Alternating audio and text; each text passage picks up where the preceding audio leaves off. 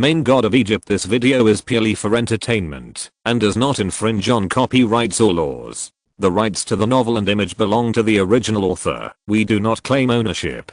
Don't like waiting and want to listen to this fanfic in full now? Subscribe to our Patreon, where you'll find the best fanfics. Chapter 501, Battle of Wisdom and Courage. When the demon guard looked into the cabin, there was a loud bang, like a thunderbolt in the clear sky. The first moment after the demon guard appeared, the cursed dragon unexpectedly chose to self-destruct. The whole body of the cursed dragon, along with the underworld armor, disintegrated and turned into a dark aura, covering the sky and earth, like a long river rolling, surging to the surroundings. The entire Bloodwood ship also disintegrated at this moment, wrapped in the black air, and its power increased. A huge mass of black gas chaos appeared in the space, like a black hole, spreading rapidly and sweeping everything. The appearance of this change caught the demon guard off guard.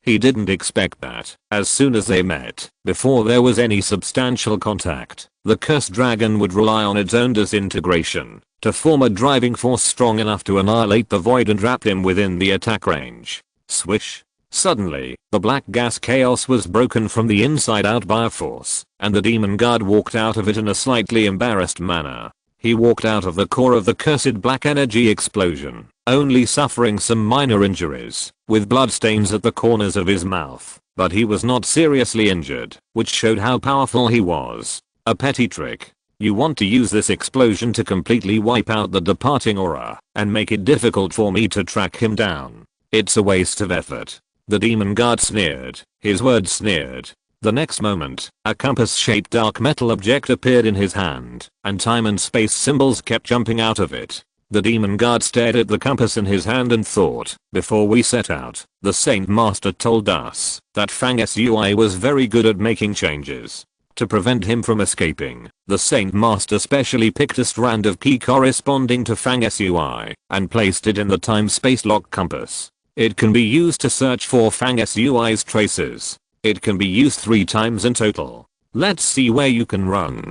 In the bandit's den on the other side, Fang Sui's eyes were shining, and he said to himself, it's done. In fact, he used his means to transform into a cursed dragon after teleporting away from the Bloodwood ship. It was a clever arrangement that achieved multiple goals at one stroke. One of his purposes was naturally to hope to use it to attack the demon guards, but with the strength of the demon guards, although the cursed dragon was extraordinary, Fang Sui did not expect that he could really injure the demon guards in a hasty arrangement. Fang Sui's other purpose, as the demon guard said, was to detonate the Bloodwood ship in order to eliminate the traces and fluctuations of his departure, to provide obstacles for the demon guard's tracking, and to buy time for healing. But the above 2 points are not the ultimate goal of Fang Sui's transformation of the cursed dragon. He has a deeper purpose. In fact, the black gas that the cursed dragon disintegrates hides another function. Once covered by the black gas, the demon guard will inevitably be infected with an invisible breath of curse power regardless of whether it is injured or not. This is Fang Sui's fundamental purpose. It should be noted that Fang Sui is now blinded by his fate and cannot feel the approaching crisis. It is equivalent to being blind. Otherwise, he would not have been hit in the back by the prepared demon guard and was seriously injured. Fang Sui's arrangement this time is a response to his current situation. The curse power that the demon guard unknowingly contracted is not lethal, but it has a wonderful use. After being stained by the curse power, Fang Sui will sense and perceive its traces for a long time. It is impossible to approach Fang Sui silently. Fang Sui did this to change his unfavorable situation, trying to equalize the current situation of blindness, to gain a little initiative for himself, so that he would not be completely passive and blind on the way back to the 5 directions domain. At this time, Fang Sui thought, the breath hidden in the curse power is invisible and intangible. Once it touches the body, it is not only impossible to find it, but even if it is found, it is difficult to get rid of it. I can now sense the position of the demon guard from a distance. He wants to catch up. It will take at least 2 days. When Fang Sui and the demon guard were fighting with some courage, what he didn't know was that in addition to the demon guard, the little demon emperor was also chasing after him.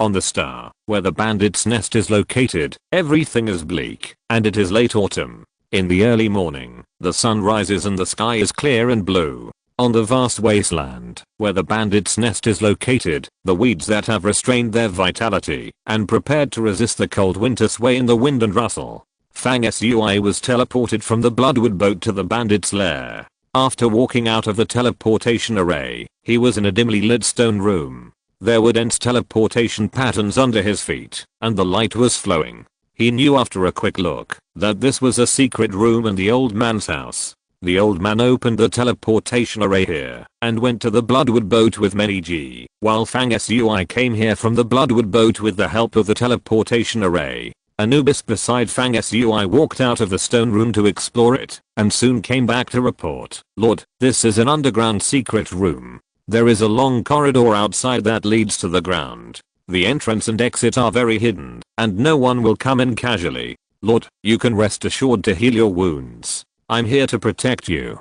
Fang Sui nodded, and sat cross-legged in the air in this secret room, entering the state of cultivation. This time, Fang Sui did his best to heal his wounds, striving to restore his combat power as soon as possible. Therefore, as soon as he entered the healing state, he first used the dark soul he had seized many days ago without hesitation, and absorbed it into his body. According to Urgauzi, the dark soul can nourish a person's spirit, increase soul power, make a person's spirit pure and clean, sense the energy of heaven and earth entering the body, cleanse the whole body, and is very beneficial to the soul and body of a cultivator. At this moment, Fang Sui absorbed the dark soul and used it to heal his wounds, and it really showed miraculous effects. In his feeling, after absorbing the dark soul, his spirit was cool, as if washed by clear spring water, unstained by dust, and infinitely sublimated. In a trance, his spirit seemed to jump out of the fence of heaven and earth, and enter another world in time and space, as if he had come to the land of Hongmeng after the birth of the universe.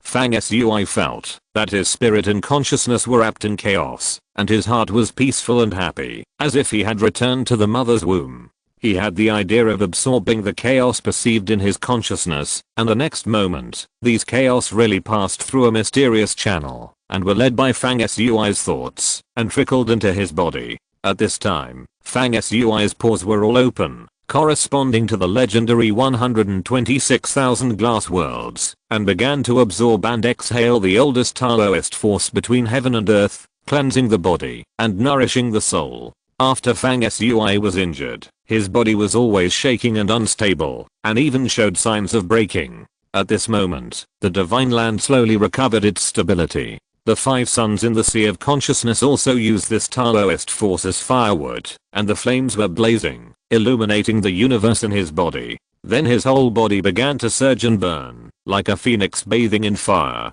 Time was slipping away rapidly. In the vast universe, the little demon emperor had his hands behind his back, his majestic figure, and took a step of thousands of miles. Every step he took was on the nodes and intersections of time and space. The speed was indescribable, and he was approaching the star, where the bandit's nest was like a gust of lightning. In another time and space not far away from the little demon emperor, the demon god seemed to be jumping in the void, entering and exiting the positive and negative voids once in a flash, and also approaching Fang Sui at a high speed. At the same time, in the Wufang domain outside the Shadow Rule area, a piece of news spread wildly. Not long ago, Zhang Shizhen, who was famous all over the world, but disappeared due to a surprise assassination, reappeared and went to the door to challenge Zhang Liuwang, the chief deputy commander of the Killing God army. Zhang Liuwang has always been strong, and now that he is challenged, there is no reason for him to refuse. The Killing God army is currently stationed in the Wufang Western region, where the war is raging. Zhang Shizhen and Zhang Liuwang confronted each other in the outer void near the Life Source Star, where the Killing God army is stationed. Many Wufang domain cultivators came to watch the battle after hearing the news, and some of the Killing God army subordinates with strong aura and Needlinoop watched from a distance. Zhang Shizhen, I saw you in the battle of chasing the Mother of Life in the outer space a few years ago. At that time, you were like an ant, and you didn't even dare to approach me. Now you have grown some courage and dare to challenge me. Zhang Liuwang stood proudly on a bone chariot, and in front of him were 4 human-shaped mist bodies and evil ghost warriors holding yin-yang bone hammers. The whole frame was constantly interweaving with silver lightning. Zhang Liuwang's black hair was scattered, dancing without wind, and he was wearing dark green armor, which was invincible. Zhang Shizhen on the opposite side was full of momentum, and the vision was also shocking. Under his feet, a virtual image of the underworld world appeared, in which there were countless ghosts and ghosts. Zhang Shizhen stood above the underworld world, his whole body was indigo, and there was a white bone relief on his forehead, which was magnificent. This magnificent vision of concluding a world in the world under my feet, caused the spectators in the distance to exclaim in admiration. 6th Prince Zhang, when I was young, I treated you like an elder brother, but you took advantage of my trust, and tricked me into taking the soul separation pill, which caused my soul to shrink. Later, my bloodline was taken away, and passed on to you, and I was expelled from the tribe. It was all done by you and your family, right? Zhang Shizhen's voice was low, and it was hard to hear much hatred, but there was a sense of determination that could not be moved by mountains and rivers, which made people feel palpitations. 6th Prince Zhang chuckled and said, "What you said are all trivial matters from my youth, not worth mentioning. I have long forgotten them." Zhang Shizhen said okay, and then said, "Then I will take your life today." Zhang Shizhen said this with high spirits. His voice was like thunder, and it stimulated people's minds. After he finished speaking, he didn't say a word more, and ran towards 6th Prince Zhang. 6th Prince Zhang was not afraid, sneered, and took out a bone spear from his hand, and shot it towards Zhang Shizhen. But in the process of approaching Zhang Shizhen, it was shattered by a murderous intent rising from the underworld under his feet. The two suddenly collided with each other, and started to attack and kill. The battle between the two lasted for a whole day and night, and the two took turns to gain the upper hand, and the winner was hard to tell. In the underground secret room, after a day and a night of healing, Fang Sui suddenly felt a sense of alarm in his heart. He suddenly opened his eyes and frowned. It came so fast. Then he frowned even tighter. The divine land in my body has been restored to stability, but it's a pity that the strength has only recovered 70% to 80%. It will be fine in another day. Alas. First I wasted the fire god pill, and this time I used the dark god soul, wasting 2 treasures in vain, and my cultivation didn't improve at all. What a prodigal son. In the space of the Sun Golden Sutra, Gauzi sighed, with a look of regret on his face, and kept mumbling. "Shut up." Fang Sui shouted softly, and Gauzi shuddered, became silent, secretly pouted, but dared not speak. In Fang Sui's perception, the demon god had already approached the outer sky of the star, where the bandit's nest was located. Anubis saw Fang Sui awake, bowed in greeting, disappeared, and returned to the underworld. Fang Sui did not delay, and forced out a drop of blood containing his own energy with a flick of his finger. The amazing thing was that the drop of blood spun in the air, and then the blood spread out, and turned into a hazy figure, sitting cross-legged in the void instead of Fang Sui. Obviously, he deliberately left his own energy to mislead the pursuers. Fang Sui smiled, and directly broke through the space barrier in this underground secret room, entered the reverse void, and left without a trace. Haha, this kid came to the shadow area alone. He really overestimated his own ability, and he will suffer. Not long after Fang Sui disappeared, a thin old man quietly appeared in the secret room where he was, with a face full of gloating. After that, the elusive old man grinned and disappeared. In the wasteland hundreds of miles away from the bandit's den, Fang Sui broke through the air, identified the spatial orientation, and then disappeared into the void again. In the bandit's den, the figure of the demon god flashed by. He first appeared out of thin air in the secret room, where Fang Sui had previously healed his wounds. Seeing the blood shadow sitting cross-legged in the void, he snorted coldly and immediately broke through the air and left. Outside the sky, the little demon emperor was diving into the stars. PS. I crave monthly tickets and recommendations. Please happy reading everyone.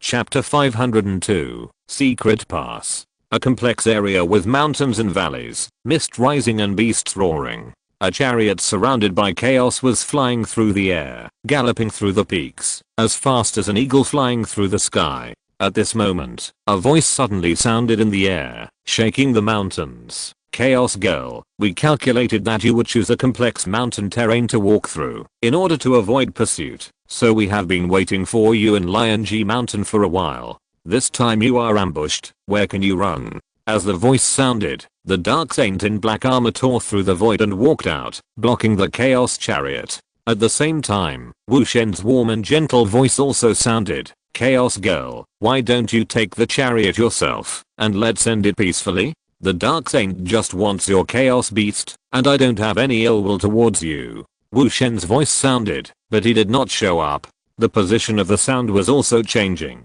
coming from all directions, to increase the pressure, so that Yi Chan could not grasp his position, and did not dare to easily choose a direction to break out. After Wu Shen and the Dark Saint spoke, there was silence in the chaotic chariot, and no response. If the two of them could see the scene inside the chariot at this moment, they would probably be very surprised. In the chariot's space, Yi Chan was barefoot with a pair of smooth and beautiful jade feet, holding a purple jade-like wrist in her hand, which was full of freshly washed fruits of various colors. Some fruits still had crystal water droplets on them. The fruits were plump and attractive, the colors were bright and pure, and they made people salivate. Yi Chan, who was intercepted, looked very leisurely, not worried at all, holding a golden fruit in her white jade-like hands, eating it with relish. There were two other foodies beside her. Before Yi Chan met Fang Sui, the two Chaos Beasts under her command had a clear division of labor. The Chaos Beast Little Fatty, who was dressed in white cotton, was responsible for defending against the enemy, while the Big Fatty was left by Yi Chan's side as a trump card to deal with emergencies. At this time, besides the Big Fatty, there was also Buster. Therefore, Yi Chan had two trump cards in hand, so she was naturally not afraid of the Dark Saint and Wu Shen who blocked the road outside. She, the Big Fatty and Buster had a meal, and ate fruits in the car, and they were very happy. The reason why Buster was here was because Yi Chan's own cultivation was less than the 5th level, which was obviously weak in the current situation where the top figures of the young generation, the 5th level, had already become popular. Therefore, Fang Sui asked Buster to stay with Yi Chan and protect her to return to the 5 Directions domain. Not only was there a Big Fatty who had never been seen by Yi Chan's side, but now with Buster, the overall strength was really powerful. It was far beyond the expectations of the Dark Saint and Wu Shen, so the result of this interception was foreseeable. At this time, a fight had already broken out outside the chariot. The Chaos Beast named Little Fatty had always been violent and belligerent.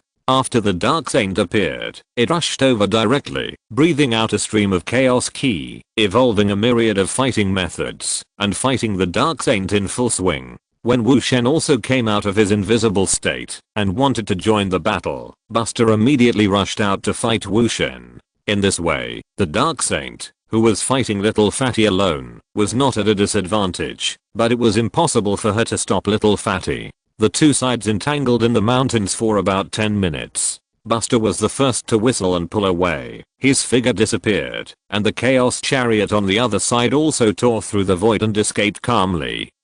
I was wondering why the Chaos Girl was walking so leisurely along the way. It turns out that Fang Sui left his cat with extraordinary combat power by her side. After the Chaos Chariot escaped, Wu Shen and the others did not rush to chase after it. Wu Shen teased lightly, "Your husband is really kind and considerate to women. He can't take care of himself at this moment, but he still has the leisure to share the powerful summons under his seat with others for self-defense." Wu Shen was not annoyed at all because of Yi Chan's escape. His face was calm when he spoke, showing his deep scheming and indifference. The Dark Saint glanced at Wu Shen with overflowing eyes and said bluntly, "You have a lot of resentment towards my husband, so why don't you go and find trouble with him directly? Why are you fooling around with me here?" Wu Shen said hesitantly, "Your husband has repeatedly undermined the plans of our mother's forces. Although I didn't take action, it doesn't mean that no one will go to settle accounts with him. You may not know that, in addition to the little demon emperor and the demon guards chasing him, our mother forces have also arranged people to take action." The Dark Saint said with a slightly condensed look. The situation Fang Sui is facing this time is really precarious, with loopholes on all sides. Wu Shen changed the subject and said, "It is foreseeable that Fang Sui will not be able to escape death this time. Let's talk about Chaos Girl. She now has a Chaos Beast and Buster to protect her. It is not easy for the two of us to keep her. Besides, her Chaos Frame is also a rare treasure. If necessary, she must have a way to save her life. It is also a big trouble. Do you have any good ideas? The Dark Saint said disapprovingly. In fact, even if you Wu Shen were not there, I would be sure to catch Chaos Girl. She added, who among us doesn't have hidden means? To catch Chaos Girl, it's nothing more than turning over one more trump card. After the Dark Saint finished speaking, a strange vision suddenly appeared on her forehead. A wisp of dark shadow energy condensed into a spell symbol, floating out and imprinting the void. The space in front of her suddenly collapsed, constructing a time and space channel. Deep inside it, a creature with wings spread was flying over. It looked like a shadow phoenix without substance, illusory like a ghost. Wu Shen's pupils shrank slightly, and he asked in surprise, is this the legendary companion beast that only very few people in the Shadow Clan can possess? The Dark Saint said, yes, the little demon emperor and I each have a companion shadow beast. His companion beast is called the Dark Dragon, and mine is called the Shadow Phoenix. Fang Sui is not the only one who can summon powerful creatures to help in battle. If he is prepared to use the summon beast as a trump card, once he really confronts the little demon emperor, he will inevitably suffer a big setback, and the price may very well be his life. He continued, I know that the higher level reincarnations of your mother forces have experienced reincarnations in past lives and their memories are still there. Each of them has countless hidden cards. Next time you meet the Chaos Girl, Wu Shen, don't hide it. Catch her as soon as possible. The Chaos Beast will be mine, and the person will be yours. After that, I also want to go to Fang Sui to see the excitement. In the wilderness, the demon guard shuttled through the void. With every step he took, he could enter and exit the positive and negative void several times. As he moved forward, his figure flickered and illusory, with no certainty of reality or illusion, giving people a bizarre, godlike and devil-like unique look and feel.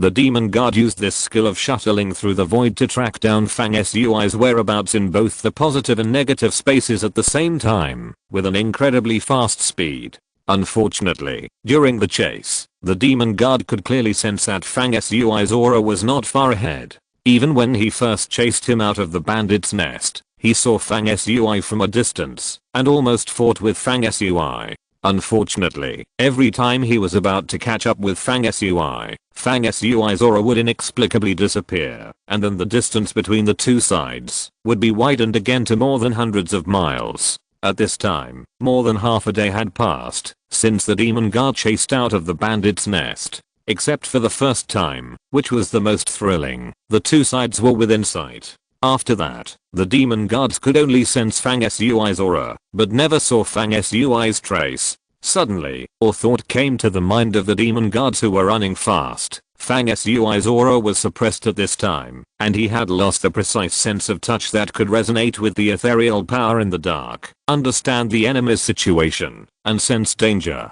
In this case, why could he disappear out of thin air and escape the pursuit every time, when he was almost caught up? This seemed a bit strange. The demon guard was slightly hesitant, and was considering whether it was necessary to activate the time and space locking compass again, to determine Fang Sui's specific location. Considering that the time and space locking compass can only be used 3 times, and it has been used once on the Bloodwood ship, the demon guard suppressed the idea in his mind. In a flash of thought, the demon guard's mind flashed, and he suddenly stopped running. Those who can be selected as official demon guards are all excellent choices at the moment, and both wisdom and force are indispensable. The demon guard stopped, because he suddenly realized that he might have fallen into Fang Sui's delaying tactics. He chased all the way, and when he just left the bandit's lair, the target of his pursuit was definitely Fang Sui himself. But when he started chasing Fang Sui, the distance between the two sides was sometimes close and sometimes far. The demon guard recalled at this time that if Fang Sui wanted to complete the substitution without knowing it during the chase, he could use something like a blood and essence clone to carry his essence and lure the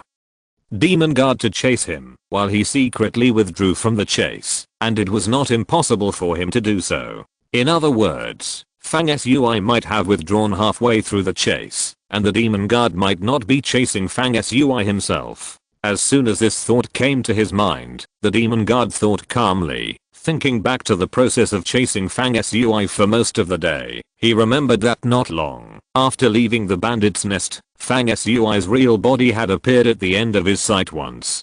Now thinking back to the scene at that time, it was obviously a means to confuse him, making him firmly believe that the person being chased was Fang Sui. After that, he never saw Fang Sui again during the chase, which was Fang Sui's real body, which had been replaced and hidden in the process. What he had been chasing was a puppet carrying Fang Sui's essence, blood, and energy. The demon guard thought of this, took a deep breath, and completely abandoned the emotion of chasing all the way and being eager to make achievements, and his mind returned to the calmness of ice and snow. The next moment, the demon guard began to turn around and walk back. He had already thought of Fang Sui's hiding place. He was still in the bandit's nest. Fang Sui appeared half a day ago and lured the demon guard out of the bandit's nest. After that, he used the armor of the underworld to hold his essence, blood, and energy, and deliberately set up a confusing array to lure the demon guard to chase all the way, but he sneaked back to the bandit's nest shortly after leaving the bandit's nest. Fang Sui used this plan to take advantage of the dark minds of the bandit's den, which had already been searched by the demon guards. However, although Fang Sui's plan was good and made full use of people's minds, it was still discovered by the demon guards at this moment, and they quickly turned back to the bandit's den. Fortunately, although the demon guards saw through Fang Sui's plan, the time consumed in this round trip was nearly a day, which meant that Fang Sui bought almost a day of healing time. In the underground secret room in the bandit's den, Fang Sui slowly opened his eyes and stretched his waist lazily. His injuries are not fully recovered at present, but they are no longer a big deal. Just as Fang Sui got up leisurely and prepared to leave, his face changed slightly, and he narrowed his eyes subconsciously. At the same moment, a voice rang in his ears. The trick is good, but it can fool the demon guards, but it is not good enough to fool me. I have been waiting for you for a day. Come out and fight.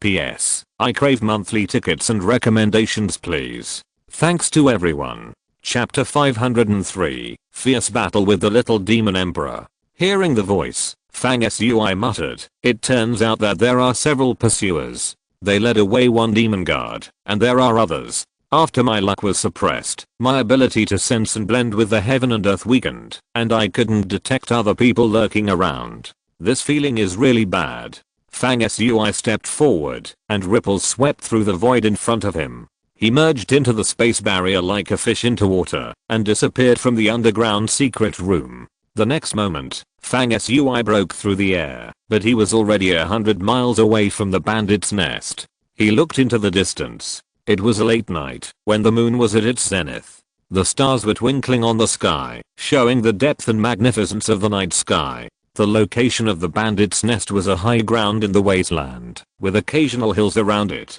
There was a hill in the direction Fang Sui was looking at. A majestic and tall figure, like a demon god, stood on the top of the mountain. He was like an ancient pine tree with roots like dragons. Just standing there with his hands behind his back, without any deliberate gesture, he gave people a feeling of being upright and unmoved by the wind. Fang Sui's eyes suddenly lit up, like a tiger meeting a lion, with a raging fighting spirit. Little Demon Emperor. It's me. The majestic young man on the top of the mountain was the undisputed first young master, the Little Demon Emperor, among the thousands of races and millions of troops under Shadow. He also had a very oriental name with a Taoist meaning, Dark Yin Yang. He was standing on the top of the mountain at this time, wearing black armor, like a demon, with a faint light in his eyes. He looked at Fang Sui from a distance, and his voice was deep and loud. You came into my shadow-governed area alone to hone yourself. I recognize your courage, just like when I entered the Five Directions domain to hone my practice. So I'm willing to give you a fair chance. I have waited for you for a day. Now your injuries have recovered, and you can give it a fight. He added solemnly, your luck is really not very good. Why do you say that? Fang Sui strode forward on the wasteland. His eyes were sharp and brighter. His steps were steady, neither fast nor slow, approaching the low mountain, where the Little Demon Emperor was. I went deep into the 5 regions to hone myself. None of you young people in the 5 regions could stop me. I killed them all in one battle. I said you were unlucky because you came to the Shadow region and met me. So you are destined not to complete your training and return to the 5 regions. The little demon emperor did not mean to brag, but just narrated in a plain tone, as if he was explaining an unshakable truth. Fang Sui's pace seemed slow, but was actually fast. In a blink of an eye, he approached the dark yin and yang 300 feet away. After the little demon emperor finished speaking, Fang Sui laughed dumbly. Little demon emperor, you are too conceited, which may not be a good thing. You must know that you are so determined to kill me. If you fail, your state of mind will inevitably be damaged, and you will lose your firm belief in omnipotence, and even have mental flaws that should not exist. The little demon emperor said sternly, you are right, but the premise is that you can escape from my hands, and then it is possible to hit my state of mind.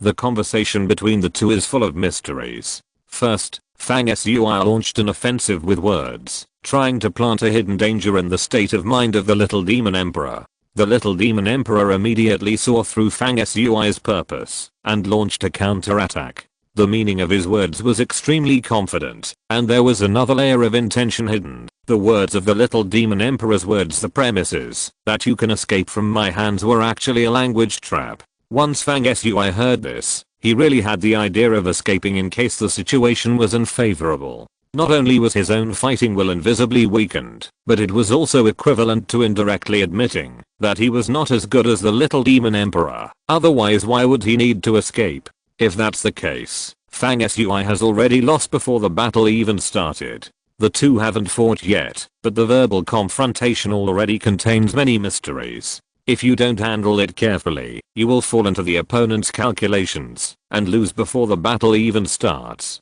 As soon as the little demon emperor finished speaking, Fang Sui shook his head and said, wrong little demon emperor, your rhetoric trap is really ordinary. It may be okay to fool a newbie, but it's useless to say it to me. We haven't even started fighting yet. How do you know I'm going to escape? Maybe today it's you, the little demon emperor, who will lose your reputation and perish here. The little demon emperor and Fang Sui were separated by hundreds of feet, staring at each other from a distance, one still and one moving, and the distance between them kept getting closer. The little demon emperor said slowly, everything in this world, as long as it involves success or failure, from a racial battle to a fight between two people, all involve time, place, and people. Your fate is obscured at this moment, and time is not on your side. You are in my shadow area, and the location is not on your side. When it comes to people, I will not use the things I have done in the past to suppress you.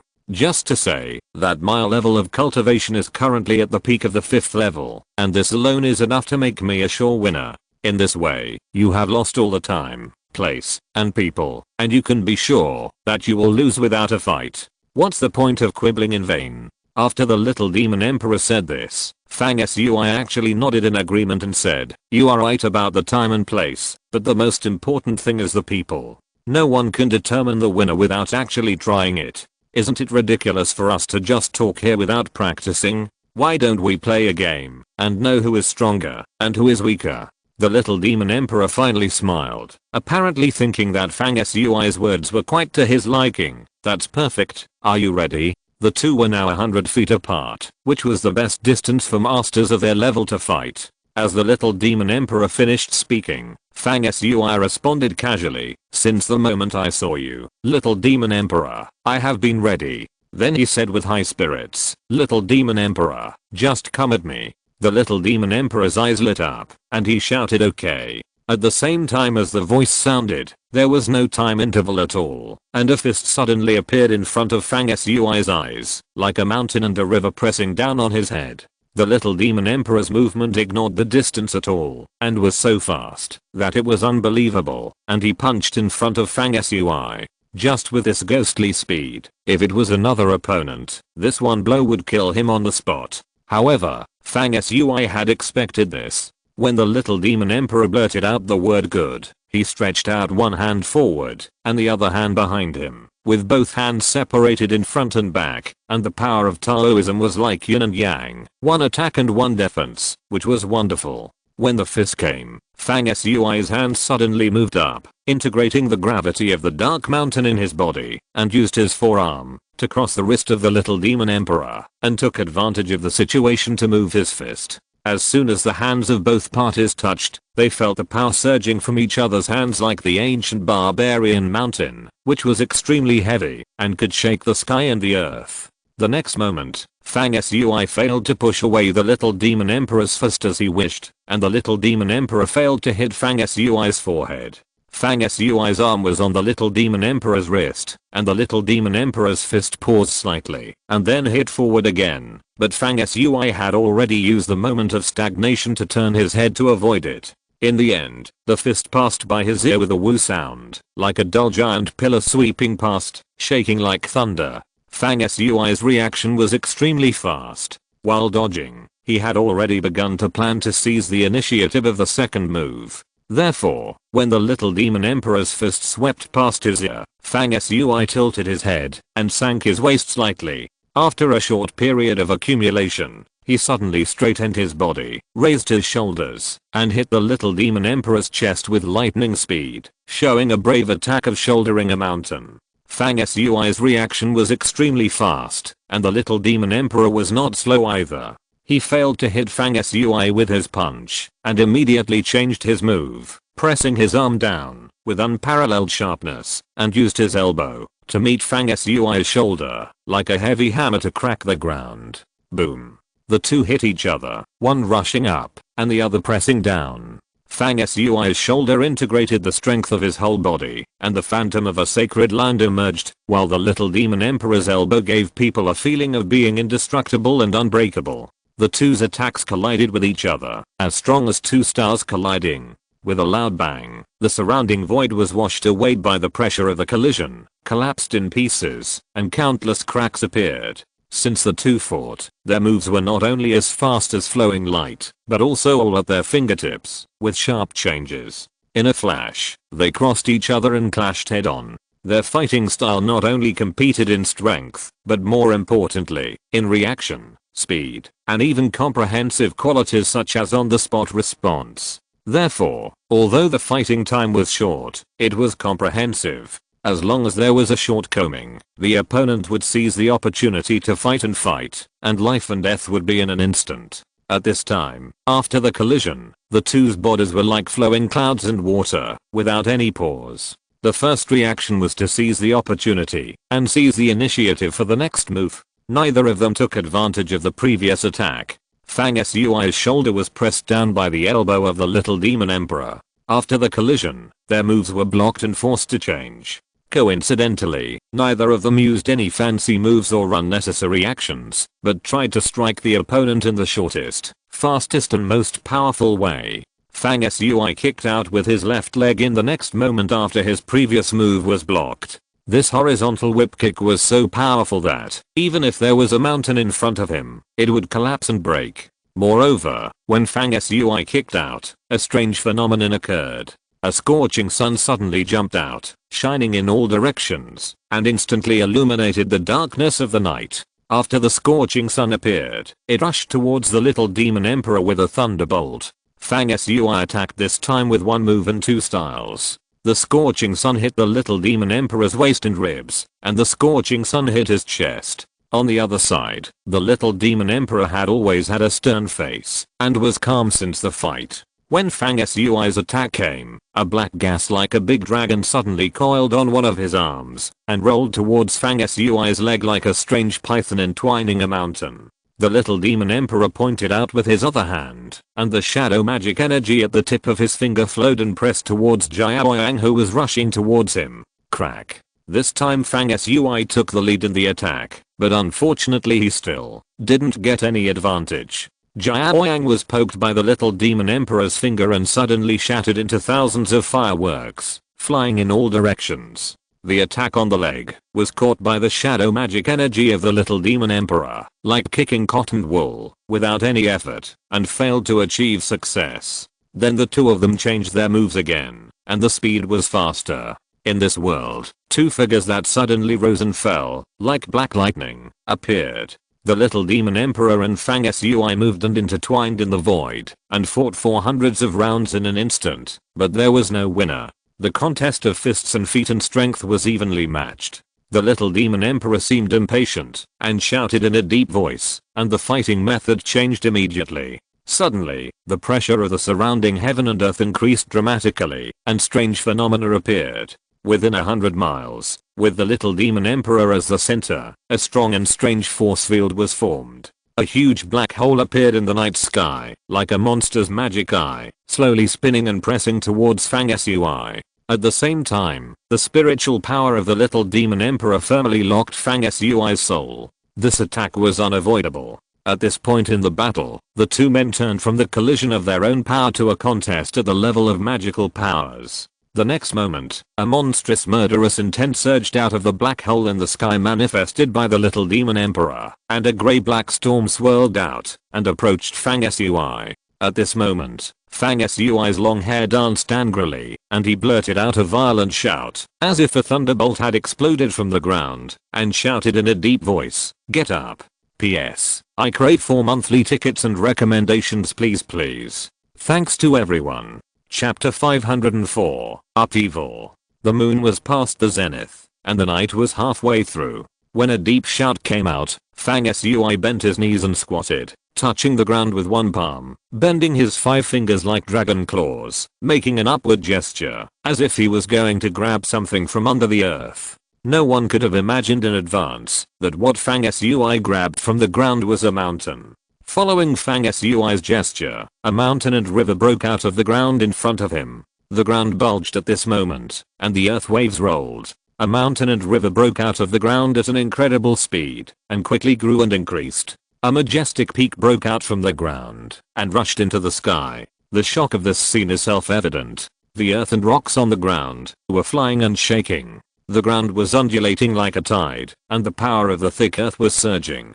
Crack. The mountains and rivers, that were controlled by Fang Sui, and formed by the power of the thick earth, and were grabbed from the ground, grew taller and taller, and instantly grew to a height of thousands of feet, and pierced straight into the black hole that was pressing down from the sky, like a sharp sword, piercing the black hole. A shattering sound was heard thousands of miles away, and the black hole was pierced by the mountain, and it was difficult to form again, and it quickly disappeared. The murderous storm that came out of the black hole and pressed towards Fang Sui collapsed and dissipated. This mountain that broke out of the ground was straight and steep, showing the heaviness and majesty of the power of the thick earth, like a divine object pointing to the sky. After it appeared, it sat on the earth, which was daunting. Due to the movement of Fang Sui and the little demon emperor's battle, many people in the bandit's nest 100 miles away had already looked over from a distance. These people saw a mountain suddenly rise from the ground, as if they had seen a miracle, and everyone was stunned. My god, this is a legendary amazing magical power, gathering soil to form a mountain. The next moment, an even more amazing scene appeared. Fang Sui flipped his palm and pushed horizontally, and the mountain rumbled with a loud bang. As the mountain shook, the entire mountain rose from the ground, and smashed towards the little demon emperor. Without seeing a huge mountain flying across the sky with your own eyes, it is difficult to imagine the amazing pressure contained in this scene. Fang Sui and the little demon emperor each showed their strengths. Up to this point, the battle between the two was breathtaking, and there were endless strange skills. Fang Sui's move of raising the ground to form a mountain was originally used for defense to break the murderous storm that was pressing down on him. However, he turned from defense to offense in just a thought. After breaking the little demon emperor's offensive, Fang Sui quickly started to counterattack, and the mountains and rivers flew up and smashed towards the little demon emperor. The little demon emperor's eyes were shining, and he raised one hand and made a proud gesture of grasping the sky. The bright night sky seemed to be controlled by the little demon emperor. The dark night gathered and became a kind of power. The night became deeper, blocking the stars and the moon. The earth was completely shrouded in darkness, and it was pitch dark. This is also one of the innate abilities of the Shadow Clan, gathering the source of darkness. A dark shadow column fell from the sky, like a pillar supporting the heaven and earth, sweeping towards the thick earth mountain rising from the ground. The two collided, and the scene was weird.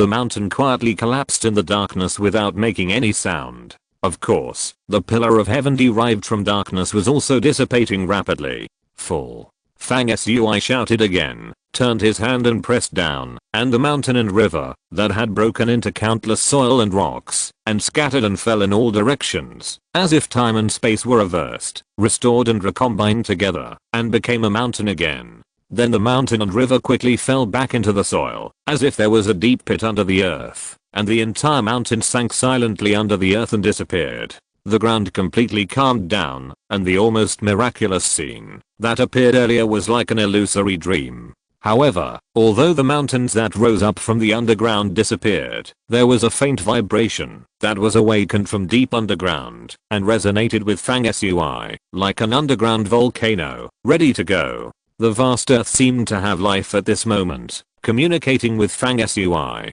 There seemed to be a pulsation in the depths of the earth, and Fang Sui stood on the ground, adjusting his breathing with this pulsation, brewing more amazing means of attack. Opposite Fang Sui, a trace of surprise flashed in the deep eyes of the little demon emperor, and it was obvious that he had a new look at Fang Sui's combat power.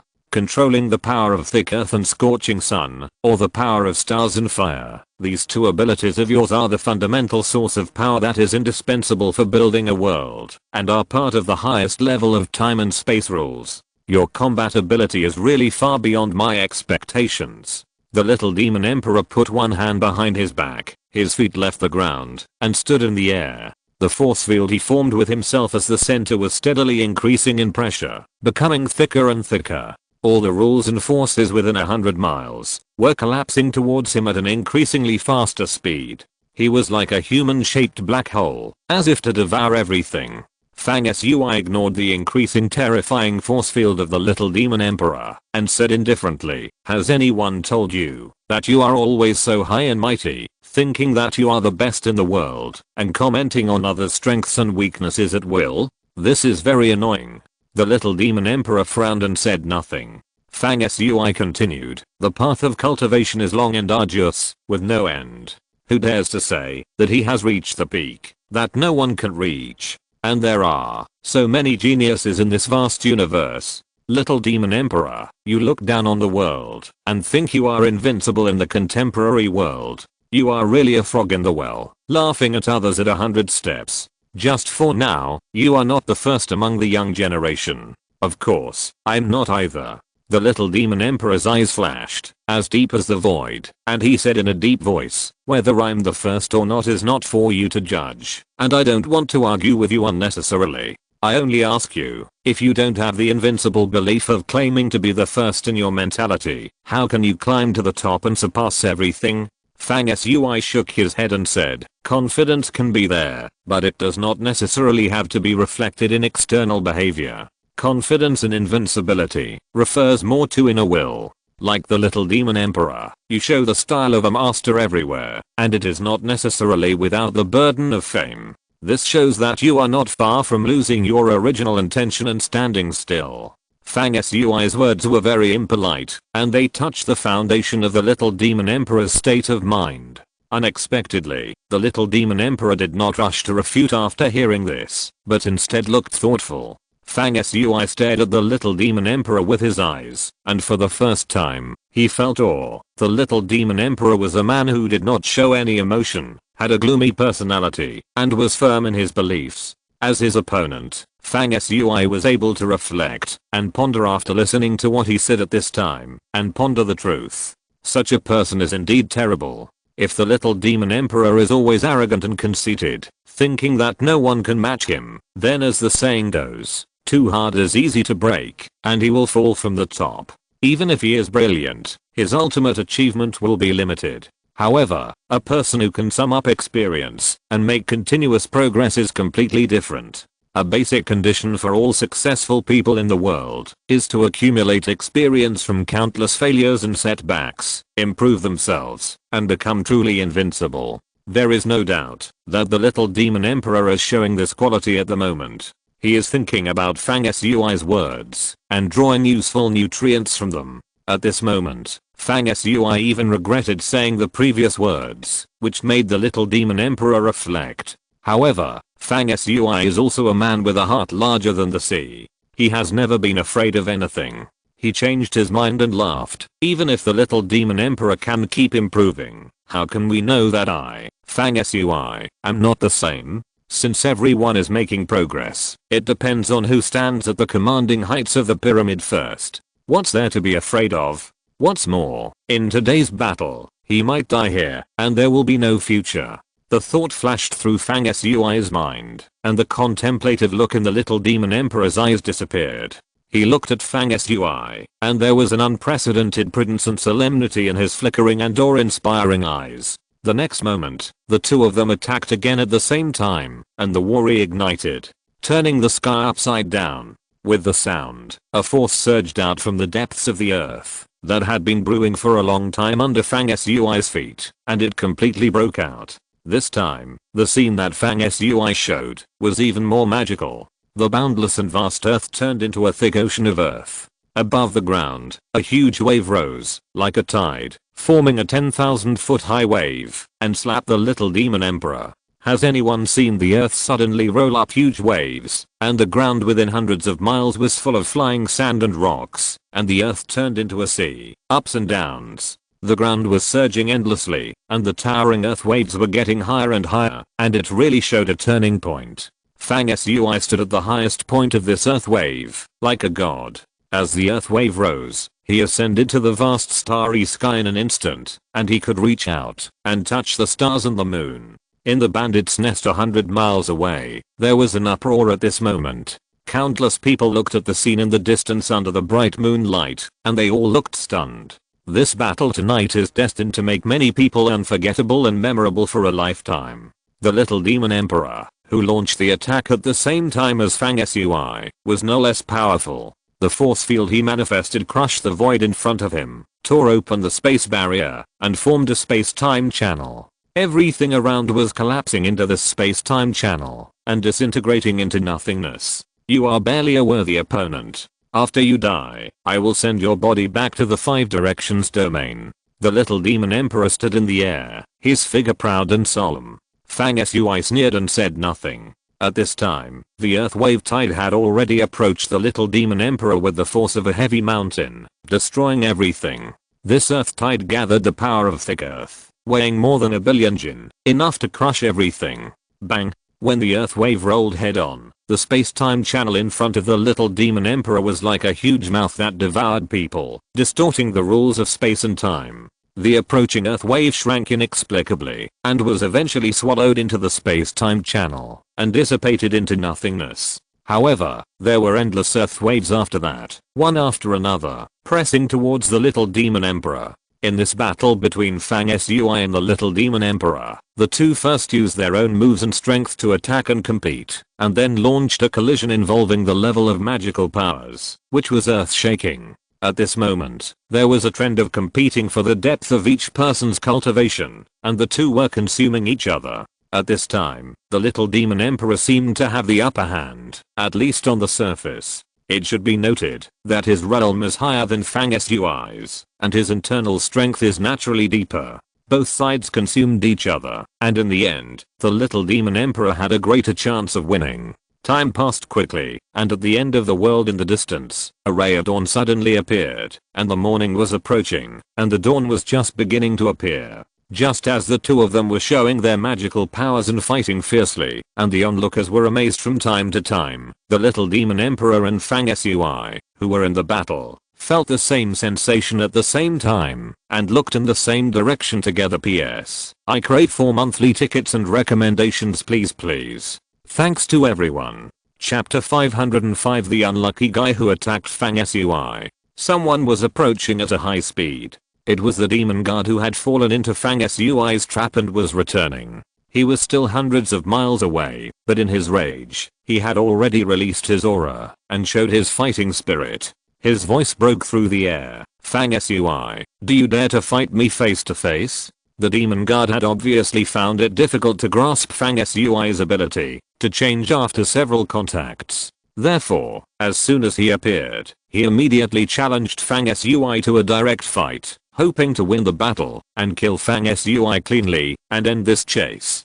Fang Sui said happily, I dare not. The demon god's voice turned into rolling thunder from the sky and sneered, are you scared by being chased all the way? You don't even dare to accept a fair fight. Fair fight? You are very thick-skinned. Why don't you come over and fight with the little demon emperor first, and then let the other people who are ready to kill me withdraw. Then I promise to stay and fight you fair and square, to the death. How about it? Fang Sui's voice was gentle and peaceful, and he refuted casually. After hearing this, the demon guard snorted coldly and said nothing more. The little demon emperor on the other side suddenly stopped his magic. Fang Sui, I don't want to attack you with others. I'm going now. If you don't die today, I will come to take your life again. Fang Sui said calmly, no need to see you off. The little demon emperor waved his hand casually, easily opened the space barrier, stepped into it, and disappeared.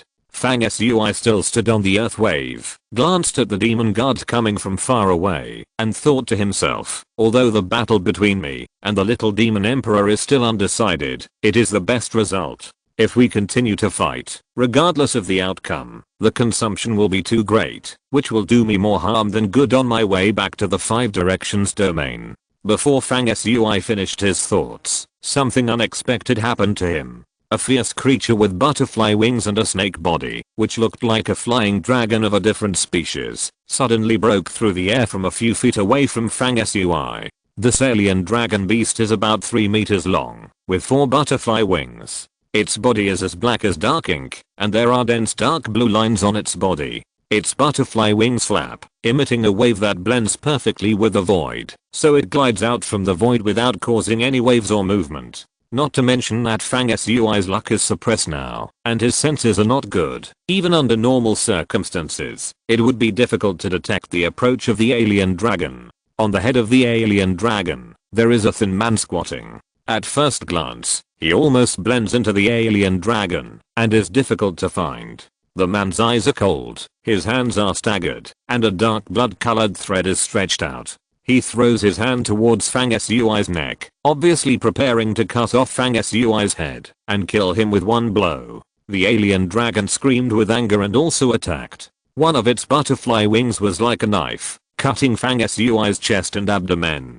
Both attacks were close to Fang Sui in a flash. Ever since he was attacked from behind by someone last time and was seriously injured, Fang Sui has taken surprise attacks and assassinations very seriously. After learning a lesson, if he is not prepared, then he deserves to be attacked again. Because of this, Fang Sui has already taken precautions against similar attacks. At this moment, the attacker riding on a strange dragon suddenly appeared in front of Fang Sui and swung his hand to strangle a strand of silk thread that was heading towards Fang Sui. In the process of breaking through the air, a crack was cut in the void, showing how sharp it was. At the moment when this thin thread hit Fang Sui's neck, Fang Sui actually grinned. In his long hair, that was flying in the night wind, a golden light suddenly flashed, and a golden hair fell off, and turned into a small golden snake. Crack. No one could see what happened at this moment. When the golden light flashed, the thin thread that attacked Fang Sui was cut off by the tail of the small golden snake.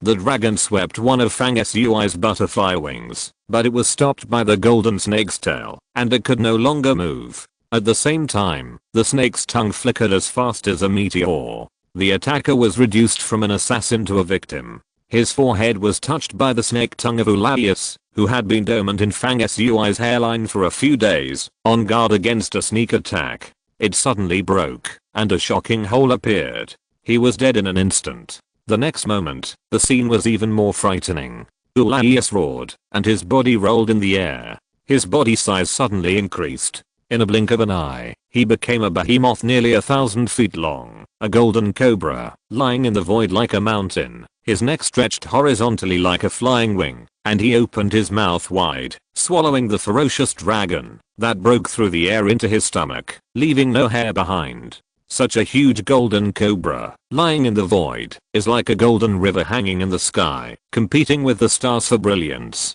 It looks really dazzling, and there is an indescribable magnificence in the awe. However, this scene only appeared for a moment, and then the huge snake body under the sky disappeared. No one could see where Willow went. In fact, it was shrunk again, still hidden in Fang Sui's hair, dormant, quietly waiting for the next unlucky guy to attack Fang Sui again. The amazing changes did not end there. Willa swallowed the dragon into his stomach and ate it, but the body of the unlucky guy who was squatting on the top of the dragon and was caught off guard by Willa and died with his head pierced was still in the void. The accident came from this body. It should be noted that Willa is called the cursed holy snake in the ancient Egyptian pantheon. It is one of the 3 gods who are best at cursing in the Egyptian pantheon. Any opponent attacked by Willa will be cursed invisibly. After the assassin was pierced through the center of his forehead by Willa's snake tongue, a small insect that looked a bit like a fly suddenly flew out of the hole in his forehead. But the appearance of this small insect was like a signal, and then the assassin's forehead continued to fly out of this insect. This was an incredible and terrifying scene. No one could understand how so many strange insects could suddenly appear in the assassin's body. As countless insects poured out of the damaged part of his forehead, the assassin's body quickly shrank and withered. In the end, the cursed insects flying out of his forehead covered the sky and the sun. The assassin seemed to have been sucked out of all his energy and blood by these insects, and his body shrank and cracked until it turned into ashes. The swarm of insects swarmed towards the demon guards in the distance. Ula's curse was to implant a curse seed into the opponent's body at the moment of attacking the opponent. After the assassin was killed, the seed absorbed the life and death energy in his body, matured, broke out, and hatched into a cursed insect. This cursed insect transformation technique is hard to defend against and extremely evil. In the distance, the demon guards had already faced off against the cursed insects that were pressing down like a swarm of bees. Although there were many cursed insects, they were not enough to hurt the demon guards, but it was not difficult to stop them. Fang Sui was still connected to the thick earth and was still standing on the surging earth waves. His thoughts raced. The previous battle with the little demon emperor had made a lot of noise. Since the demon guards and the dragon riders had appeared one after another, I'm afraid that some other people who wanted to harm him were not far away. With this in mind, Fang Sui was not prepared to stay here Ashley when he didn't know who was the enemy. The next moment, the earth wave under his feet suddenly restrained its power, sank and collapsed, and suddenly retracted under the earth. Its speed was so fast that many onlookers were shocked. The weirdest thing was that Fang Sui also sank into the ground with the falling earth wave, without a trace. In the blink of an eye, the ground returned to normal, calm and peaceful. This little beast saw the opportunity quickly. The killing net we set for him was about to be completed, but he escaped in advance. As soon as Fang Sui left, a voice sounded in the void, and multiple figures appeared in succession. Among these figures, several were old acquaintances of Fang Sui, including the inner elders who had used the sky peaking map to track him. When this old guy was chasing Fang Sui not long ago, the sky peaking map connected to his soul was destroyed by Fang Sui, and he was also injured. At this time, his face was still pale and his expression was listless. He was extremely angry and murderous towards Fang Sui, and his eyes were gloomy. The previous words were what he said. Among the people who appeared, there were also the 11th Dark Elder and the Yinding Sect Master Gu Yan in a big red robe. There were 6 others, with different appearances, but one thing in common, that is, each of them had a dragon crouching on his shoulder that was reduced to the length of a forearm and had previously broken through the air to kill Fang Sui. The 6 people were all wearing tights with dark blue patterns and the same color as the dragon's skin. Their faces were all stern and murderous. These people came from a secret team under the Dark Elders Council under the Mother Power. Everyone had the strength of the 6th level, and they were called the Butterfly Dragon Tribe. The 6 people in front of them were an elite team selected from the Butterfly Dragon Tribe. They came with the inner elders, and their purpose was naturally to hunt Fang Sui. Unfortunately, they had a bad start. The one who appeared riding the dragon earlier failed to hold Fang Sui back. When the others completed the Seal of the Void, they were killed by Wu La as soon as they met. This Fang Sui has always been cunning and very good at hiding his means. He has endless trump cards. It is naturally difficult for us to kill him.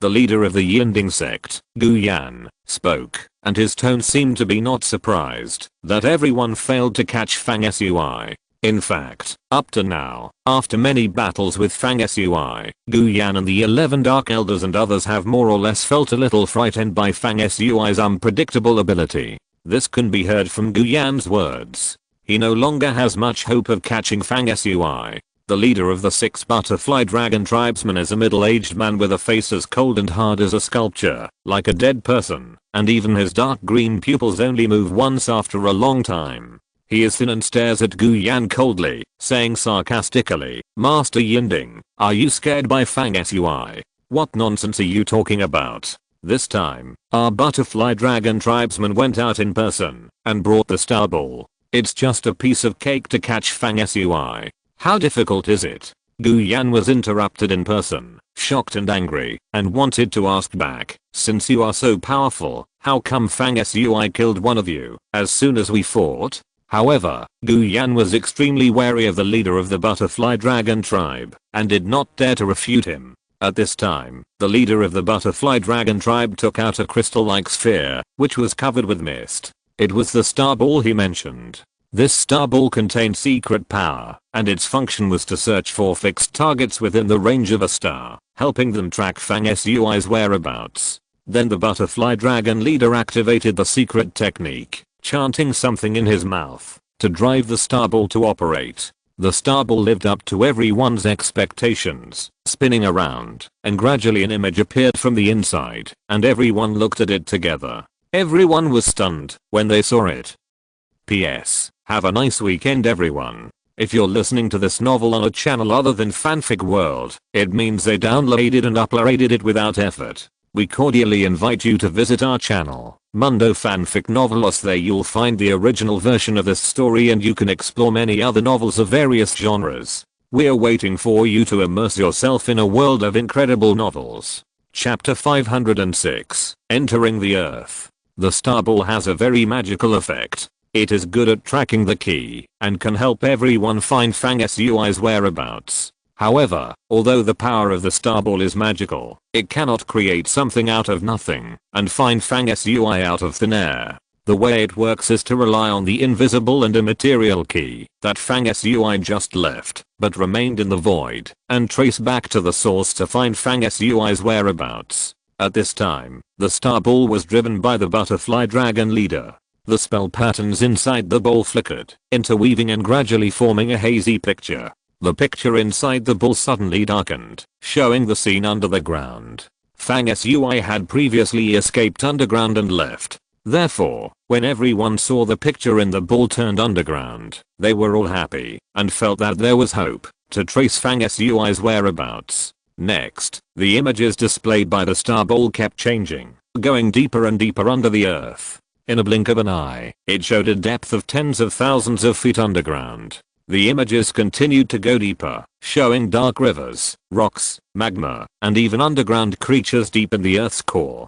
Finally, the images suddenly became brighter, having broken through the underground, and returned to the surface. At the same time, everyone saw Fang Sui's slightly hazy figure walking in the void in the image inside the star ball. In that image, a city appeared in front of Fang Sui, with a beautiful shape, silver glow, and a magnificent area. Obviously, Fang Sui's goal was to enter the city and teleport away from this life source star through the teleportation array in the city. Everyone stared at the images in the star ball. Each of them was dumbfounded, looking at each other, and seeing the astonishment in each other's eyes. It has been said, since ancient times, that one can fly into the sky and hide underground, and can go beyond the vault of heaven, and into the underworld with a breath. Fang Sui's ability to control the earth is so exquisite that, after entering the earth, he can turn the world upside down, and traverse the interior of the star in such a short time. If I'm not mistaken, he actually appeared on the other side of the star tens of thousands of miles away from us. The city in the picture is obviously Silver Star City. How can we chase him? By the time we chase him, he will have gone far away. The legendary ability to fly into the sky and hide underground is just like this.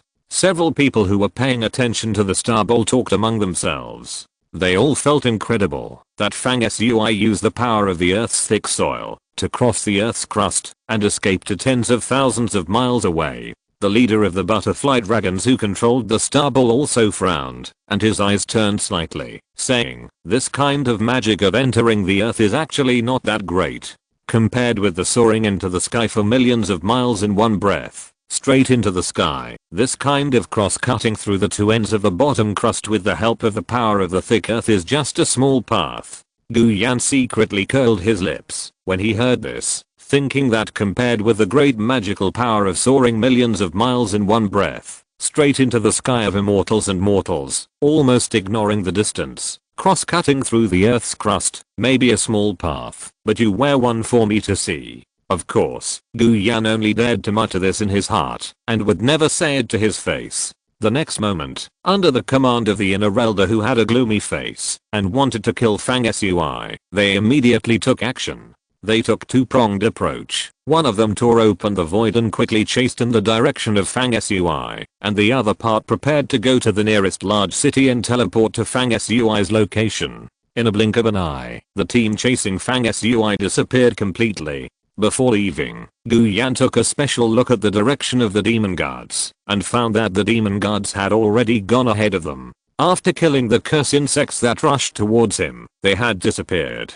It seemed that they had already chased Fang Sui first. Gu Yan thought to himself that, since Fang Sui had the ability to enter the ground and was far away at the other end of the stars, their pursuit this time actually meant failure. If they wanted to kill Fang Sui, they had to wait for the next opportunity. When they hurriedly chased after him, Fang Sui had already disappeared without a trace. Time rushed like running water, and it flew by in a flash. In the following months, Fang Sui always carefully concealed his whereabouts and quietly moved towards the direction of returning to the Five Directions domain. By now, Fang Sui's goal is no longer to train himself and hone his practice as a primary goal when he first entered the shadow area, but to return to the Five Directions domain safely. Therefore, everything he does now is to put safety first. Therefore, Fang Sui's way back is very different from the way he first entered the shadow area. He no longer enters every city and fights along the way as he did when he went deep into the shadow area, but aims to protect himself. Fang Sui even engages in robbery, snatches other people's identity badges, and after learning the personal information in them,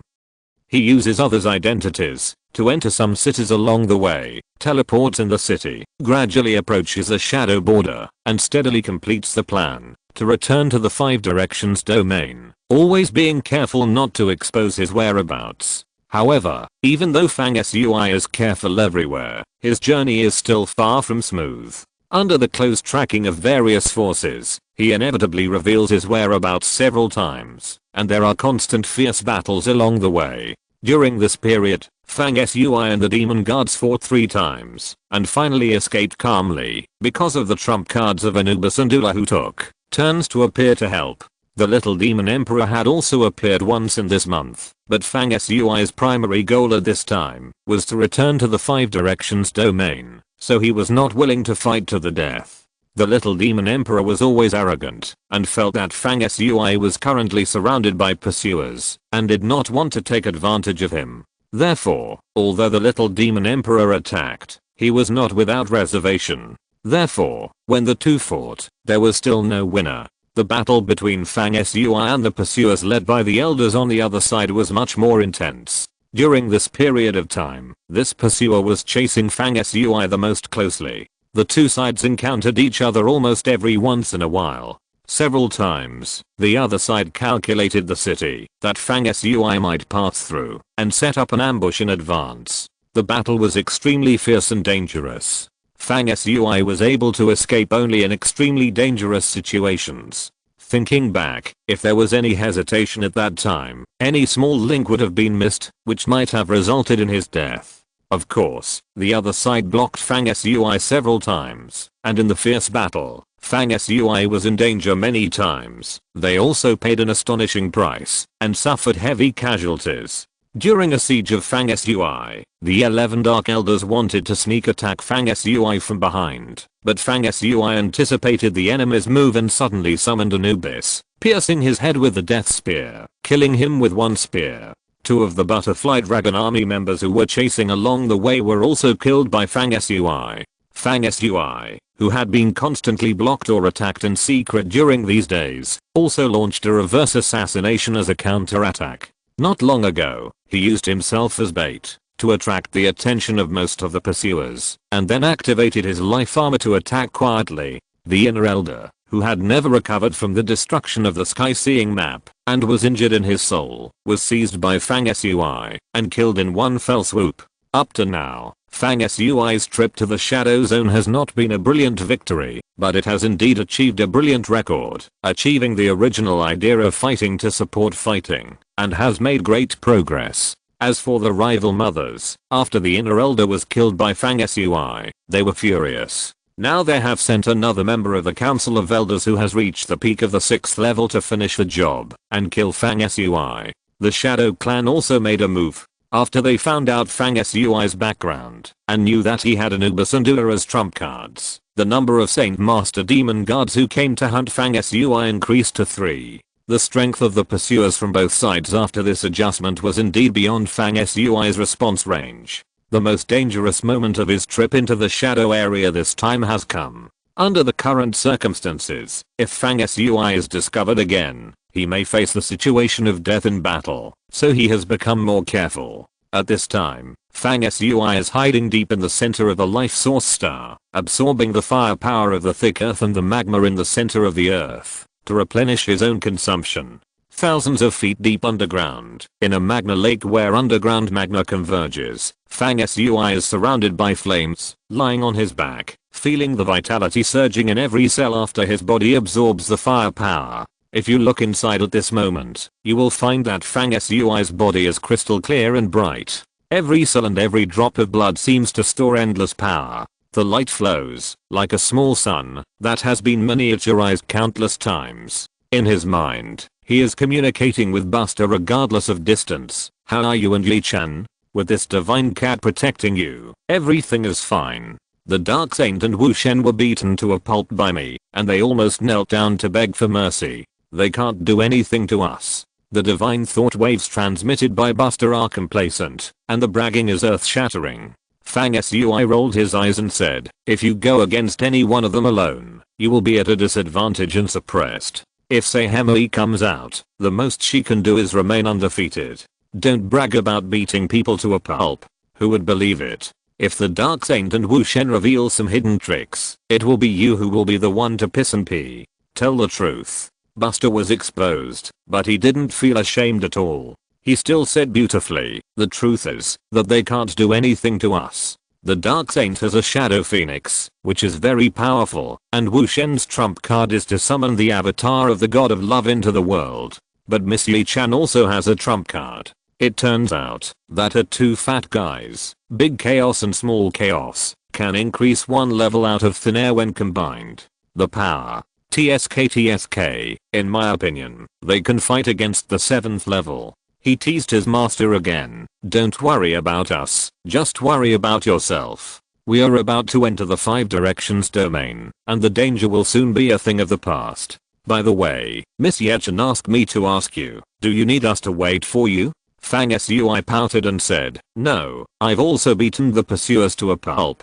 Let's meet in the 5 directions domain later. Buster glared and said, nonsense. The news that Fang Sui went deep into the shadow area was spread in the 5 directions domain by someone some time ago. Recently, the news that Fang Sui broke through the siege along the way and was returning to the 5 directions domain has caused greater attention and sensation in the 5 directions domain, and many cultivators are increasingly talking about and paying attention to the relevant news. At the moment, when the Shadow Clan invaded the 5 directions domain, Fang Sui's act of going deep into the shadow area alone was obviously considered a feat by the 5 directions domain to inspire people and boost morale. Therefore, the news of Fang Sui's deep penetration into the shadow area was spread in full swing, very detailed, full of legendary colors, and aroused the interest and emotions of countless cultivators in the 5 regions. As for who was so powerful that he could understand the details of Fang Sui's journey and experience in the shadow area, expose them step by step, and then the major forces in the 5 regions announced it to all places, attracting everyone's attention. This is really intriguing, and it is still a mystery to this day. At this time, on the Dark Star of the Shadow Clan's base camp, the Demon Marshal also paid more attention to Fang Sui's whereabouts. And Kui, you are going to patrol the border, so take action yourself to end this trouble and capture Fang Sui alive. First of all, we can't let a 5th level cultivator come and go freely in the area we rule. Secondly, I received news that Fang Sui is the person Gao loves, so he can't leave. I really want to see what Gao's reaction will be when I pick up Fang Sui and throw him outside the mountain gate of Chengxiandi. And Kui is the new chief demon general who replaced Moyi, a 7th level near god level master. Yes. A low response sounded in the hall. Not long after, Kui left the Dark Star and went to the Shadow Border area. The last moment of Fang Sui's trip to the Shadow area this time came quietly. P.S. Have a good weekend everyone, it's Monday soon. Please vote. Chapter 507. The Dead Army attacks the city. Votes requested on Monday. When she was a child, Kong Sanfa was like all other children. Sunny, happy, cute and adorable. At that time, she had not yet come into contact with spiritual practice, and she just played crazy with a group of children of the same age, like a tomboy. When she was a child, she used to fish in the ditch. Although she usually fished for a long time and didn't catch anything, she was left with muddy spots and wet clothes, and was beaten by her mother when she returned home. But it is undeniable that she really had a lot of fun. The childhood friends have faded in memory now, and they feel distant and vague, but the happy memories of childhood are still vivid. In addition to fishing, Kong Sanfa also likes to play hide and seek, play house, urinate and play in the mud. These seem to be regardless of boundaries, time, and space. Many people have had experiences when they were young, and Kong Sanfa is no exception. The change came from the old monk, who was a kind-faced, but thin old monk with golden light all over his body. One day the old monk came to their house and told the family that he saw the past, the future, and the present. In the 3 reincarnations, the old monk must complete the cause of the previous life before his death, combine it with the reality of the present, and create the result of the future. The family members did not understand what the old monk meant, but naturally, the whole family knelt down to the old monk and called him Supreme Master. However, the old monk knelt down to Kong Sanfa, who was still a little girl at that time, and called him Master. From that moment on, a natural Buddha seal appeared between Kong Sanfa's eyebrows, which never faded, and looked radiant and brilliant. Later, Kong Sanfa realized that he was a reincarnated spiritual disciple appointed by a great monk who had seen through billions of miles of time and space before his death. So the old monk in front of him did not hesitate to travel, and according to the instructions of the monk before his death, he searched for many years, and finally found Kong Sanfa, who was said to have 3 lives of karma. Kong Sanfa was taken away. That golden temple is huge and boundless. The whole temple is divided into 18 layers, like a multi-story building. Each layer is a small world, corresponding to the 18 kinds of Mahayana Buddhism. Each layer of the temple has 18,000 reclining Buddha statues, 36,000 sitting Buddha statues, 72,000 standing Buddha statues, a total of 126,000 Buddha statues, corresponding to 126,000 kinds of Hinayana Buddhism. There are hundreds of millions of Buddhists in each layer of the temple, and the names of the temples are Dalian, Xiaolian, Nanhei, Zizhu, Bhikkhu. There are many different names, and the 18 layers of temples are located together, which is both one and the same, but each has its own heritage. Since the construction of the entire 18-layer ancient temple, it has cultivated the 3 lives, awakened to the past causes, understood the future results, and finally achieved the present great monks. There are more than 2,900 inherited pagodas left behind. It is said that when the monk pagodas are full of 3,000 large numbers, they can correspond to reincarnation, and the cause and effect are complete. At that time, the entire temple will be transformed into an independent Buddhist world and ascend to another universe. From then on, Kong Sanfa practiced in the temple. Later, an old monk helped Kong Sanfa awaken the cause and effect, and the memories of the previous life came back like a tide. Kong Sanfa then knew that she was a female Buddha, a Buddha in the past life. so her wisdom was opened. Her image changed greatly, like the golden body of the Buddha entering the world. Her cultivation made rapid progress, and she was finally able to enter the ancient scripture hall and receive the inheritance of the Supreme Wisdom Sutra of the 3 days past and future. When Kongsanfa inherited the inheritance of this supreme Buddhist scripture, the old monk who brought her into the temple called her to him. Noibi, you are now out of the world. You just need to stick to your original heart. Everything else can be kept or not.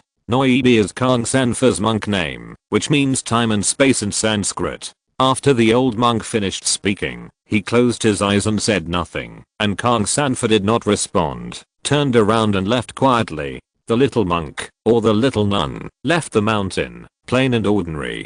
It is because of the old monk's words that Kongsanfa has no scruples in her actions after entering the world, and all of them are in line with her heart. As long as she can distinguish between good and evil, and understand the cause and effect, her heart will naturally be flawless, and her practice will increase day by day. Kongsanfa cultivates the magical power of Vajra to subdue demons, and her wish to become a Buddha is to kill all the demons in the world and follow her heart. So after she was born, she did not mind killing and acted as she pleased. Later, she met Jiuo Dangshan, and then met Fang Sui and others, and got close to them. It was also because she was close to everyone and did what she wanted. Kongsanfa killed countless shadow clans, not for eliminating evil, not for carelessness, but because she naturally hated the shadow clan in the mother forces in her heart. Time goes back to the present, and the Long Street was attacked. It was the shadow clan that attacked. They received the highest order from the chief general of the devil and the devil commander to kill people close to Fang Sui, so they chased from the 5-sided domain to the outside of the domain. Their strength was unexpectedly strong. The attackers were all 6th level masters, as many as 12. The leader was a majestic demon general approaching the 7th level, with a fierce look on his face and arrogant behavior. Such a powerful attack showed that the opponent was determined to win. Even though Jiuo Dangshan and Tina, who had awakened, were both top figures of the young generation, and could easily fight against each other, the opponents were too many and too powerful.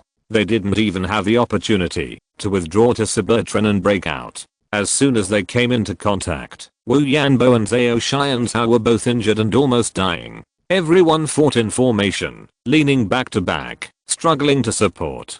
Soon after, Kongsanfa, Jiuo Dangshan, and Tina also began to be injured.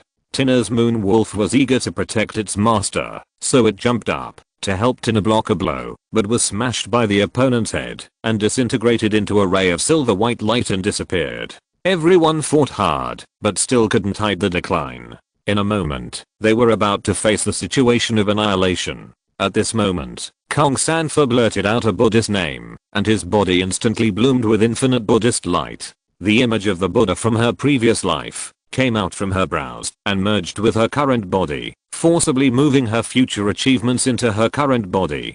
Kongsanfa's image changed drastically, and golden light burst out from her body into the sea. Her body burst out with golden light from the inside out. Her whole body suddenly grew and turned into a giant Vajra Buddha with wide eyebrows and angry eyes, Sanskrit flowing, and a solemn appearance. A Buddhist chant sounded. The tone was peaceful, but endless, and all the heavens heard it. A golden light wall spread out, covering Jiuo Dangshan, Tina and others.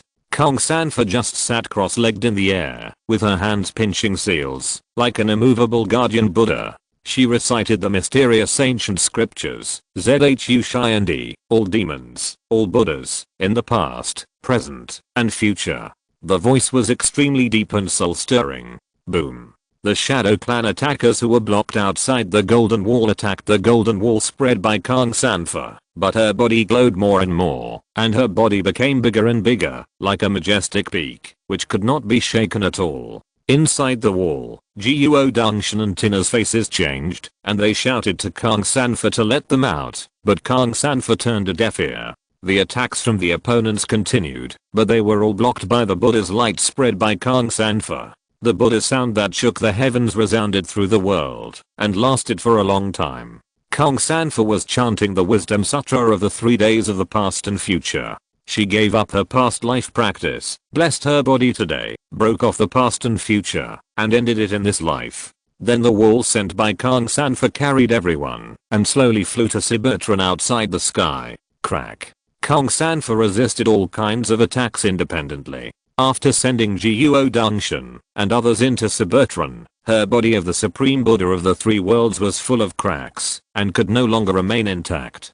Finally, Kang Sanfa collapsed with a loud bang, and countless Buddhist power Sanskrit words intertwined in the air. Each Sanskrit word was a Buddha Vajra, and 3,000 Buddhas, with great power woven together. At this moment, Kang Sanfa seemed to have understood the great cause and effect. The level of power she displayed at the moment of her body disintegration far exceeded the scope of the 5th, even the 6th, or even the 7th level. The 12 attackers, including the demon general who led them, were annihilated as soon as they came into contact with the Buddhist light Sanskrit words formed by the disintegration of Kang Sanfa's body. When everything calmed down again, the space was silent and there were no waves.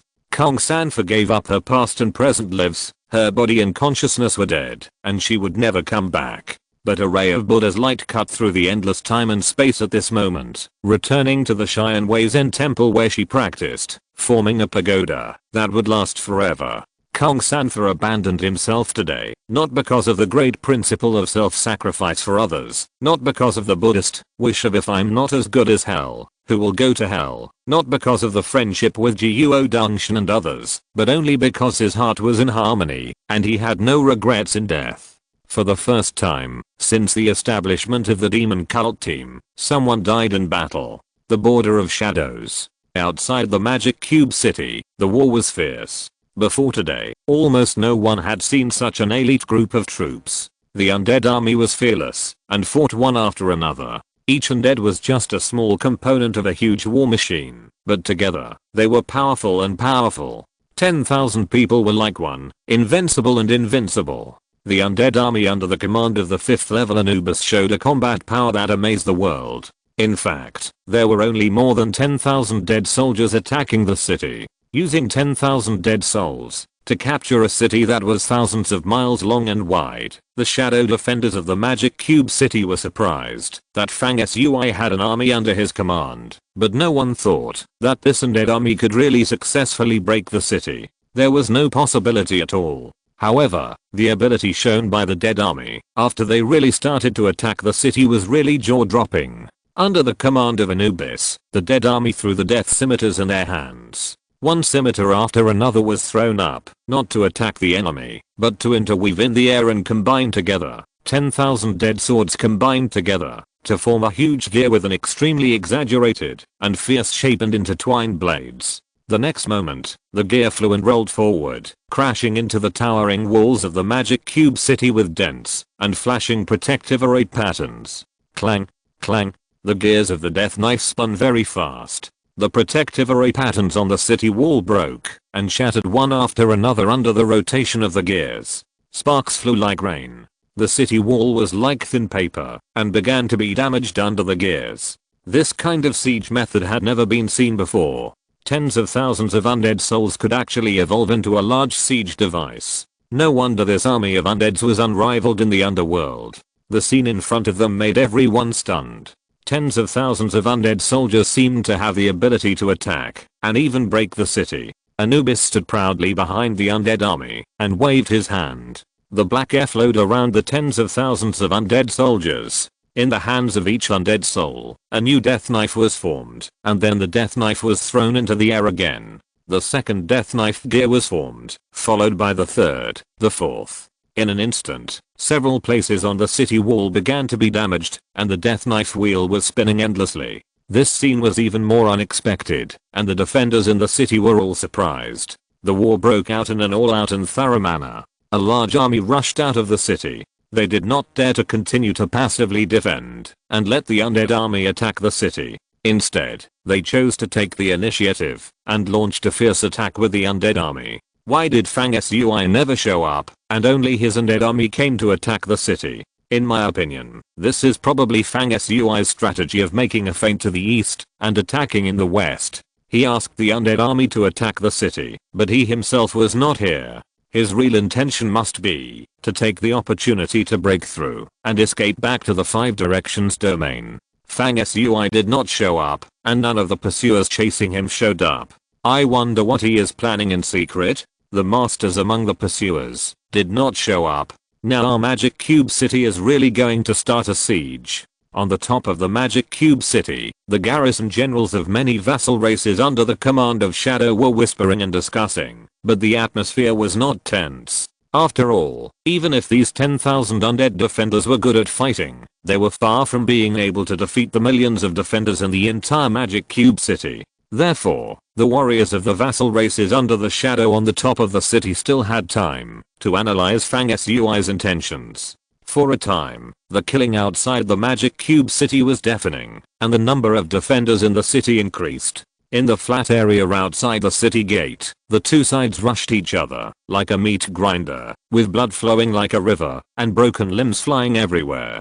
The scene was horrible. Countless people under the Shadow's command died tragically in the fierce charge. Of course, the casualties of the dead army were also gradually increasing. After nearly an hour, tens of thousands of dead soldiers were killed or wounded, but more than 26,000 elite soldiers under the Shadow were killed. We fought with the advantage in numbers, but we suffered more losses. This group of undead had no negative emotions such as fear, which was really terrifying. When there were only 2 undead left, they were able to maintain a 2-person formation without any disorder. With such combat power and eliteness, it is probably comparable to the legendary Shadow Army of the Shadow Clan. What I wonder is that the tens of thousands of undead under Fang Sui's command have all died. Why hasn't he appeared yet? What is his purpose? No matter what Fang Sui's purpose is, since all the undead have been killed, his purpose will naturally be stillborn and impossible to achieve. The voice on the top of the city suddenly stopped before it fell.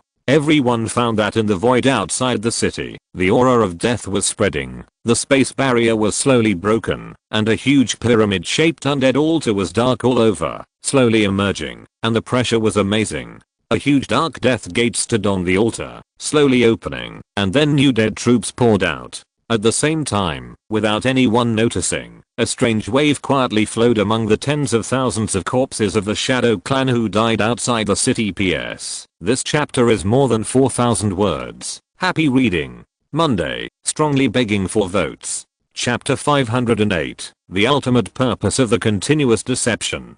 The siege was in full swing. After Anubis reached the 5th stage, the number of times the dark portal could be opened increased. The ancient and heavy dark portal itself, standing on the altar of the dead, was constantly changing as it was born. Now it can not only release the dead army after opening, but also, according to a passage of divine text that appeared in the Book of the Dead not long ago, the dark portal has opened a new ability, Reincarnation of Death. The so-called Reincarnation of Death means that once the dead army dies in battle, there will be a core key that disintegrates and escapes, which will be recovered by the dark portal. Then the key will circulate in the door, and will be transformed into undead warriors again, just like reincarnation, so it is called Reincarnation of Death. Of course, after Anubis reached the 5th stage, this ability has just evolved and formed, and there are still many restrictions at present. It can only reincarnate once, instead of unlimited and repeated reincarnation. At this moment, the Dark Gate was operating the power of the death cycle, taking back the energy of the more than 10,000 dead souls who had just died in the battle into the gate. After the death energy cycle, the dead army was reborn once. The next moment, the reborn dead souls rushed out with the Dark Gate as it opened, along with the dead army that was already pouring out. The war started again. The 10,000 dead souls released by the opening of the gate, plus the 10,000 dead souls reborn after the death cycle, the number of dead souls reappeared this time doubled. This scene shocked the Shadow Guards on the Magic Cube City. Someone said with fear, these terrifying undead tribes, 10,000 were killed, and 20,000 appeared in the blink of an eye. This is too weird. Someone else continued, such a terrifying ability must have many limitations, and it is impossible to appear in an unlimited cycle. Let's observe patiently, and don't act rashly. The others looked at each other solemnly and remained silent. Outside the city, the curtain of the vigorous siege was completely opened, and the fierce battle became more intense. Many people, in all places, whether openly or secretly, were watching this battle, analyzing and guessing Fang Sui's true purpose. Seeing the number of dead soldiers doubled, many people hiding in the dark could not help but feel a little frightened. As time passed, the elite of the shadow side were thrown into the battlefield in large numbers, and the scale of the battle became larger and larger. At the same time, in the core position of the Magic Cube City, there was a square-style palace with a wide area, supported by a huge white stone pillar as the roof, and open on all sides. The ground inside this palace was engraved with countless dense array patterns, forming a large-scale teleportation array. It was this teleportation array that could be used for ultra-long distance teleportation. The Shadow Clan built this teleportation array for strategic considerations of deploying troops. Through the teleportation array, the troops under their command could be teleported to the border fortress outside the Wufang South region in one fell swoop for strategic raids. The existence of this long-distance teleportation array in the Magic Cube City is the biggest difference between the Magic Cube City and other border cities. According to the analysis of the pursuers, the reason why Fang Sui chose to attack the Cube City on a large scale, which seemed to be a nonsensical action, was most likely for this teleportation array. Fang Sui's ultimate goal should be to return to the 5 directions domain through the teleportation array. According to other people's judgment, the Dead Army's large-scale attack outside the city was probably to attract everyone's attention so as to assist Fang Sui to leave from the teleportation array. The speculation about Fang Sui's true purpose, as mentioned above, is the most reasonable and well-founded possibility. After making this judgment, even though the fighting outside the city was fierce, some ambushes hidden in the dark around the teleportation array did not move, and were determined not to be distracted by the fighting outside the city. These pursuers always stayed near the teleportation array, quietly waiting for Fang Sui to appear. In the following time, the fighting outside the city continued to escalate and intensify. The entire outside of the Cube City became a meat grinder, with corpses everywhere. At a glance, there were no less than tens of thousands of dead in the battle. Since the beginning of the war, the Undead Dead Army has been carrying out endless attacks on one side of the city. By this time, the battle had lasted for most of the day, during which the Dark Portal opened again, and after the Dead Army was completely killed, 20,000 undead tribes were released again. This battle has been going on until now, allowing the shadow side to fully experience the ferocity of the Undead Army. First of all, the combined efforts of many undead can derive a variety of siege methods. The initial Dead Knife gear has strong destructive power and shattered the city wall. Afterwards, the Undead Army used similar methods to transform into one giant hammer after another to hammer the city gate. The Undead Army in close combat is even more terrifying. As long as their heads are not destroyed, the soul fire in the heads of the undead will not be extinguished, and they will not stop fighting. Some undead had most of their bodies chopped off, leaving only the head and an arm, which was still waving strangely, killing people at lightning speed. In addition to being weird and terrifying, these scenes more reflect the terrifying combat ability of the Undead Army. By now, the top of the Magic Cube City was already riddled with holes and severely damaged. The Dead Army approached the city several times, but was repelled by the defenders who increased their strength again and again. The two sides fought around the city gate, and a number of dead rose sharply. When night fell, there was a whole day of fighting without a break. There were nearly 100,000 corpses outside the Magic Cube City, which showed how fierce the battle was. And the pyramid-shaped altar of the dead that had been floating in the air since its birth was always undergoing unknown and mysterious changes. In the nearly 100,000 corpses that died in the battle, there were streams of dead air that were extracted invisibly and absorbed by the altar of the dead. Gradually, the entire altar emitted a strange luster.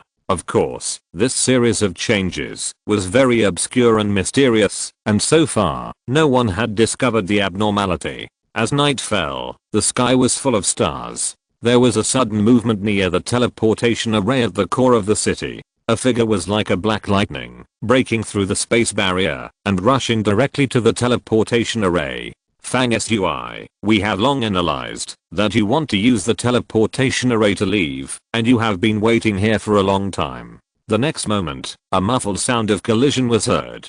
After Fang Sui killed the previous Inner Elder, another Inner Elder newly sent by the Mother Force led his men to lurk around the teleportation array. At this time, he jumped up to block the black shadow rushing to the teleportation array. The Black Shadow held a magic knife in his hand and did not collide with the inner elder. He slashed out an oblique blade light, then pulled back, wanting to touch and leave. Unfortunately, the magic knife in the Black Shadow's hand was still grabbed by the inner elder and crushed in one hand. Then the whole Black Shadow was slapped by the inner elder, disintegrated into a black gas, and dissipated with the wind. The speed of the inner elder's move, the sharpness of his moves, and the tyranny of his strength are amazing.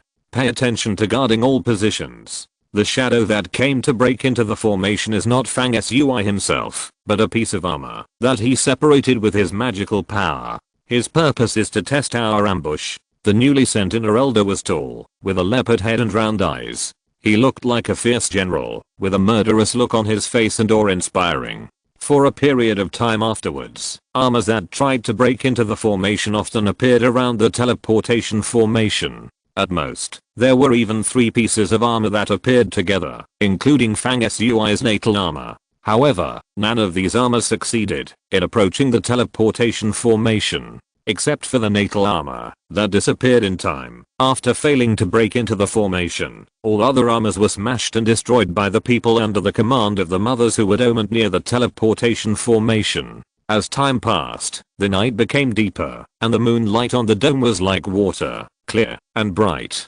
After several failed attempts to attack the teleportation formation, and the magic weapon armor that was transformed by the dark energy was destroyed, Fang Sui seemed to have suffered heavy losses and no longer moved. The people of the mother forces who controlled the teleportation array all knew that, as long as they guarded the teleportation array, Fang Sui would not be able to leave the shadow border, and would be caught and killed sooner or later. Therefore, everyone was very patient and determined in their hearts, and they were not in a hurry to pursue Fang Sui's traces. The two sides competed in patience, wisdom, and the reasonable deployment and use of the power they controlled, with hidden tricks. At the same time, when the inside and outside of the Magic Cube City were unstable, Fang Sui quietly appeared on a lonely and cold desolate star in another part of the shadow border area. He came to this star through the teleportation array of the border smuggling route.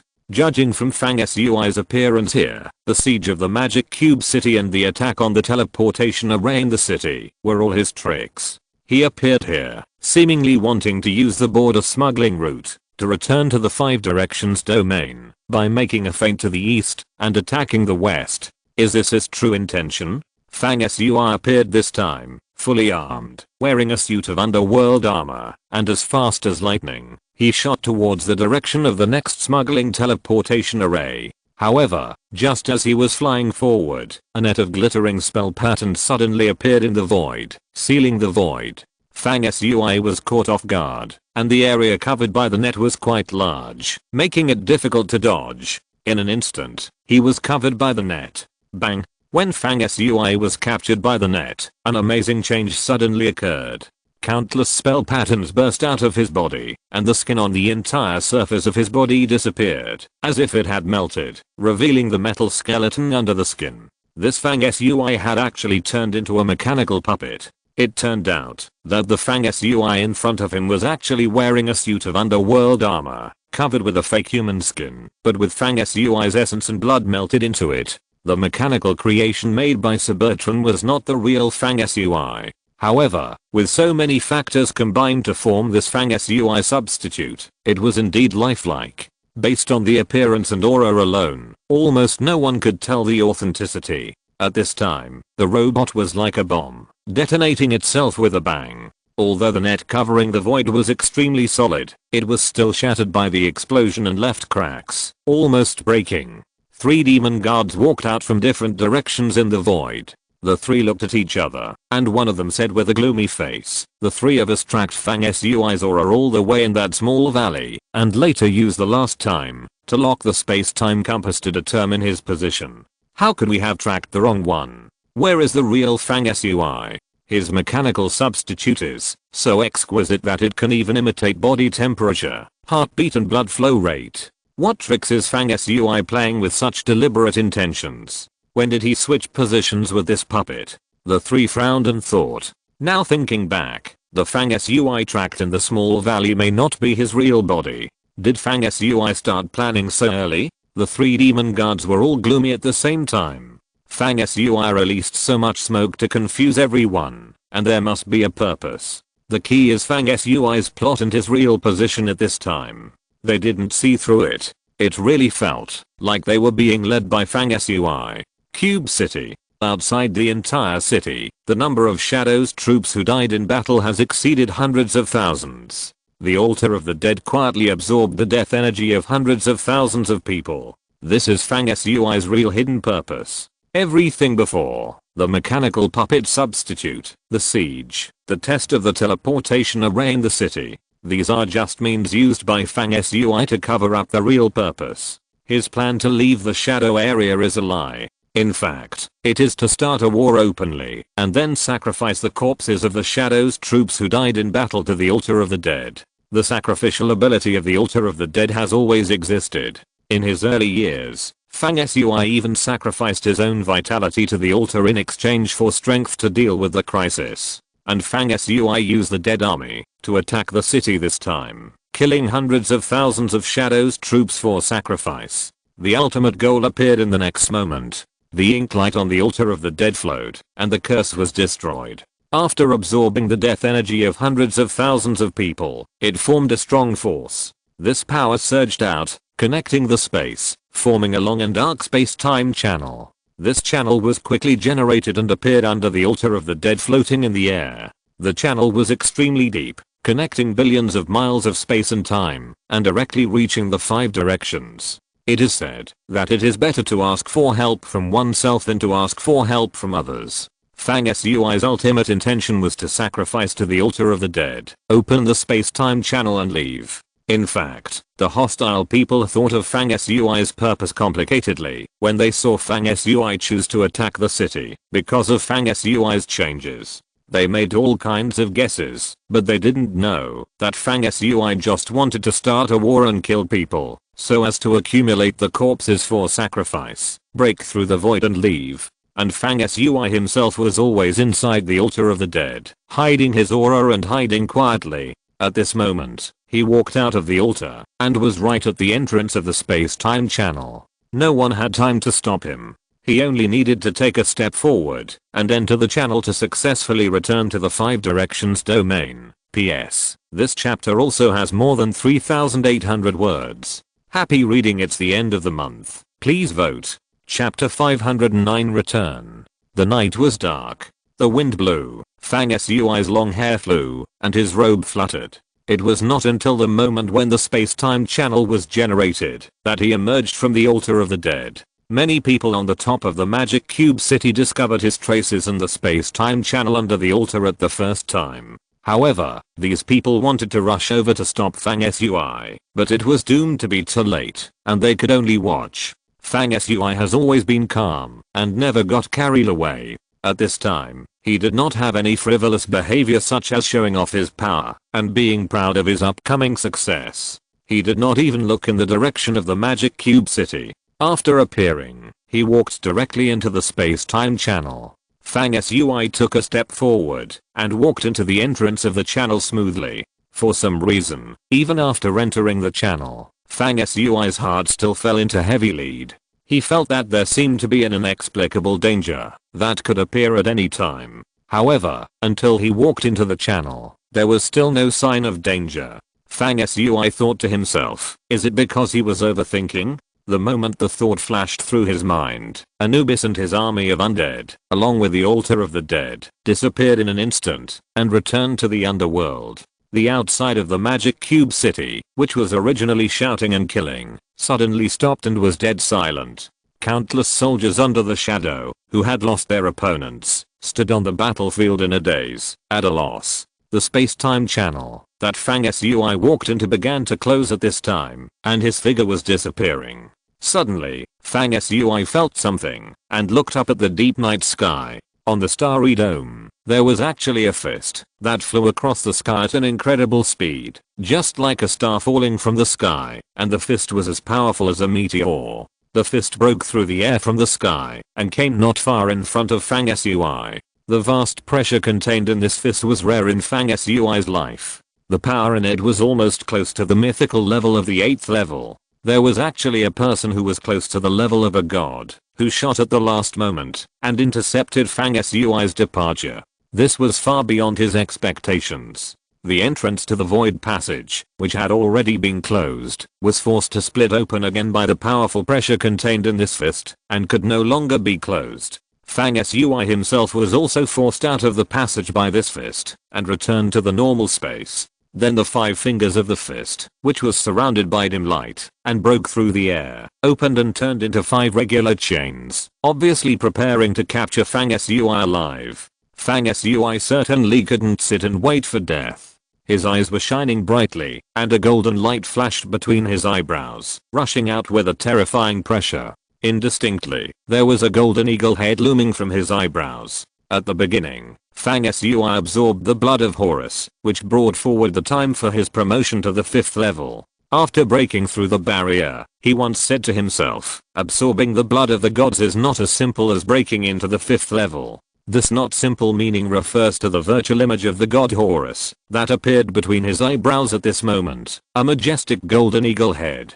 Hey, the power of the gods is added to me. The fist that flew from the sky was attached with spiritual thoughts. After discovering the strange phenomenon on Fang Sui's forehead, a voice similar to spiritual transmission sounded. The next moment, the fist that broke through the air clenched its 5 fingers that were originally spread out, clenched them into a fist, and shot at Fang Sui again with murderous intent. Obviously, this fist that came from an infinite distance, with 5 fingers spread out at the beginning, was ready to capture Fang Sui alive. But after discovering that Fang Sui had the power of Horus hidden in his body, this fist temporarily changed its mind and decided to kill Fang Sui on the spot. The phantom of the golden eagle on Fang Sui's forehead seemed to be swallowing and spitting, and its power was even stronger. This was a moment of life and death.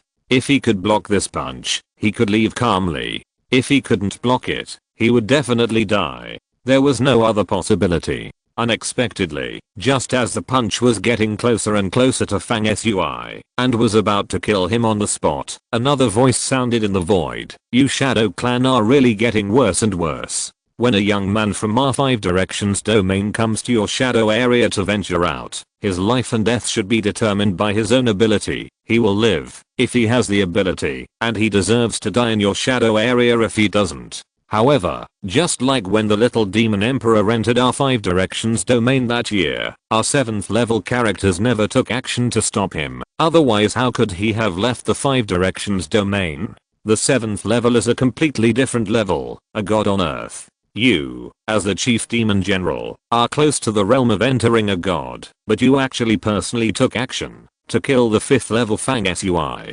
Dark Leader, you are breaking the rules. This voice was old and cold, and Fang Sui had heard it once not long ago, some time ago, when he went to the mysterious void where the Mother of Life was placed. A mysterious voice sounded in his ears. The old voice that sounded at this time was exactly the same as the voice he heard that day. Fang Sui's face showed a thoughtful expression. The voice of the demon chief general Nkui, who was accused by this voice and punched from a long distance, also sounded in this world and sneered. The 2 forces of you and me are in a war of destruction to the death. What rules can we talk about? Isn't it ridiculous that you say the word rules? Everything in this world, in the end, is nothing more than seeing who is stronger. Don't you understand such a simple truth? The old voice in the void suddenly shouted, okay, I will compete with you today to see what kind of stuff the new Shadow Chief General is. The next moment, the void cracked, and a blood-red fist jumped out of the air, domineering and powerful, and hit the fist attacking Fang Sui with a click. The 2 fists collided, and there was no shocking fluctuation on the surface, but the surrounding void was collapsing and annihilating in large pieces, with terrifying power. Then the 2 fists went back and forth, fighting and confronting not far in front of Fang Sui, as fast as lightning, and fighting happily. Logically speaking, if considering safety, Fang Sui should have retreated to save himself. Fang Sui was also careless. He was not in a hurry to leave. He thought that it was rare to have the opportunity to watch such a battle between masters, and he couldn't miss it. Therefore, he not only didn't leave, but squinted his eyes and watched intently without blinking. Another reason why Fang Sui didn't have to leave in a hurry was that the power used by the Altar of the Dead to tear open the void and build a space-time channel by sacrificing 100,000 lives was huge and powerful. Therefore, the channel constructed was very stable and would never become unstable in a short time. Therefore, Fang Sui had a lot of room for choice in the world and didn't need to leave in a hurry. Crack. Under Fang Sui's gaze, the two fists collapsed into countless regular symbols after a head-on collision and flew in all directions, like brilliant stars flashing. Fang Sui suddenly had an idea and stretched out a finger to touch one of the symbols with his fingertip.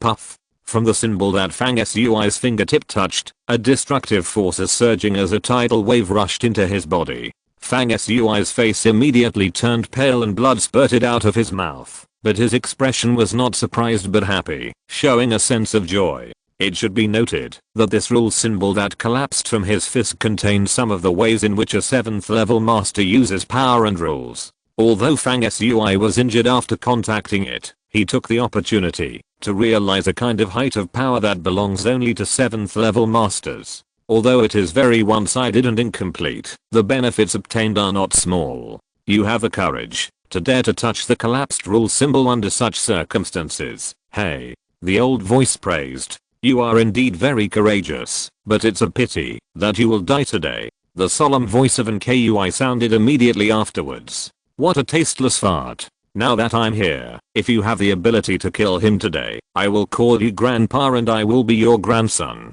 On the other hand, if you, Nkui, fail to kill Fang Sui today, you will be my grandson. Bah. That's not right. You are the unlucky fellow of the Shadow Clan. I don't want a grandson like you. If you can't kill Fang Sui, you will be a dog. Fang Sui almost laughed out loud. The person who passed the message was witty and made people howl. Nkui was shrewd and didn't get angry after hearing such humiliating words. But then the situation changed again. After the two fists collided and collapsed, another fist broke through the air from outside the endless time and space. Just like last time, it fell from the dome and pressed towards Fang Sui. Fang Sui's eyes were shining as he stared at the fist that was coming from the distant starry sky. He murmured to himself, does the power of the 7th level ignore distance? A punch was thrown, and it broke through the air for billions of miles in an instant. It passed through the endless space from another life source star far away and hit here, but the fist power did not dissipate at all. When Nkui's fist approached, a blood red fist immediately jumped out of the void to intercept it, and the two fists fought again. Fang Sui watched with great interest, and his eyes flashed with a look of enlightenment from time to time. Suddenly, the void beside Fang Sui suddenly cracked, and a fist quietly came out, pointing at his forehead. It turned out that Nkui had thrown two punches at the same time, one bright and one dark. He first used the bright punch to attract the attention of the blood red fist, and on the other hand, he took the opportunity to kill Fang Sui with a hidden punch. Who would have thought that with Nkui's status, he would use such a deceitful method to attack a cultivator of Fang Sui's level? But someone just thought of it. When Nkui's fist hidden in the dark appeared, another blood red fist jumped out of the void and intercepted it out of thin air. The old voice with witty words rose again, sarcastically saying, I knew that you, Nkui, are a *****. You really have no shame, and use sneak attacks to deal with a junior. Do you dare to report the coordinates in the void? I will go to you in person and we will decide the winner. Nkui's words finally had a hint of anger. The old voice said proudly, why not? But I won't tell you. What can you do to me? Nkui was silent for a moment and did not respond to the old voice. He changed the subject and said to Fang Sui, I just received a message not long ago that the team we sent to intercept your people outside the Five Directions territory has successfully killed Kang Sanfa. The second team is currently chasing the remaining Guo Dongxuan and others. Let's see how many of them can come back alive. Fang Sui was shocked. At this time, he felt that the void passage began to show signs of instability. Fang Sui suppressed the shock and anger of learning about Kang Sanfa's death, turned around and walked into the passage, saying as he walked, thank you for intercepting Nkui today.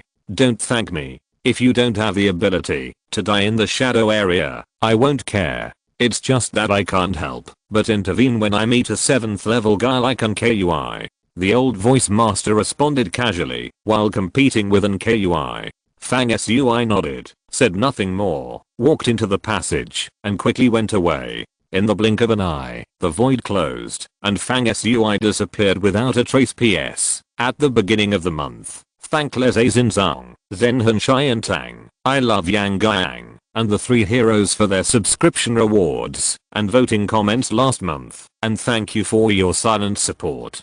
Thank you, happy reading! Exclamation mark. Chapter 510, famous all over the world. There was a piece of news in the Wufang domain that spread all over the world overnight. In a short period of time, the news was circulated in every city, street, and alley on every life source star. The latest progress has been made on the matter of the young master who went deep into the shadow-ruled area alone, which has always attracted a lot of attention recently. The young master who went deep into the shadow-ruled area has successfully broken through the siege of many masters in the shadow camp and returned to the Wufang domain smoothly. This news was spread so widely when the Wufang domain and the Shadow clan were at war. It is conceivable how exciting it was. More people therefore learned that the young man who went deep into the Shadow area and trained himself was called Fang Sui.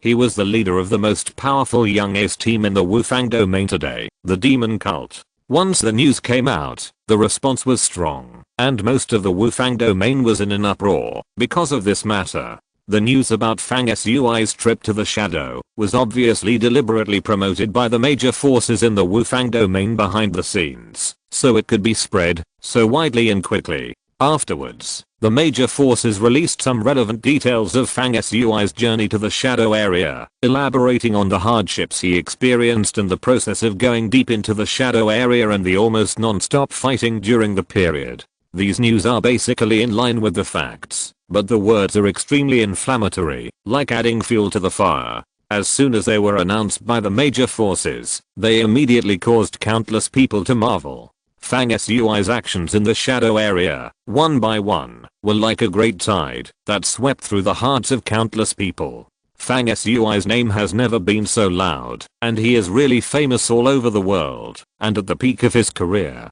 At present countless people have agreed that Fang Sui is the world's #1 young master, and he is invincible wherever he goes. Of course, this statement is a bit exaggerated. As for Fang Sui himself, he does not want to be pushed to such a high position, standing on the cusp of the storm, being the focus of everyone's attention, like a living target. The #1 young master of farts. Fang Sui muttered to himself, thinking that even if he didn't mention his wife, he wouldn't be sure to win against the little demon emperor and the dark saint, the son of good and evil under the mother's power, who was difficult to predict, and some reincarnated characters who were still hidden, were all strong opponents. There was also Wu Ling, who had practiced together in the rock universe for a period of time. Her whereabouts were mysterious. Although she rarely showed up, Fang Sui always remembered her talent for practice. Among the people he knew, she was second only to Ji Yao. The above people, including Jiuo Dongshan and Zhang Shizan in his team, were mostly at the same level as Fang Sui. So Fang Sui himself didn't take the title of the first young master seriously, and he was too embarrassed to admit it. However, it was a fact that after he was promoted to the 5th level, he was already the strongest among the young generation in the world. He was praised to this height, and there was nothing he could do about it. His trip to the South region was obviously taken advantage of by the major forces to fan the flames, to create heroes, to boost morale, and to deliberately help him, Fang Sui, to the front. This time Fang Sui was a solid cover figure for all the major forces. The value of his trip to the southern region was completely squeezed out by the major forces. However, the response caused by this incident was indeed very effective. At present, the sentiment of the 5 regions to fight against the Shadow clan is unprecedentedly high. Even the number of cultivators who signed up to join the frontline battle has increased by several percentage points compared to the past. Of course, everything inevitably has to be said from 2 sides. There are good voices, and some dark things are quietly fermenting. Some young people in the 5 regions expressed their disdain for Fang Sui's journey to the shadow when they gathered in groups of 3 or 5. Fang Sui may not be as smart as the rumors say. It is said that he fought in and out of the shadow area. In my opinion, it is purely for the purpose of boosting morale. It is mostly fabricated and exaggerated, and seriously inconsistent with the facts. It is also said that Fang Sui fought against the Little Demon Emperor, the chief expert of the young generation of the Shadow Clan, twice, and both times the result was a draw. This kind of news, haha, is naturally known to be false as soon as it is heard. And there is also the rumor that he walked all over the shadow area, from the border to the core, and then fought his way out of the core, and finally returned safely. Do you believe these? Maybe he ran to the shadow area to hide and walked around, and came back to say that he had experienced many battles in the shadow area. There are too many such things. Since Fang Sui came back from the shadow area, there have been many similar negative voices. However, compared with the voices of doubt, the positive and praising voices that agree with Fang Sui are naturally more than 100 times more, which quickly overwhelmed all the related negative voices under the tide of public opinion. In general, whether it is a positive mainstream voice or the negative opposition, in the similar wave of comments, Fang Sui's name has become more and more popular, and it is an indisputable fact that it has spread all over the world. There is a life source star with a very important geographical location in the south region of Wufang. There is a main city on the star, called Mengsu City. When Fang Sui first debuted, he came to the south region to explore the mysterious time and space, and he stayed in Mengsu City.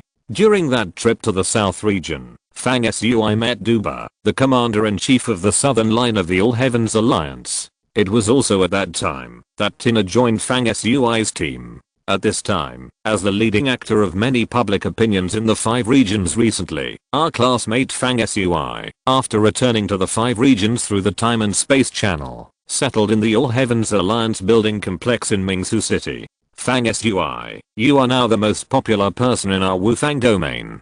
Today alone, there are hundreds of people who came to ask for an interview and sent business cards.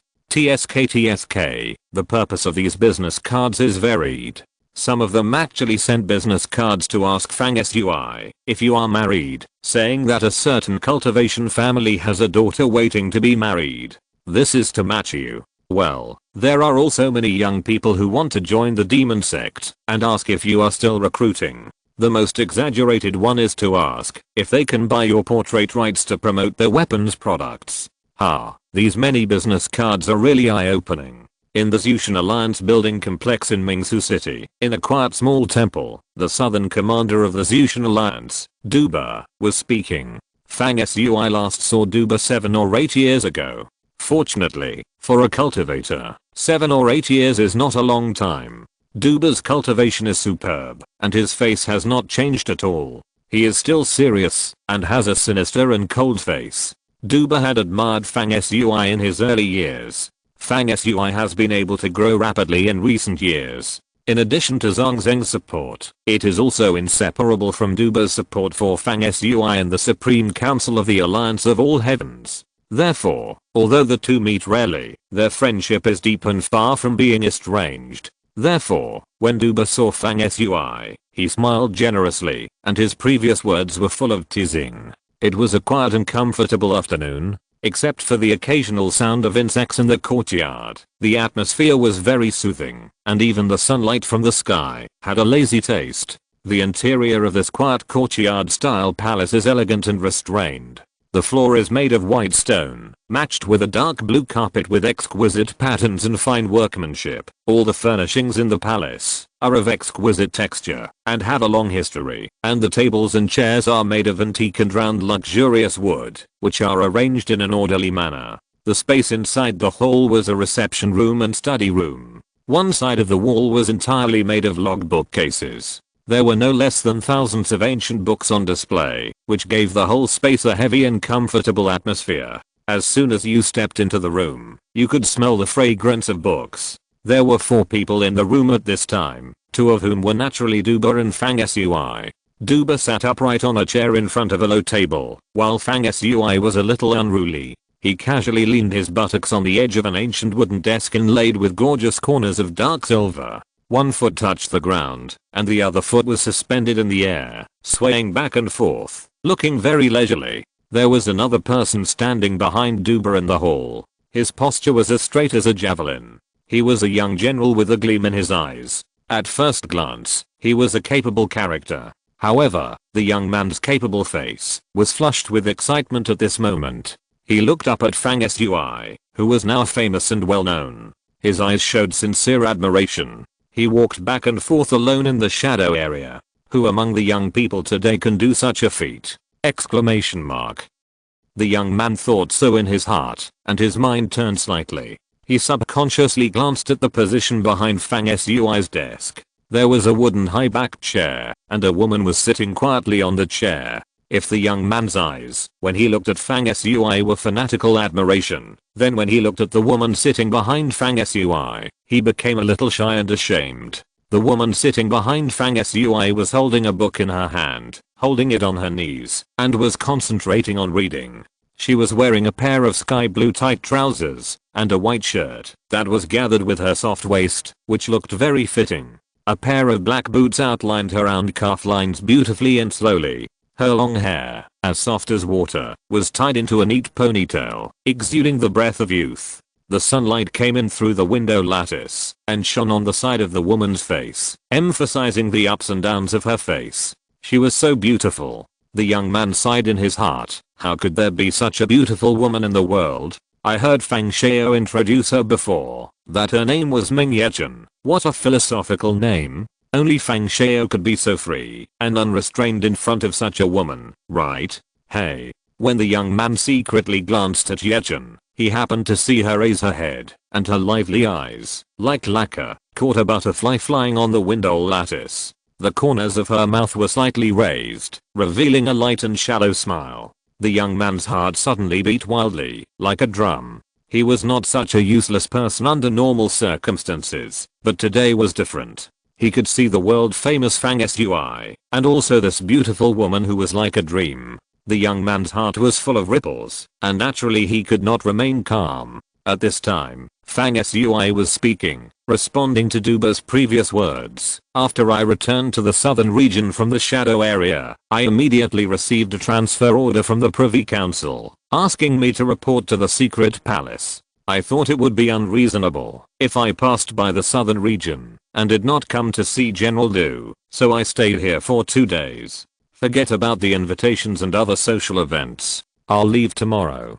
Duba smiled and nodded. It's better to report to the secret palace earlier. There are still many people who oppose your entry into the secret palace and become the chief deputy palace master, and they think it is inappropriate. If you go back and solve this matter, Zhang Zheng and I will be relieved. It is very important whether you can successfully gain a foothold in the secret palace. He solemnly reminded, how much authority you can have in the secret palace depends on the opinion of the current palace master of the secret palace. That guy is one of the most mysterious people in our 5 regions. It is said that no more than 10 people in the entire 5 regions have seen his true face. Many people call him the Dark King, saying that he is the king who holds all the secrets hidden in the dark in our 5 regions, and he is omniscient and omnipotent. The actions of the master of the secret hall are always mysterious. You need to consider carefully how to face him. Your trip to the shadow area this time has become known to the world. It is so high profile. I think that according to the secrecy of the master of the secret hall, he will not like the way you are going to the shadow this time. If you are in charge of the affairs of the secret hall, I'm afraid that there will be twists and turns. You need to be careful. Fang Sui agreed, and Duba suddenly stood up and said, come out with me. I have something to tell you alone. Fang Sui was surprised. What is the matter that needs to be discussed alone? This is not like Duba's clean and sharp style of doing things. Please, this chapter is a nexus between the previous and the next. It can be placed at the end of this volume, or at the beginning of the next volume. After some thought, I decided to put it at the end of this volume, to tie in with the title. The chapter name is Famous in the World, which can be regarded as a general summary of this volume. Happy reading, everyone. The next chapter will start the next volume, Brilliant Starry Sky. Well, The new volume will contain content of multiple element. I will be in charge of the secret palace and take a trip back to Earth. I will learn some secrets of the Egyptian pantheon, etc. I'll take my time. Finally, I ask for votes. Chapter 511 Foxtail. The star where the Pearl City is located is in the early autumn season. The air still retains the heat of midsummer. The afternoon sun is warm, shining on the body and making people drowsy. Fang Sui followed Duba out of the temple and walked along a quiet path with mottled shades of trees. The young man who stood behind Duba in the temple before was following behind the two of them from a distance. He was obviously Duba's guard and confidential secretary. Duba walked for a while before suddenly speaking, "You kid must pay attention to moderation. If you want to achieve great things, you must be able to resist the temptation of beauty and cannot make mistakes in this regard. Since ancient times, many people with great means have fallen into trouble with women. You must learn from this." Fang Sui was stunned when he heard this. His eyebrows moved slightly and he realized what Duba was referring to. He said in astonishment, "You called me out to tell me this alone?" Duba said as a matter of course. "Of course, what else needs to be said? Don't think this is a trivial matter. If it gets out of control, it may affect your future." He said earnestly and patiently, "You must know that a woman like Gao is truly unparalleled in the world. Your kid has been favored by her, so you must be content. Tell me, where did the woman in the palace come from?" Fang Sui was dumbfounded and said, "My god, my Gao is so powerful and charming. She has spies wherever she goes. I have Buster by my side to remind me not to make mistakes all the time. And here, even you, Du Shui, are involved in this kind of gossip?" Dubei said, "Don't be so careless. You're Gao. Can you be thicker skinned? I tell you, I don't even glance at other people's affairs. I said you are doing this for your own good.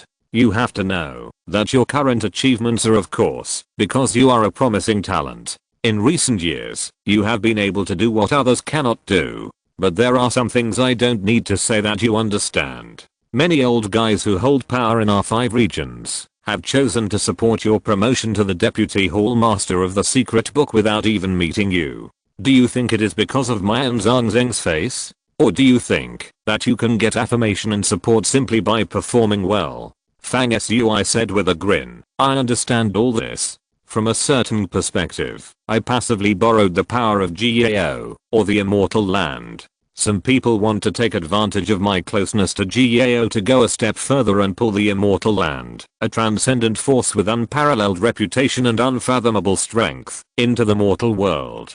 But what does this have to do with Yi Chan?" Duba said angrily, "You are as cunning as a monkey. How can you not understand the power involved? Don't play dumb with me." Fang Sui said, "I take this as a compliment." Duba said solemnly, "To put it seriously, if you have a woman around you, which leads to problems with Gao, it means you have lost the support of some old guys. This kind of thing cannot be missed when you take over as the Deputy Hall Master of the Secret Hall." Fang Sui put away the smile on his face and explained, "Du Shui, you're worrying too much. First of all, the relationship between Gao and me is not that fragile, so there won't be any problems that easily. I'm not a heartless person, but I won't be sentimental either. Not to mention Gao, she won't be sentimental to anyone except me, and she loves me to death. I guess, if something happens to me, Gao will commit suicide for love." Such shameless words made even a stern man like Duba roll his eyes and said, "There has to be a limit to bragging. What if you blow your own trumpet and then die of it?" He paused and then launched into a long speech. "I know your character, so when I introduced Tina to your team, I never worried about any problems, but that girl named Yi Chan, she is different. Before I met her, I never thought that there would be a woman who is as beautiful and temperament as Gao. This is really extraordinary. In front of women of their level, no one can control themselves from falling into it. The so-called beauties who bring disaster to the country and the people are just like this. If a king gets them and ignores the government, it will be a disaster for the country. If an ordinary person gets them and is coveted by others, it will be a disaster for his life. What's more, Gao and Yi Chan are far beyond the level of disaster. You said that you can take such a woman with you. Can I be assured? It would be a pity if you get into trouble because of a woman."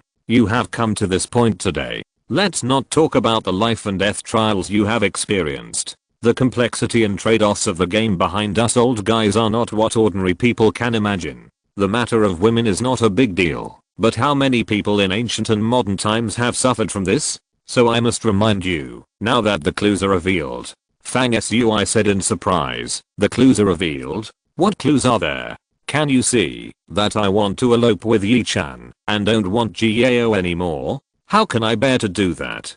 Duba said with some embarrassment. I didn't see that. I was just giving you a heads up to prepare for a rainy day so that you wouldn't make mistakes without knowing it. I tell you, this Yi-chan is definitely not simple. When I saw you bring her here, I immediately started investigating her, but I didn't find any useful information. This woman, it's like she fell from the sky. Don't you think it's weird? Fang Sui thought to himself that she didn't fall from the sky. Her family migrated from another universe. Thinking of this, Fang Sui blinked and said, you old man are really quick to act. You started investigating her as soon as you saw her? Then he smiled and said, don't worry, old man. In fact, if you count carefully, Yi-chan and I have known each other for more than 10 years, and there will be no problem.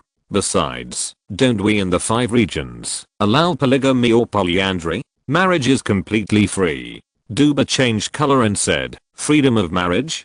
Do you still have any shame? You want to have both Jiao and Yi-chan's level of women? Make you happy again. Besides, even if you are willing, will Jiao and Yi-chan be willing? Fang Sui laughed and turned back. I was just kidding you. I'm never greedy, and I know the limit. Yi-chan and I have nothing to do with love between men and women. I met her by chance, when I was not in Wufang domain. Her background is a big secret. It is normal that you have not found out. If there is nothing else, I will go back. After Fang Sui finished speaking, he walked away and nodded with a smile when he passed the young man who was following behind him. The young man was immediately flattered and bowed respectfully.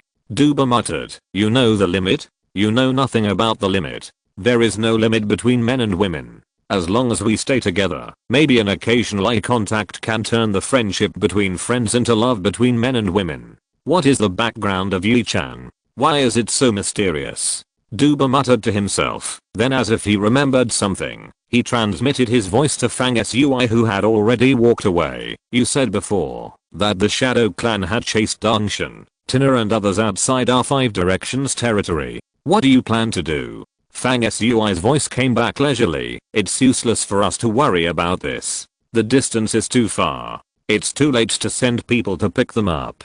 We can only wait. But Dongshan and Tina are not so easy to kill. I have learned some of the conditions over there through the Suburtran magic crystal. They were attacked before, mainly because they were caught off guard. They didn't expect that the Shadow Clan would chase them outside the 5 directions territory. Now that they have awakened, as long as the Shadow Clan doesn't send out 7th level masters, they can always escape, even if they can't beat them. Duba hummed and asked in a voice transmission, what if there is really a 7th level figure attacking them? Fang Sui was silent for a moment and said in a low voice, there is nothing we can do about it. I will avenge them in the future.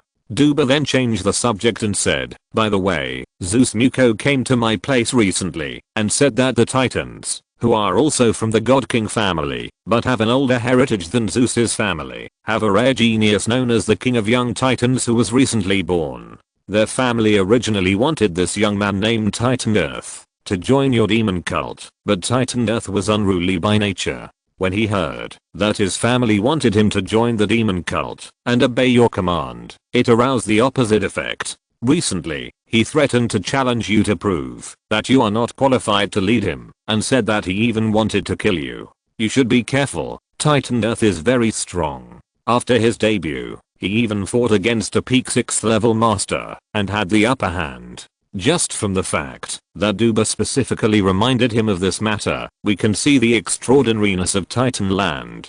Fang Sui responded from a distance, not taking it to heart. It's not that he underestimated the enemy, but that he had been through hundreds of battles since his debut, and had long reached the level of not being shaken by external forces. Back in the hall, Yi-chan still maintained the posture when Fang Sui left, reading quietly. That Lord Duber asked you to go out. The topic he talked about. It can't be about me, right? Yi Chan closed the book, looked up at Fang Sui and said coquettishly. Fang Sui said with an exaggerated expression, do you have 1,000-mile ear? Yi Chan shook her head slightly, her ponytail jumping, and said, that's not the case. But there were 4 people in this room before, and the young man was Duber's confidant. Duber has something to say. It is unlikely that he will say it behind his back, so he can only be avoiding me. What's so hard about that? Fang Sui gave a thumbs up and said, it's amazing. Too smart. Yi Chan chuckled and said, come on, who can be smarter than you? Well, I've thought about it. I have very few friends since I was a child. I'm lonely hanging around alone. So I want to join your magic cult team. Is that okay? Fang Sui said in embarrassment. Not really. I'm afraid the team will be uneasy if you come. If you come to our team, how can the people in the team have the mind to practice and fight? Once we encounter a situation where we need to fight to the death, everyone will scramble to protect you, and outsiders will laugh at us to death. Yi Chan gladly accepted Fang Sui's disguised compliment on her beauty. She rolled her eyes at him and said, you are so naughty. Then she clapped her hands and made the decision. It's settled. Fang Sui said dejectedly, miss, you have already made the decision. Why are you asking me? The next day, Fang Sui and Yi Chan left Mingsu City and embarked on the journey back to the 13 Stars area. In the vast and boundless space, a gorgeous ship of 500 or 600 feet long was sailing gracefully and silently. The whole ship was surrounded by chaotic white mist, and its style was extremely special. It was not the ordinary ancient building ship or the mobile palace-like appearance, but was full of a futuristic sense of science fiction. The whole ship was like a flying phoenix, but it was not concrete, but an abstract simple line style that looked dazzling. There were flickering spell patterns everywhere on the hull, and it was gorgeous like a unique and exquisite work of art. This ship is Yi Chan's personal vehicle, the spaceship form of the Chaos Chariot. The two are combined into one. This was the first time Fang Sui saw a ship that was not inferior to Cybertron in terms of growth potential and even other aspects. At this moment, Fang Sui was in the main control room inside the ship, and he said in amazement, Yi Chan, your family is worthy of being a big landlord from the outer universe. This ship is really good. Is it made of metal? Yi Chan said without hesitation, yes. Our family has several industries, and we happen to be a ship manufacturer, so my ships are naturally better than ordinary ships. Fang Sui immediately showed his foxtail and said, Yi Chan, your family's business is all over the universe. You must have collected countless exotic metals. Yi Chan said vigilantly, what are you going to do? Fang Sui said, my ship is called Cybertron. It is always hungry. You know, I'm a small family and can't afford to support it. Yi Chan blinked his big eyes and said, your ship is always hungry? What does it eat? Exotic metals. Fang Sui nodded. Yi Chan smiled, opened his mouth to speak, suddenly exclaimed, and temporarily changed his words. The core array of the ship has abnormal fluctuations, and it has been detected that something is approaching us in space. P.S. Keep asking for votes. Thank you all. Happy reading. Chapter 512 Top 10 Young Masters. The name of the ship Yechan is quite strange, called Starry Sky Year. It is divided into 6 layers, named from top to bottom by the starry sky: spring, summer, autumn, winter, and orchard. The so-called spring, summer, autumn, and winter are not just names. The beauty of Yechan's Starry Sky Year is that the layers and names correspond to each other. It is spring, summer, autumn, and winter. Each layer perfectly corresponds to the climate of heaven and earth. Spring is revived, summer is rainy, autumn is bleak, and winter is snowy. It is natural. The 4 seasons are combined to be called year. It is indeed appropriate and very interesting. Fang Sui and the others are now in the starry sky layer of the Starry Sky Year. As the name suggests, being in this layer is like being in the deep space. The top wall of this layer of the ship is covered with stars. The scene is beautiful, and the stars are shining.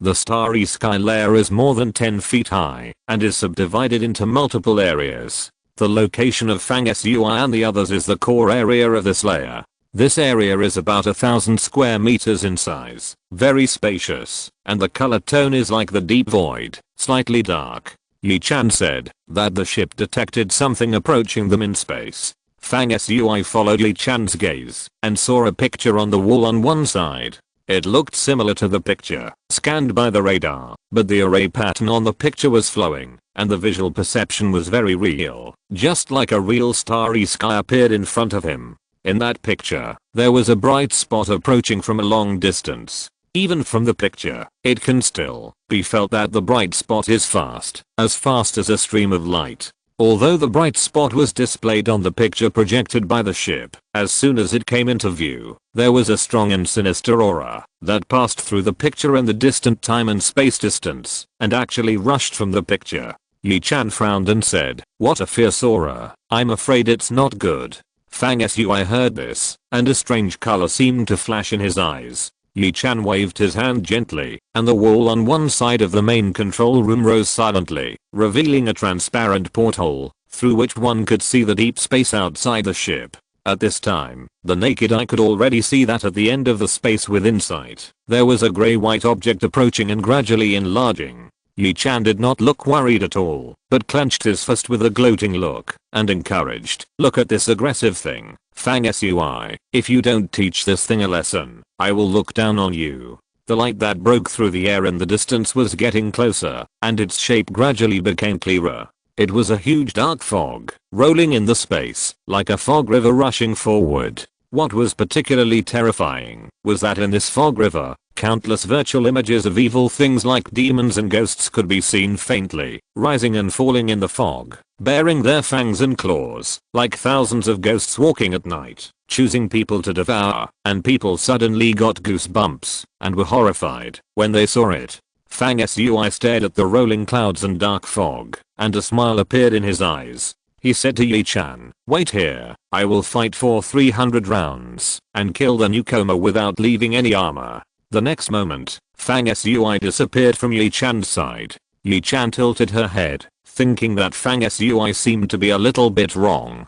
This attitude did not seem like he was going to fight. She looked out through the porthole, but saw Fang Sui had appeared in the outer space, running in the air, and facing the rolling gloomy fog river on the opposite side. In an instant, the two auras collided. However, there was no collision as Yi Chan expected. When Fang Sui approached, the fierce fog suddenly dissipated, and a human-shaped skeleton hundreds of feet tall appeared in the void, as majestic as a mountain. It turned out that the long river-like fog seen before was a stream of yin energy carried by the human-shaped skeleton when it was moving in space. At the shoulder of the fierce white bones, there stood a burly young man with long indigo hair dancing angrily, and a fierce and ferocious look.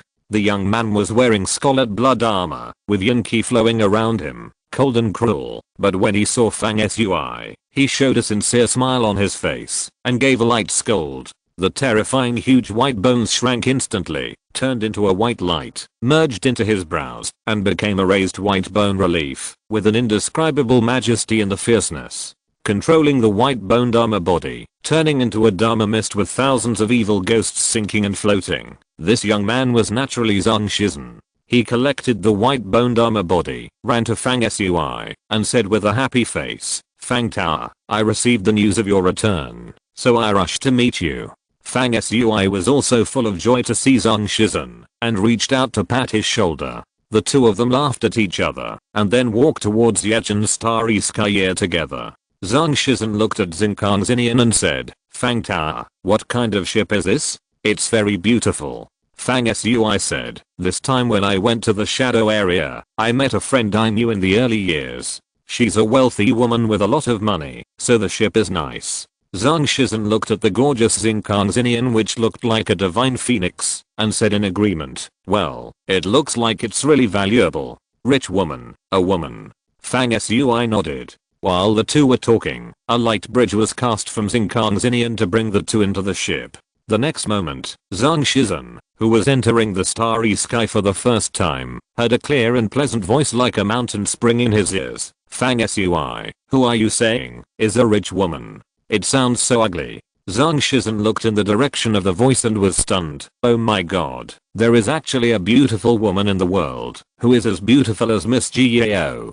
Yi Chan looked at Zhang Shizhen with sparkling eyes and said happily, "You are Zhang Shizhen, right? I've heard Fang Sui talk about you many times." Zhang Shizhen nodded stupidly and said, "Yes, my name is Zhang Shizhen. What's your name? You are so beautiful." Fang Sui patted his forehead. "This guy is really straightforward." Yi Chan smiled and said, "My name is Ming Yi Chan." "Well, you look quite distinctive." Zhang Shizhen said happily, "Miss Yi Chan, you are so kind. They all said that I was ugly, but you said that I looked distinctive." Yi Chan laughed so hard. Fang Sui rolled his eyes and said, "Shizhen, stop showing off your treasures here. When I came back, I heard that you went to challenge King Zhang Liu a while ago." Zhang Shizhen said sullenly, "I went to challenge him. The battle was intense, but then I started to feel a warning sign. I felt that someone was hiding in the dark and watching me. I had been attacked once before, so I was extra careful. In the end, the battle with King Zhang Liu didn't go on and ended in nothing. I made an appointment to fight him again." Fang Sui pondered and said, "Recently, the Shadow Clan has been attacking our people everywhere. Keqing wanted to rush over after hearing the news that I was back, but on the one hand, she has become the treasure of the Guanghanyu family and is busy with affairs. On the other hand, I'm afraid that she will be in danger on the way here, so I have sent someone to tell her not to rush over. I just don't know if she left home before I sent the message.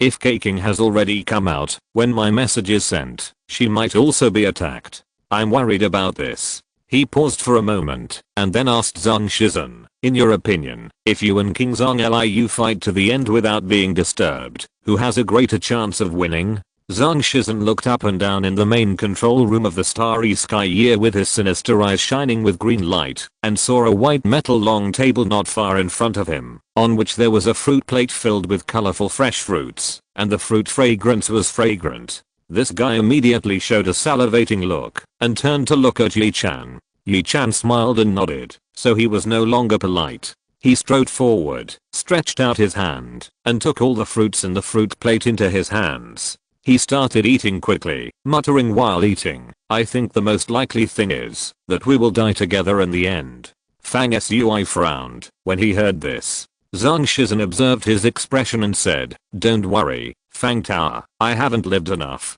I'm not going to die with him. If we really fight next time, I won't be sure to win him in the end. I will admit defeat." Zhang Shizhen ate very quickly eating the fruits in his hand, ate up all the hair, wiped his mouth and said, "This fruit tastes really good, and the person who eats it feels comfortable. Miss Yi Chan, do you have any more?" Yi Chan smiled and said, "Of course I have." After she finished speaking, her mind moved slightly, and a black light flashed beside her. It turned out to be her chaos beast, the big fat man, who appeared cutely. The interesting thing is that there was a cat lying and half sitting on the big fat man's back. The cat was in the same situation as Zhang Shizhen before, with its hands full of fresh fruits, enjoying the feast. The cat carried by the fat man was naturally Buster, who came out and glanced at Zhang Shizhen, then threw out a small basket full of fruits with his paw like a magic trick. Then Buster patted the fat man on the head, and the fat man worked hard without complaint and disappeared with a swish. Zhang Shizhen caught the fruit basket thrown by Buster and said in a daze, "How come Buster has made friends here?" Fang Sui laughed and nodded. Zhang Shizhen took a fruit from the basket and stuffed it into his mouth and said vaguely, "Fang Tao, there is a new top 10 master ranking list of the young people in the 5 regions. Did you know?" Fang Sui said with a lack of interest, "Lists are very watery and can't be accurate."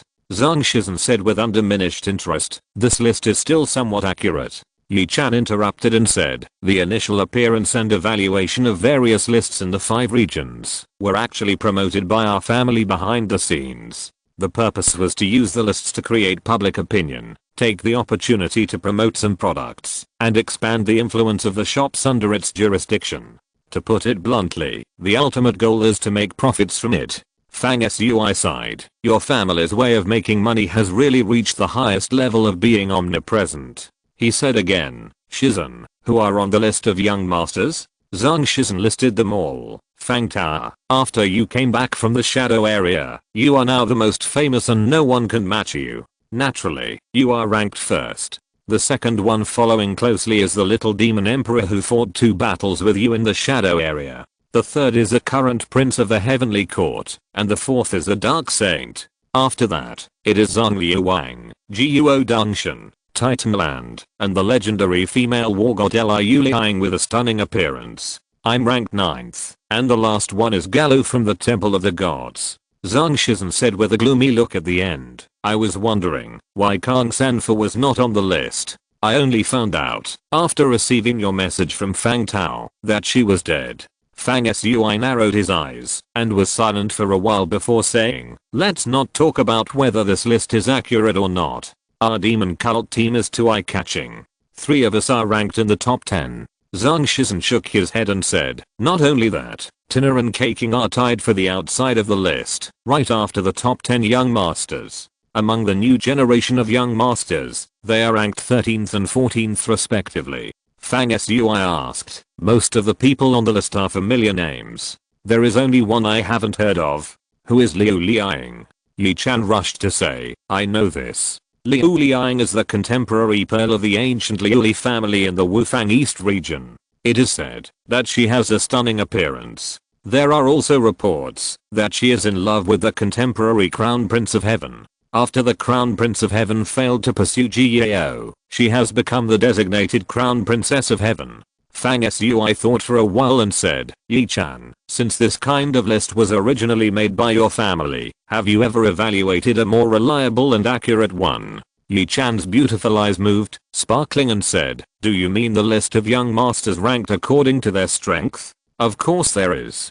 Do you want to know the list of young masters of the Wufang region, the Shadow Clan and the Mother Forces, or do you want to know the ranking of young masters in the entire universe? Fang Sui was surprised and said, is there also a comprehensive ranking of masters in the entire universe, including some other starfields of the origin of life? P.S. Keep asking for votes. Thank you all. Happy reading! Exclamation mark. If you're listening to this novel on a channel other than Fanfic World, it means they downloaded and uploaded it without effort. We cordially invite you to visit our channel, Mundo Fanfic Novelos. There you'll find the original version of this story and you can explore many other novels of various genres. We're waiting for you to immerse yourself in a world of incredible novels. Chapter 513, The True Contemporary Master. In the dark and cold space, the starry sky year moves forward gracefully and silently, sometimes breaking through the air and shuttling between the positive and negative spaces, and in an instant it is billions of miles away. In the space areas along the way, you can occasionally see the gorgeous galaxy or the uninhabited stars surrounded by star spots. The scene is magnificent and spectacular. The vast universe, with its unique style, generously displays her beauty and mystery. In the starry sky year, Fang Sui, Zhang Shizhen, and Yi Chan gathered in a circle of light gray soft chairs like sofas to chat. The atmosphere was relaxed and pleasant. At this time, Yi Chan was responding to Fang Sui with some pride. The shops and various trades under our jurisdiction are not only carried out within the scope of the 5 regions. We also know about other life origin star regions. Naturally, there is a comprehensive list of masters in various star regions, which is generally called the master list in the universe. Fang Sui and Zhang Shizhen were both very interested. Tell me about the details. Yi Chan patted his soft and flawless jade hands and said with a smile, let's talk about the ranking of contemporary masters in the 3 aspects of the 5 regions, the Shadow Clan and the Mother Forces. Fang Sui was refreshed and listened attentively. Yi Chan said, in fact, the real ranking of masters, in order to pursue accuracy, does not rank specific rankings, so most of the people on the list are tied.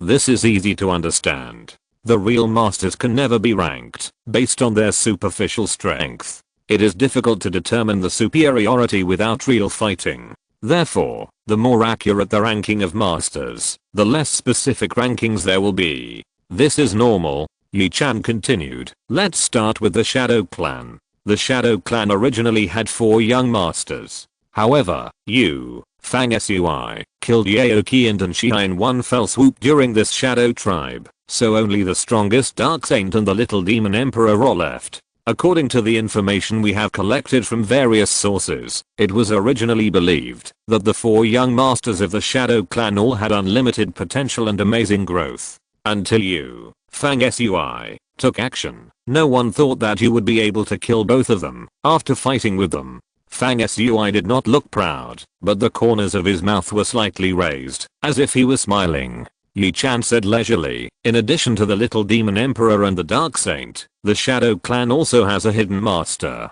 He is the most brilliant young commander of the Shadow Clan. In recent years, he has led his tribe to fight everywhere, and has been victorious. His name is Morgoth.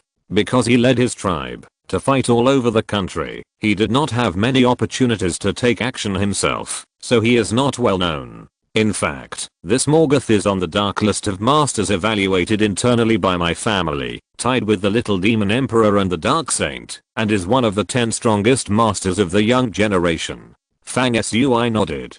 He had come into contact with the Little Demon Emperor and the Dark Saint, and they were indeed invincible leaders of the young generation. If Morgoth could really be ranked alongside the 2 of them, he would indeed be worthy of being listed among the top 10 masters.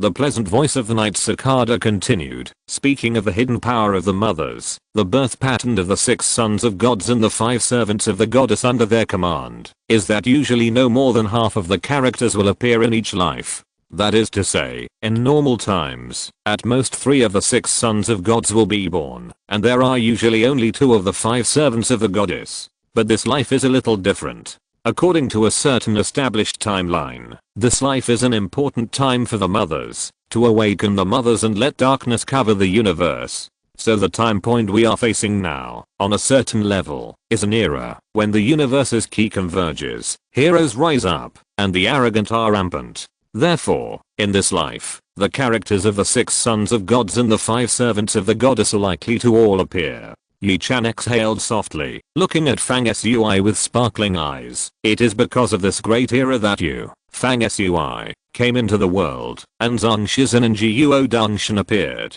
When you are together, you are destined to become the backbone of the fight against the forces of all mothers. So, it is natural for me to join you, which is equivalent to stepping onto the most exciting stage in this universe. Fang Sui poured cold water on him. It is also the most dangerous stage, where you can easily lose your life. When Zhang Shizhen heard Fang Sui's words, he hurriedly nodded to join in the fun. Yi Chan curled her lips and snorted coldly, looking like a pretty young lady who had many cards up her sleeve, and would never lose her life. Fang Sui said in a deep voice, from what you said, Yi Chan, the masters on the dark list that you ranked, are the people among the 6 sons of God and the 5 attendants of the goddess, all capable of being ranked among the top 10 young masters? Yi Chan said solemnly, from the perspective of potential, it is like this. You have come into contact with some of the people among the 6 sons of God, and you have not found that they have an overwhelming advantage when facing you.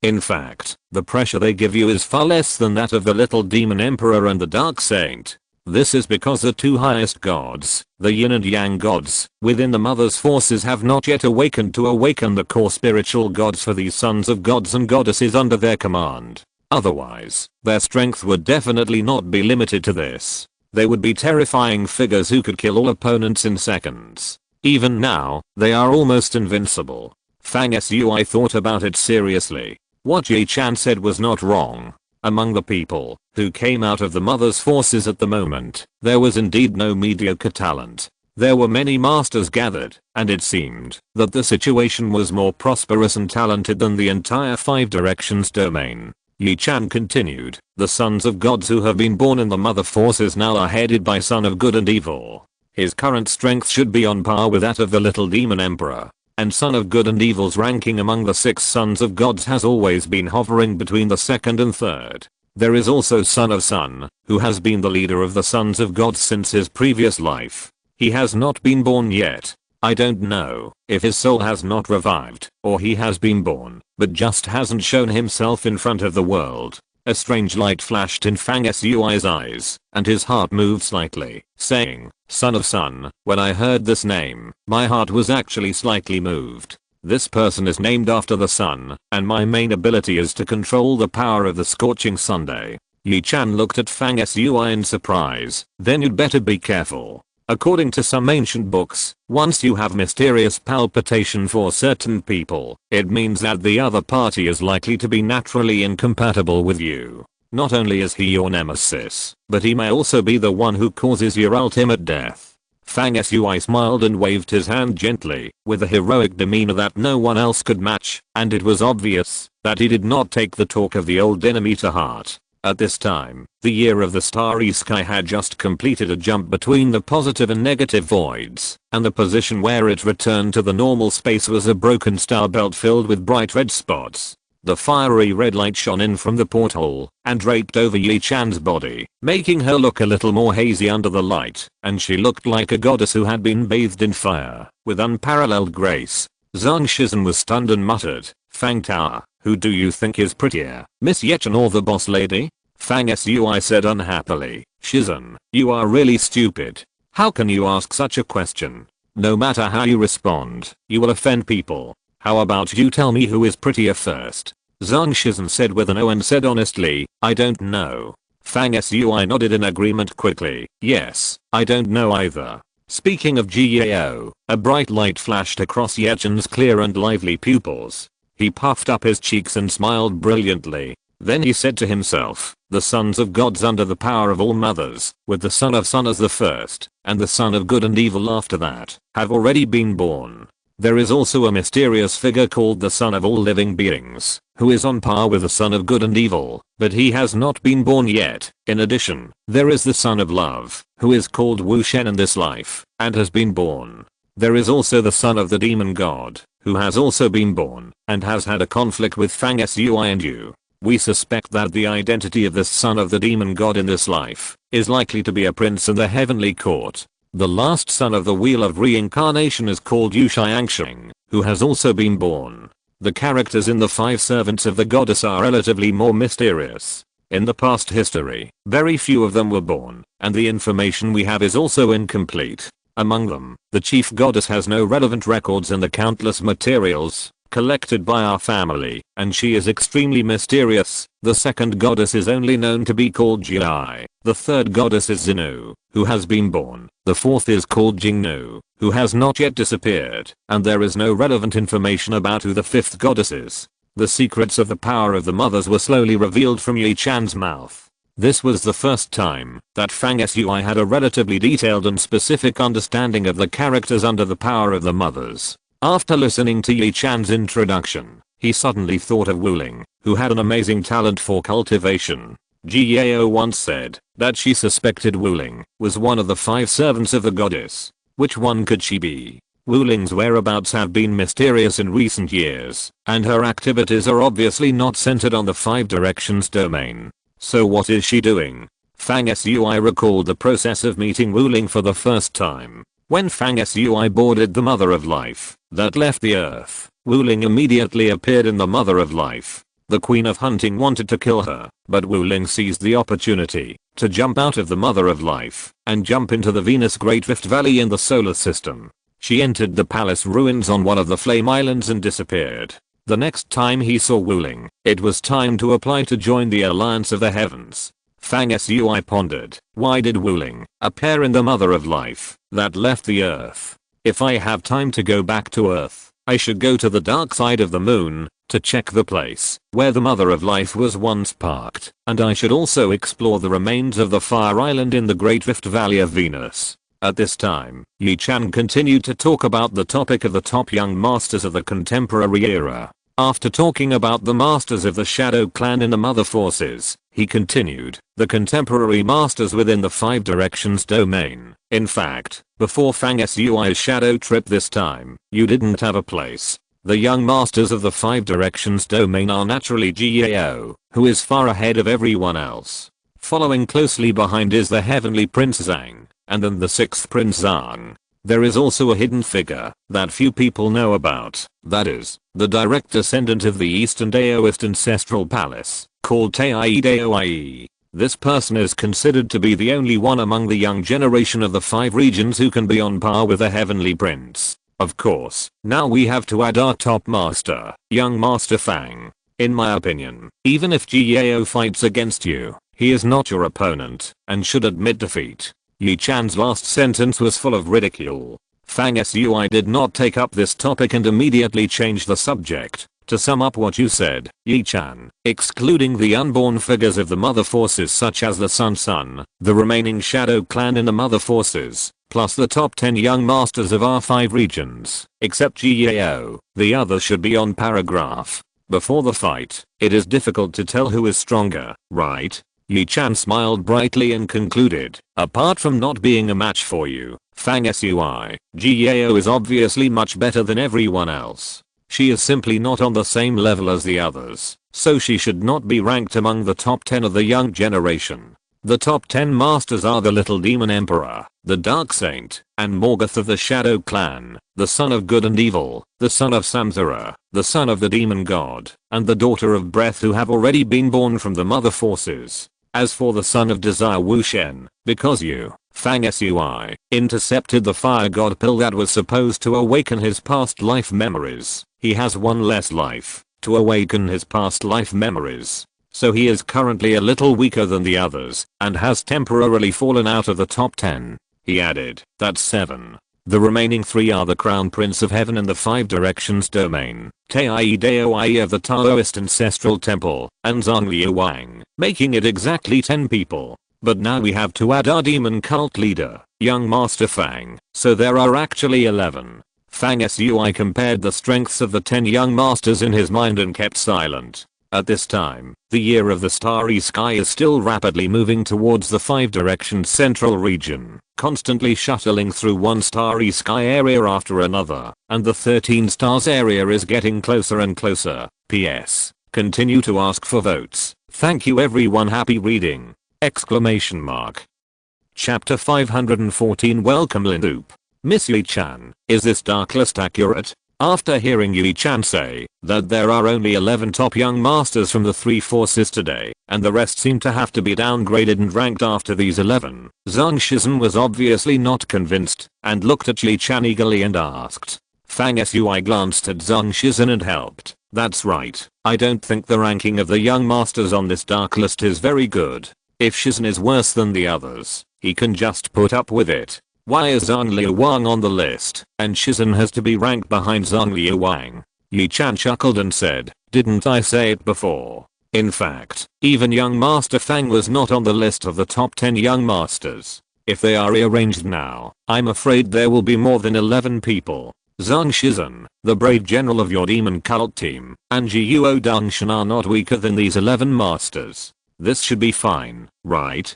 Zhang Shizhen nodded with a serious face, looking like he should be so funny. Then Yi-chan talked incessantly. As for the young masters in the entire universe, no one dares to say that they can list them comprehensively. Although my family's business forces are spread across many life origin starfields, we dare not say that we have found all the life origin starfields in the entire universe. Therefore, the ranking of masters in the universe is only symbolic and not comprehensive, so it's better not to say it. Fang Sui nodded, and Zhang Shizhen asked curiously, then Miss Yi-chan, tell me, besides our 5 Directions Domain, which other life origin starfields do you know? Yi-chan said in a chirping voice, in the universe, there are countless stars that can be called the origin of life, but most of these stars are lonely and located in a corner of the universe. At most, there are 3 or 2 stars suitable for life to live in, and the distance is within a few light years. It is already very lucky.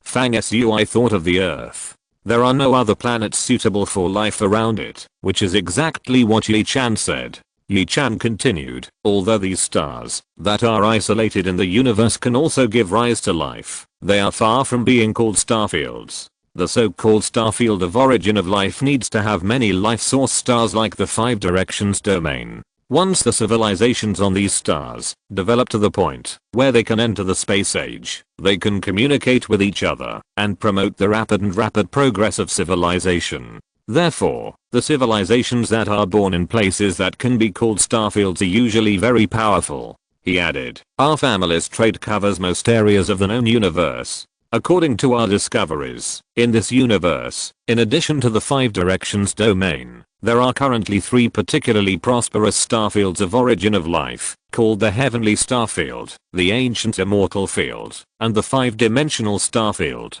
The civilizations of these 3 star fields are highly developed, but each has its own characteristics, and each is almost not inferior to the 5 directions domain. The 3 exchange their own experiences in the starry sky year, and time passed quickly. Yi Chan's starry sky year was fast, and he could go deep into some life source stars along the way to perform ultra long distance transmission, so the journey was smooth and uneventful. In this way, more than half a month later, Fang Sui and the other 2 entered the 13 stars area. At this time, Yi Chan put away the gorgeous and eye-catching Year of the Stars and replaced it with the dark metal ship. This ship still looks extraordinary, like a crescent moon, and the shape of the whole ship is sharp, but it has been lowered by several levels compared to the Year of the Stars, and is no longer so eye-catching. After Fang Sui met Yi Chan, he saw her many times like a Doraemon, constantly digging out various treasures, and even carrying several Xinkang ships with her, each of which is of extraordinary value.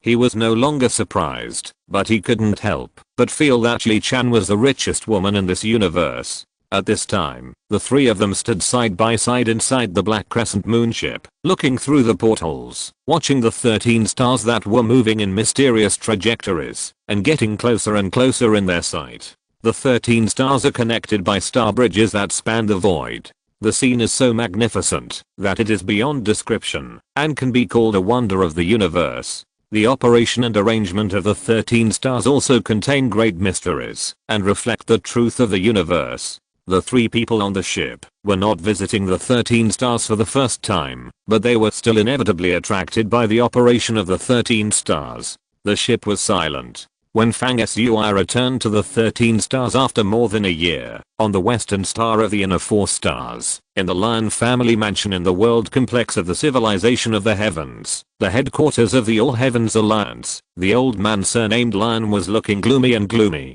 Opposite him, the head of the Lion family stood with his hands behind his back, looking at the setting sun outside the window. The old man surnamed Lion said in a deep voice, "Master, are you really determined to take the initiative, to show goodwill to that little beast? Do we, the dignified Lion family, need to show weakness to a junior to improve relations?" The head of the Lion family was dressed in a green shirt and said nothing. Just when the old man surnamed Lion thought that the master would not respond to his question, the seemingly gentle head of the Lion family sighed and said, "We have tried our best to get rid of Fang Sui before, including leaking the traces of his shadow and his entourage, but this boy is capable of doing what others cannot do. Under the pursuit of many forces, he actually returned safely to the 5 directions domain. And this time you personally led the masters to intercept and kill him on his way back to the 13 stars, risking exposure, but because the ship he was riding was too fast, you didn't even have a proper opportunity to take action. Now that the situation is that this boy has returned safely and is about to take over the secret hall of the Privy Council, it is time for us to force his edge. Our purpose of making peace with him is to preserve the Lion family." The old man surnamed Lion said indignantly, "I don't believe that a junior without any qualifications like him can gain a foothold in the Privy Council where forces are intertwined and there are countless factions. What's more, the secret hall of the Privy Council has 4 deputy hall masters each for the light and secret parts, which makes a total of 8 people. I don't believe that the other 7 deputy hall masters can obey him. There is also the mysterious lord of the secret hall, the Dark King. That kid acts ostentatiously, which is completely contrary to the mysterious and low-key style of the Dark King. The Dark King will certainly look down on him. Maybe he can't stay in the secret hall after arriving at it and will be driven out in disgrace. What will he do then?" The head of the Lion family narrowed his eyes and turned back to glance at the old man of the Lion family like cold lightning. "You still can't see the situation clearly? How the Dark King will target Fang Sui will only affect how much power he can gain in the secret hall, but will not change the most important fact of whether he is the deputy hall master of the secret hall. After his debut, he destroyed the plans of the Shadow Clan several times, and even planned to destroy a death maze. You can say that he was extremely lucky that he had a chance, that he had the help of the Immortal Land, or that he was favored by Jiao, or that he was supported by Zhang Zheng and Di Bei. This is why he took the credit and stepped up to a high position step by step. What about this time? The head of the Lion family asked himself and answered. This time, his trip to the shadows was a real test of his own abilities. He was able to turn the tables in the shadow area, surrounded by many masters, and made countless shadow masters return empty-handed. He also killed many shadow clan masters in adversity. He also fought twice with the little demon emperor, who was praised by the shadow clan as a genius, and there was no winner. Are these all coincidences? The voice of the head of the Lion family became lower and lower, and surprisingly cold, and he continued. On the other hand, have you ever thought about why Zhang Zheng and Diba admire Fang Sui? Even a favored girl like Jiao is in love with him. According to your explanation, he is just lucky. These people are blind. Only you are smart, right? The head of the Lion family rarely gets angry. In the memory of the old man of the Lion family, he has not heard his voice, so cold for at least decades. However, this kind of person who rarely gets angry, once he really gets angry, his deterrent power is extremely amazing. The old man surnamed Lion's momentum suddenly weakened, and he stammered, I think, what Fang Sui did, if someone else was in his position, he might be able to do it. Bullshit, you've lived to such an old age, and you've lived like a dog. It's possible? Fang Sui was less than rank 5 before he went to the Shadow Clan. You are now at the peak of rank 6. Let me see if you can go to the Shadow Clan with your current strength. If you can come back safely, I will give you the position of the head of the family. Seeing a trace of murderous intent in the eyes of the head of the Lion family, the old man of the Lion family shuddered and hurriedly said, I was blinded by anger and did not carefully analyze Fang Sui's ability. The head of the family is right. The head of the Lion family snorted coldly and said, it is urgent for us to reconcile with Fang Sui. Otherwise, after he takes office as the deputy head of the secret hall, he might target our Lion family first. With the secret hall's all-pervasive detection and monitoring capabilities, it would not be too difficult to get some evidence and bring down any family. You go to the clan's treasury in person and select the 4 most precious treasures. I will find a chance to meet Fang Sui. The old man of the Lion family looked painful. The most precious treasures in the treasury? Some of them are suspected to be relics of gods. Just give them to that kid. The face of the head of the Lion family became more and more gloomy. The old man of the Lion family no longer dared to speak and quickly left the head of the family's living room. However, as soon as he left the house, his expression slowly darkened. He was unwilling to bow to a young man like Fang Sui. On the other side, Fang Sui, Yi Chan and the other 2 had already collected their ships and officially set foot on the 13 stars, arriving at the square outside the main entrance of the headquarters complex of the All Heavens Alliance. Although Fang Sui's primary purpose of returning this time was to report to the secret hall, it was reasonable for him to greet Zhang Zheng first, before doing other things. Fang Sui's status and reputation are very different today. Since he did not hide his itinerary this time, the All Heavens Alliance made quite grand preparations. Except for people of Zhang Zheng's level who did not come out to greet him in person, those who were slightly weaker had lined up in front of the door in advance, including several young and strong people in power under the All Heavens Alliance, who all appeared in the welcoming loop.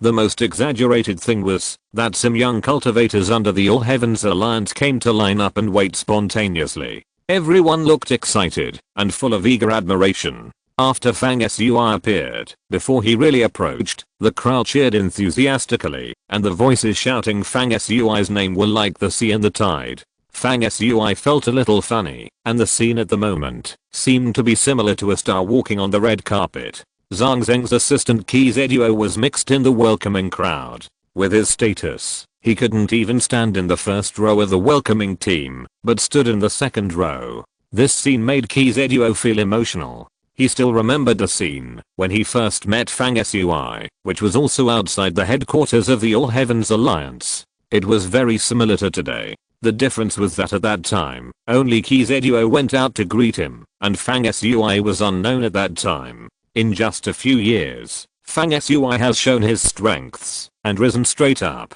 Now his brilliance has reached the point where people dare not look directly at him. It is dazzling and dazzling. He is like the sun at the peak of the sky, invincible. At this moment, Fang Sui has stood at the peak that the young generation can reach, and is admired and worshipped by hundreds of millions of people. Of course, it has reached the point where he needs to look up. The light of the setting sun shines on Fang Sui, casting a long shadow. He is calm as he walks forward, chatting and laughing with Yi Chan, who is wearing a veil to hide her face, and Zhang Shizhen, with steady steps. However, just as Fang Sui was walking towards the main gate of the Alliance of All Heavens, with thousands of people watching, suddenly, a voice rang out, shouting wildly, "Fang Sui, do you dare to accept my challenge?" Suddenly, the whole square fell silent, and everyone was stunned. Who is so brave that he dares to challenge Fang Sui now? Exclamation mark. Please, keep asking for votes. Thank you. Happy reading. Chapter 515 Titan. When the voice of the invitation to fight came, the crowd in the square that was gathered to welcome Fang Sui all looked in the direction of the voice. The one who challenged Fang Sui was a figure as tall as a mountain, running fast in the air from a distance. His running movements naturally exuded a sense of fierce and unparalleled power. As he moved forward, a pressure spread between heaven and earth like a tidal wave, almost suffocating people. Who is this person? What a strong momentum. Someone asked in surprise. If you don't have some skills, how dare you challenge the world's recognized #1 young master? Someone responded. Even if you have some skills, you are looking for trouble if you want to challenge Fang Sui. Yes, who is our young master Fang? This person comes to challenge. He has something to look at, and he is the kind of person who humiliates himself. Most of the people gathered around supported and admired Fang Sui, otherwise they would not come to line up and wait. Therefore, the voices that opened comments at this time all stood on Fang Sui's side. The figure running fast from a distance was like a whirlwind, and the speed was getting faster and faster. As he got closer, he could see that the man had bronze skin, a naked upper body, and muscles like cast iron, giving people an extremely cold and hard look. His big square face was angular, with a pair of tiger eyes, shining like torches, and a nose as tall as a mountain. As he ran, his big mouth opened and closed, and between his breaths, it was like he was swallowing a river. A stream of earthy yellow air flowed out from his nose and mouth, lingering around his body. He had a metal armor leaf battle skirt around his waist, bare legs and bare feet, and every step he took in the void would cause a mountain shaking and earth shaking tyrannical force. The most amazing thing was that the young man who was approaching quickly was actually more than 3 feet tall, which means he was about 10 meters tall. His whole momentum was as strong as a lion. Catcher. As he approached, he was running in the air, and his momentum was full. Therefore, when passing by some buildings, protective arrays would spontaneously rise on those buildings, but they were smashed into pieces one after another by this person. Even the array protection wall that rose in the Zushan Alliance building complex was no exception, and was also smashed into scattered light streams by him. Everyone around was surprised and said, "This person is really not simple." The protective array of the building complex in our Zushan civilization world, even if it has not reached the alert level, cannot be broken by any person below the 6th level. This person smashed it easily while moving forward. With this power, he might really be able to fight against Fang Xiao. Fuck the power of fighting, he can't be Fang Xiao's opponent. Who is this person? Judging from his power, he seems to have the power to smash mountains and rivers and push the ocean. Fang Sui and the other two were also watching the approaching person from a distance. Fang Sui's expression was calm, and he revealed the identity of the visitor in one sentence: Titan Earth. Seeing that there was about to be some excitement, Yi Chan's long and dense eyelashes, as if with the most beautiful curve in the world, fluttered up and down, and he said excitedly, "This natural 3-meter tall giant is undoubtedly from the Titan God King family." There is a virtual image of a star between his eyebrows, which means that he now has the power to drag a star, and can really fight with you, Fang Sui. The so-called power to drag a star means that Titan Earth can run while dragging a star, which shows how amazing his strength is. Zhang Shizhen sneered, "This Titan Earth is really conceited." With Fang Tao's current reputation and power, even if someone wants to use the defeat of Fang Tao to become famous, they have to weigh in their hearts whether they are qualified. Titan Earth dared to challenge Fang Tao as soon as he showed up. It is obvious that he is extremely confident and firmly believes that he can defeat Fang Tao and use Fang Tao as a stepping stone to push his reputation to the peak in one fell swoop. Hey, it's a good plan, but it's a pity that he made a wrong calculation. Zhang Shizhen turned his head to look at Fang Sui. Fang Sui glanced at Zhang Shizhen's expression and understood what he was thinking. He smiled and said, okay, I'll give this round to you. Now Fang Sui is the world's #1 young master. There are so many people who want to challenge him. Fang Sui naturally can't accept all of them, otherwise even if he has thousands of clones, it will not be enough. Zhang Shizhen has always been enthusiastic about fighting and is willing to do it for him, which Fang Sui couldn't ask for. Zhang Shizhen suddenly grinned and suddenly opened his mouth to roar. It was dusk, but when Zhang Shizhen spoke, the sky suddenly darkened. Dark clouds gathered, as if the night had suddenly arrived. Lightning and thunder flashed in the clouds, and arc lightning fell from the sky, striking Zhang Shizhen himself. Lightning flashed all over his body, and his body suddenly grew taller, revealing his true form, Yama Luo, who was also 3 feet tall, with a green face and fangs, long hair hanging down to his shoulders, and blood-red armor, like the evil god Shura. Zhang Shizhen shouted like thunder, Titanland, you want to challenge Fang Tower? I will kill you first. Fang Sui lowered his voice and reminded, Shizhen, I remember reminding you before, if you want to fight with someone, just fight, don't use the word Nang. This word has many meanings, and it is easy to be misunderstood. Yi Chan's eyebrows turned and understood, her pretty face flushed, and she spat, rogue.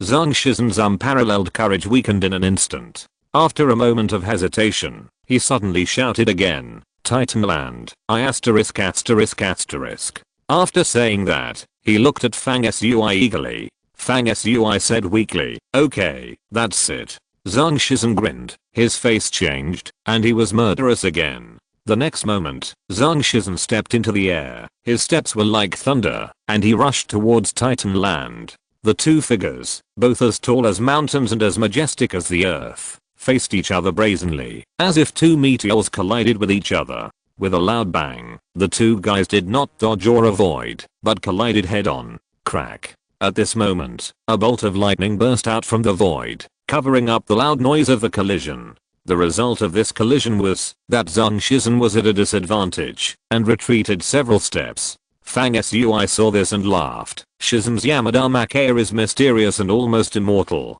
Strength is not his specialty. Since Titan Earth, who is known for his strength, failed to injure Shizhen with one blow at his strongest point, this fight between the two will not end in a short time. Let Shizhen fight here first. I have to go see Zhongzheng. After meeting Elder Zhongzheng, I have to report to the Privy Council. Yi Chan was very interested in watching people fight. He said with his eyes fixed, then go by yourself. I'll wait for you here and watch the excitement by the way. Fang Sui hummed and turned to greet the crowd of the All Heavens Alliance who welcomed him. After exchanging a few words, he walked into the All Heavens Alliance building complex accompanied by many people. Fang Sui, you dare not fight and claim to be the best young man.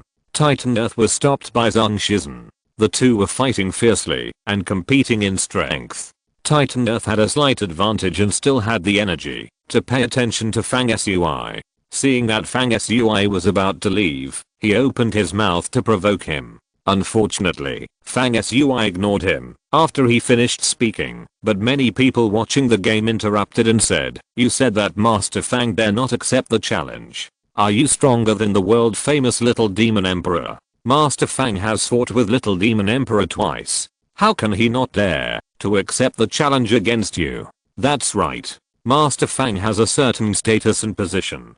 He is the #1 figure in the world. If there is a challenge, he will have to accept it. He will be very busy. Besides, you can't even beat Zhang Shizhen, who is under Master Fang's seat. Why do you challenge Master Fang? Right. This Titan daddy is just a big fool. His brain is not clear. This is the advantage of the home court. Public opinion and cheering voices are all for Fang Sui without exception. At this time, Fang Sui, surrounded by a group of people, has disappeared inside the building complex of the Alliance of All Heavens like a moon surrounded by stars. Titan saw this scene from afar and felt despised. He was really angry and roared. He threw his hand, and a dark silver square hammer fell from the sky with a glittering light and fell into his hand. This scene looked like he had hidden a hammer in the sky beforehand, and he summoned it at will, which was mysterious. At this time, Zhang Shizhen also showed unprecedented strange means. He stretched out his hands, and a chain made of bones like a spine appeared in his hands. He shook it twice, and it emitted crackling white bone thunder. When this chain came out, many bystanders around felt their souls chilled and their faces pale. The aura that permeated the chain seemed to be able to capture souls, and was fierce and aggressive. Is this the legendary magical power Bone Soul Binding Lock in the Underworld Tribe? It is said that this magical power is specifically used to whip people's souls, and the attack method is hard to defend against. While everyone was discussing this, Titan Earth and Zhang Shizhen in the air had already started a new round of collisions. Titan Earth's hammer also had the ability to instigate thunder, and it fought against Zhang Shizhen's Bone Soul Binding Lock. In an instant, thunder and lightning intertwined in the sky, which was extremely gorgeous. The two of them were like two huge balls of light and lightning moving in the void, making people dare not look directly at them. Fang Sui is so arrogant. He ignored Titan Earth's invitation and walked away directly. A few young men and women appeared slightly behind the crowd of spectators. They were dressed gorgeously and had extraordinary demeanor. These people were people that Fang Sui had seen before. They were all from famous cultivation families in the Five Directions domain. Among them were the two siblings, Rousali and Pule, who were from the first generation of God King Titan family. A few years ago, these two siblings met Fang Sui, who had just arrived in the 13 Stars region because of Tina. At that time, they had instigated Pakant, who was from the God of War family and had a crush on Tina, to find a chance to make Fang Sui look bad. However, their intentions were not too bad, and they had no intention of killing. It was just that as members of the same God King family, they inevitably had some small thoughts of competing with Tina. At this moment, Rousali, Pule, and Pakant were all there. It was Pule who spoke first, and then Pakant, who was dressed in a golden robe, had a handsome face and brown curly hair, said unconvincedly, "I really didn't expect that Fang Sui's rise was so amazing." In a blink of an eye, he became a person that countless people looked up to. Is he really that powerful? Rousali, who was dressed in a bright silver robe, curled her lips and said, "I didn't think he was that great when I first met him. But he was able to travel from the shadow area and return safely. Even if his strength is not as strong as the rumors say, it should not be too weak. It's a pity that he didn't accept the invitation of Titan Earth. Otherwise we could take this opportunity to see how strong he is." The battle between Zhang Shizhen and Titan Earth lasted unexpectedly long. Half an hour later, the sky darkened and the night fell, but the battle was still not over. At this time, Yi Chan, who was watching, felt something strange. He turned around and saw that Fang Sui had already rushed back after meeting Zhang Zheng and appeared quietly beside Yi Chan. Fang Sui watched the fierce battle in the sky for a while, and then he said with interest, "This Titan Earth is really capable." He fought so fiercely with 13, which made people feel itchy. Yi Chan's eyes lit up slightly, and he encouraged her heartlessly, "Then you try it." "Okay." As soon as the voice fell, Fang Sui flew up, and like a wisp of green smoke, he passed through the void and suddenly appeared above Titan Earth. PS. Keep asking for votes. Thank you. Happy reading! Exclamation mark. Chapter 516. Mountain comes and stars fall. The stars and the moon rose quietly on the deep dome, and the soft moonlight shone down, filling the ground with clear light. Fang Sui suddenly flashed to the top of Titan Earth and raised his foot to press down on Titan Earth. Fang Sui took this step very slowly, and his purpose was not to take advantage of the situation, but to give Titan Earth sufficient preparation and reaction time. After seeing Fang Sui's move, Zhang Shizhen immediately pulled back and stopped fighting with Titan Earth, not taking advantage of the two people's joint attack. "You are here, get out of here." Fang Sui stepped down, and Titan Earth yelled with his eyes wide open. He was conceited by nature, and Fang Sui's kick was as powerful as a mountain. Not only did he not dodge, but he used his hands to support the sky, turned his palms upward, and pushed them out, wanting to use his unparalleled divine power to overturn Fang Sui and make a fool of himself on the spot. At this time, a virtual image of the underworld mountain appeared under Fang Sui's feet, and the pressure increased sharply.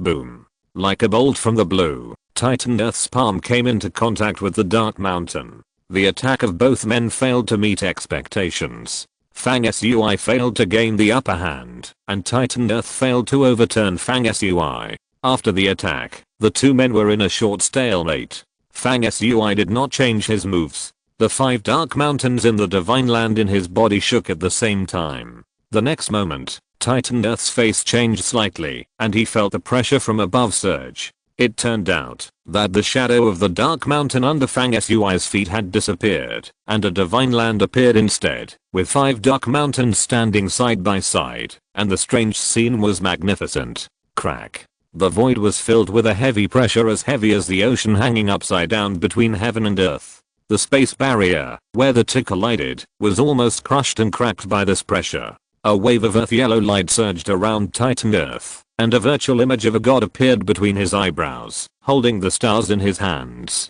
His figure grew rapidly, like a giant god, and in the blink of an eye, he was 100 feet tall, supporting the earth and the sky. This scene shows that Titan Earth has already activated the power of the God King bloodline of the Titan family. Fang Sui transformed into a divine land, and the magnificent gravity formed by the 5 underworld mountains was successfully lifted up by Titan Earth, and it was slowly pushed up, taking the initiative. If this continues, Fang Sui is really in danger of being overturned and defeated. This Titan Earth actually has such power, with Fang Shao's magical powers. Since it shows that the 5 divine mountains are pressing down, their weight must be comparable to that of real mountains.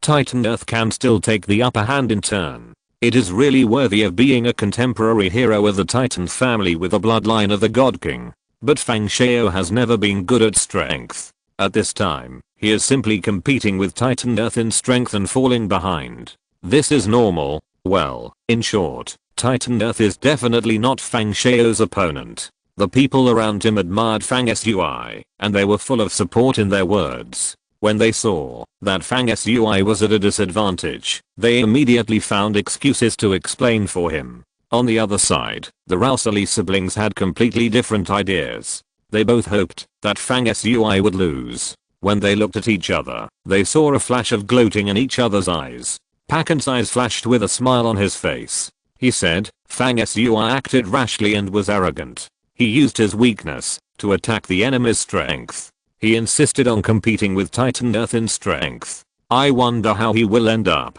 after he is overturned. Hey, does this count as overestimating one's own abilities? Rousseau smiled and said, of course it counts. Fang Sui is now touted as the top master of the younger generation. I think he may really think he is invincible. The Titan God King family is recognized as the most powerful in the world. He is doomed to humiliate himself if he competes with Titan in strength. Amid the whispers of the spectators around and the discussions with different moods, Fang Sui, who was standing on the dark mountain like a pine tree, suddenly stretched out his hand to the distance and said calmly, come here, mountain.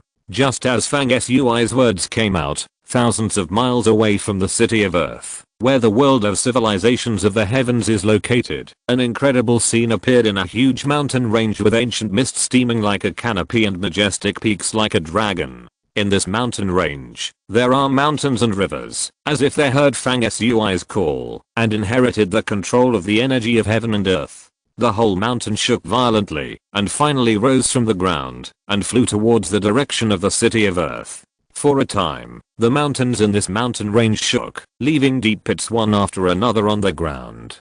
Countless wild beasts lay in panic and trembled. Outside the main gate of the All Heavens Alliance world, countless spectators saw black spots appear at the end of the world at the same time. These black spots were arranged in rows, like northern geese flying south, breaking through the air. Ah! Everyone was dumbfounded and exclaimed. The many black spots flying over were mountains and rivers. At this time, everyone understood what Fang Sui meant by mountains coming. He obviously urged the power in his body while speaking, connected the energy of heaven and earth, and displayed the legendary magical power of moving mountains, borrowing peaks from the mountains millions of miles away. as the onlookers exclaimed one after another. The mountains and rivers that broke through the air flew closer and closer, carrying along pressure, and fell into Fang Sui's hands. Every time a mountain or river was in his hands, Fang Sui would turn his hand and press down, knocking the mountain peak into the divine land under his feet. The amazing thing is that with Fang Sui's gesture, many peaks will shrink rapidly and be arranged in an orderly and neat manner on the divine land. Almost after a breath of time, there are no less than 10 more peaks on the divine land. Titan's face changed, and his arms, which were as thick and horizontal as 2 pillars of heaven, became heavier and heavier. Beads of sweat formed on his arms and rolled down. When Fang Sui knocked the borrowed mountains into the divine land, a mountain range with a long and continuous atmosphere gradually shrank on the divine land, towering and imposing. At this time, the scene outside the world of civilization of the heavens was extremely strange. On the ground, there were thousands of people looking up, and in the void dozens of feet above the ground, a majestic giant 100 feet tall was holding up a mountain of divine soil with his hands. Crack. The void under Titan Earth's feet was the first to fail, and cracks were densely covered, like a spider web. Fang Sui glanced at the Titan Earth under his feet, and he was also in admiration. He took advantage of the mountains and rivers of heaven and earth for his own use, and moved the mountains. Titan Earth relied on its brute force to actually lift up the Shenshin divine soil transformed by Fang Sui's magic power, and the entire mountain range that was moved. This is really inhuman power. The two of them are now in a stalemate again. Fang Sui borrowed the power of heaven and earth to move the mountains, but it is still difficult to really overwhelm Titan Earth. Of course, Titan Earth is even more difficult to lift up. Fang Sui said in a righteous voice, "Titan Earth, if you admit defeat, we'll call it quits." Titan Earth shouted coldly, "Don't even think about it. Let's keep going and see who can't stand it first. I don't believe you can absorb the energy of heaven and earth for a long time and move mountains for your own use." Fang Sui's mouth curled up slightly. At this time, the mountains and rivers flying from the distant sky had stopped, but he stretched out his hand again. This time, Fang Sui's hand was aimed at the starry night sky. The next moment, under the gaze of countless pairs of expectant eyes, an even more amazing scene appeared. Starfall. Fang Sui uttered a sound softly. In the sky full of stars and a crescent moon hanging high in the sky, as Fang Sui raised his hand and made a majestic gesture of collecting the sky, the stars all obeyed Fang Sui's call and dropped strands of starlight from the sky. Countless strands of starlight converged like streams, forming a rushing river, and a gravity that crushed the sky was born. From this long river of starlight, the images of stars quickly emerged, forming a spectacle of stars entering the world. Countless stars surrounded Fang Sui, and the scene was extremely beautiful. Then the stars in the sky pressed down and merged with the mountains under Fang Sui's feet. Many stars swirled around the peaks. The two forces merged, like the combination of heaven and earth, and the pressure surged by more than times. As a result, Titan Earth could no longer bear it. The void under his feet completely collapsed, and his ankles were deeply sunk into the anti-space. His body was a little shorter out of thin air. He still wanted to support himself, and his face was bulging with veins to support the pressure formed by the mountains and stars. Unfortunately, the power of the stars was connected to the heavens, and it was endless and getting heavier. Finally, Titan Earth knelt on one knee like a golden mountain overturning a jade pillar, but his face was full of unwillingness, and his hands were still desperately supported, refusing to admit defeat. He summoned all his strength, and thickened horizontal veins like coiled dragons appeared all over his body, ferocious and terrifying, as if he wanted to stand up again. But no matter how hard he tried, the mountains and stars he was holding would only get heavier. Titan Earth's arms gradually bent, and in the end he had no choice but to use his shoulders to support the mountains and stars. At this point, everyone knew that Titan Earth's counterattack was weak and his defeat was inevitable. See it. See it, I said that young Master Fang's strength is invincible. Invincible. Didn't he overwhelm the Titan Earth? See it, moving mountains, falling stars, these are all legendary supernatural powers. Such grace, such magnanimity, wow, today's overwhelm of the Titan Earth with one move. Is it a new feat for young Master Fang?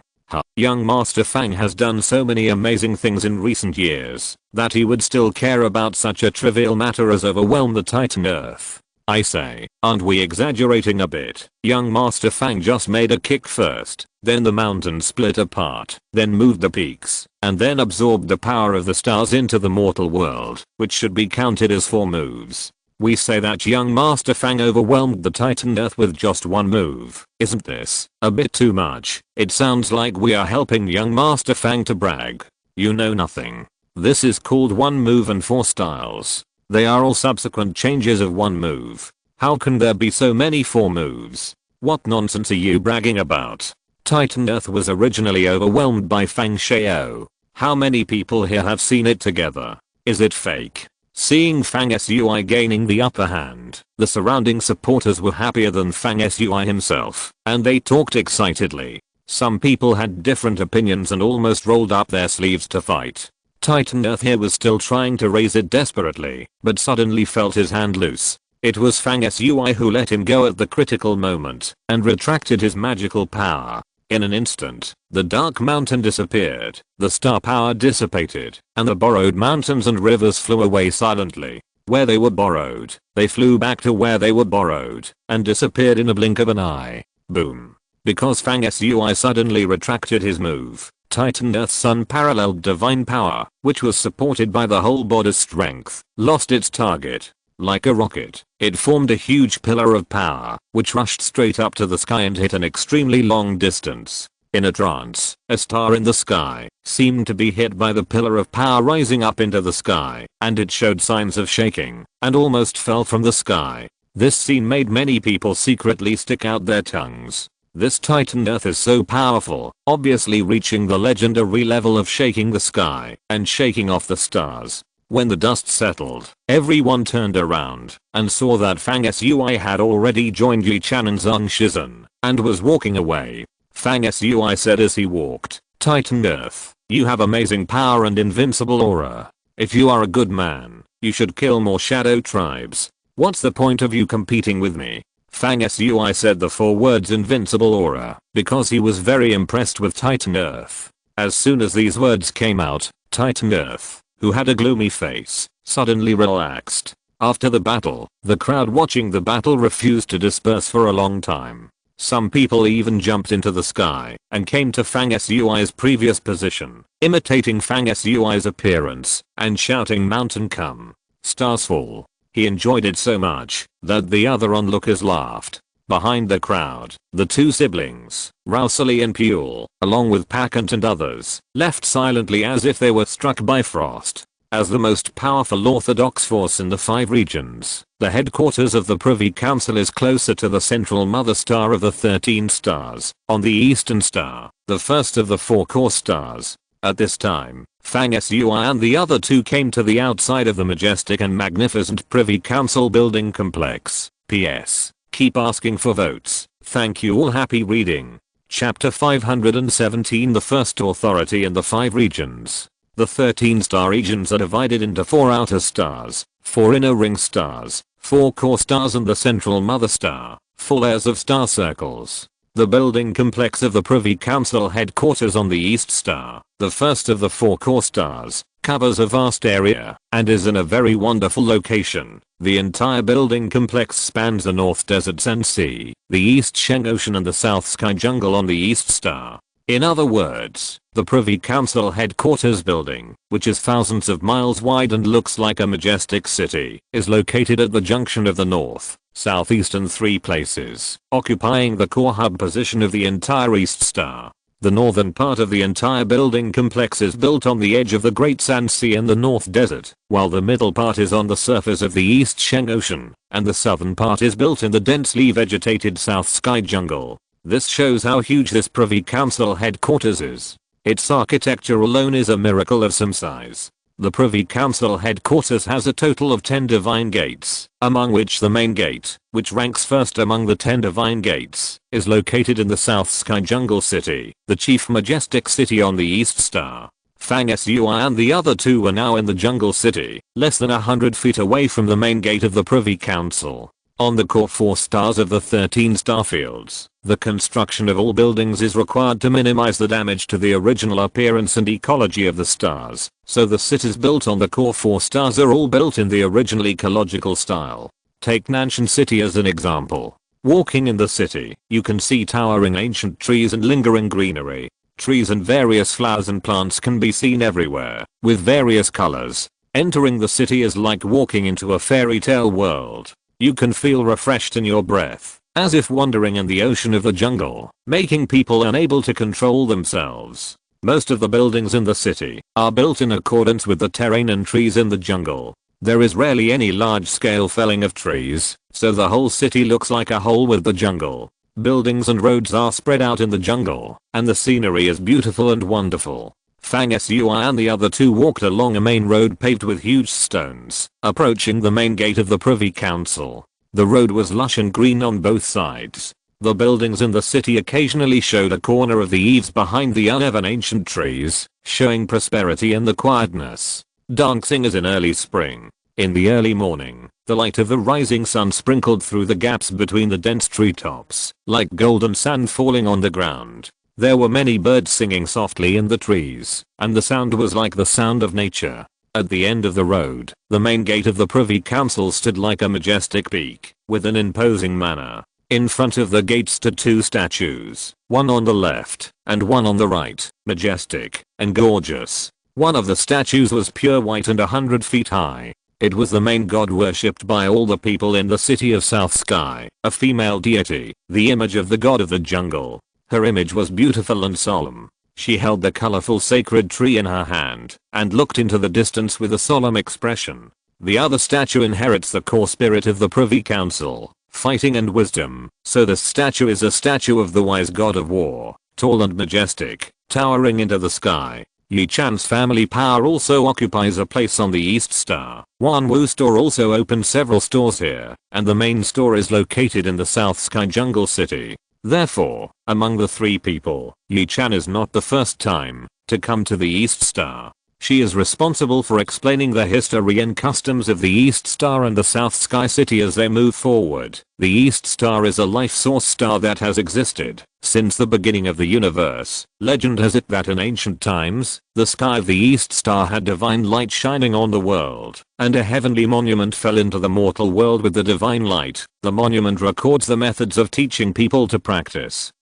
and pursue the way of heaven. It is said that it is the source of the practice of the 5 domain practitioners. Many people say that starting from life and ending with death is a natural cycle, which is an integral part of the way of heaven and cannot be reversed.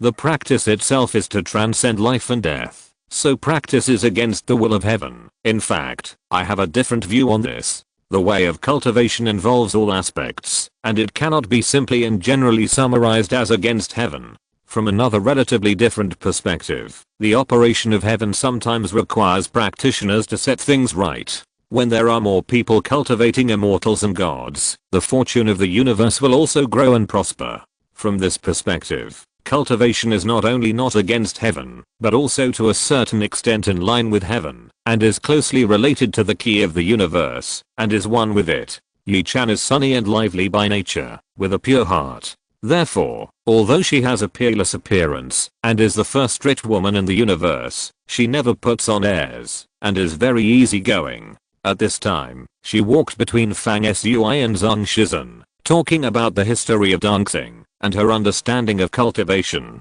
The bright sunshine fell on her from the trees, surrounding her graceful and beautiful figure in the shining spots of light, like an elf coming into the world on the morning light. Her eyes, as dark as black grapes, turned slightly, and she said with a sparkling look, "Do you know? This jungle city is the most famous romantic city of beauties in the 5 regions, because before the city was built, there lived an ancient clan of angel elves in the South Sky Jungle. The beauties of the elves, which are rarely seen in other places, can be seen everywhere here." Zhang Shizhen's eyes lit up, and he looked left and right and said, "Then why didn't we see any beauties after we entered the city?" Yi Chan said charmingly, "After we entered the city, the road we walked directly on is the exclusive road leading to the Privy Council. The roads connected to the Privy Council are never allowed to be set foot by ordinary people. Didn't you see that there are few pedestrians along the way? So there are no beauties of the elves? Zhang Shizhen was speechless and said, the Privy Council is quite overbearing. It built a road and didn't let others go. Well, I always hear people say that the Privy Council is the most powerful orthodox force in the 5 regions, but I don't know how it was formed and what its powers and composition are. At this time, the 3 of them were already close to the main gate of the Privy Council. There was a whole team of elite soldiers stationed in front of the gate, with a stern aura. These soldiers all had the aura of the 3rd level, and the leader, who was majestic and wearing animal head armor, was emitting the aura of the 4th level. This was the first time Fang Sui had seen a general 3rd level army guarding the gate, since he came to the 5 directions domain. It can be seen how imposing the Privy Council was. The approach of the 3 people made the whole team of soldiers guarding the gate look at them with burning eyes. The 3 of them were used to all kinds of scenes, so they were naturally not afraid of the stage. They behaved calmly and walked at a leisurely pace. Yi Chan answered Zhang Shizhen's question and said, the Privy Council was originally a strategic response department formed by drawing elite troops from various major forces. It originated from the major forces, and then it checked and constrained each other with the major forces, and of course, it was also interdependent. The power of the Privy Council is extremely heavy. It is said that it can enforce the law and arbitrate the major forces, and in wartime it can also draw and command the elite troops of the major forces. However, in order to prevent the power of the Privy Council from expanding too much, the major forces took many control measures against the Privy Council at the beginning of its establishment. For example, the standing troops of the Privy Council can never exceed 2 million. In the race wars at the space level, 2 million people are just a wave in the boundless ocean. This means that, although the Privy Council can control the major forces in name, it cannot be completely independent in reality, and must be interdependent with the major forces. In addition, the Privy Council will never allow the monopoly of power. In other words, the highest authority of the Privy Council is in the form of parliamentary voting, and there will be no phenomenon of power being concentrated in the hands of one person. Fang Sui nodded and said, these regulations effectively curb the expansion of the Privy Council's power. The advantage is that the Privy Council must coexist with the support of various major forces, and there will be no dictatorship. The disadvantage is that it will cause many factions within the Privy Council, and countless major forces want to occupy key positions in the Privy Council and support their own people, and fighting for power and profit happens from time to time. The game and struggle behind my ability to serve in the secret palace are very complicated and cruel. Yi Chan said, well, if it weren't for these containment measures, the power of the Privy Council would be too amazing. The major forces would never want to see a Privy Council that is united. If that kind of situation occurs, the highest authority of the Privy Council may have the strength and ambition to wipe out the major forces and unify the 5 regions. Everything has its pros and cons. The Privy Council gathers heroes and geniuses, and almost most of the most elite people in the 5 regions are here, but the bad side is also hard to avoid. At this time, Yi Chan said again, the Supreme Council of the Privy Council has 7 to 9 standing seats, of which the Lord of the Secret Hall occupies 1 seat, and the Chief Deputy Hall Master of the Secret Hall also has the right to speak and listen to the Supreme Council. The Chief Deputy Hall Master, except for not having the right to vote,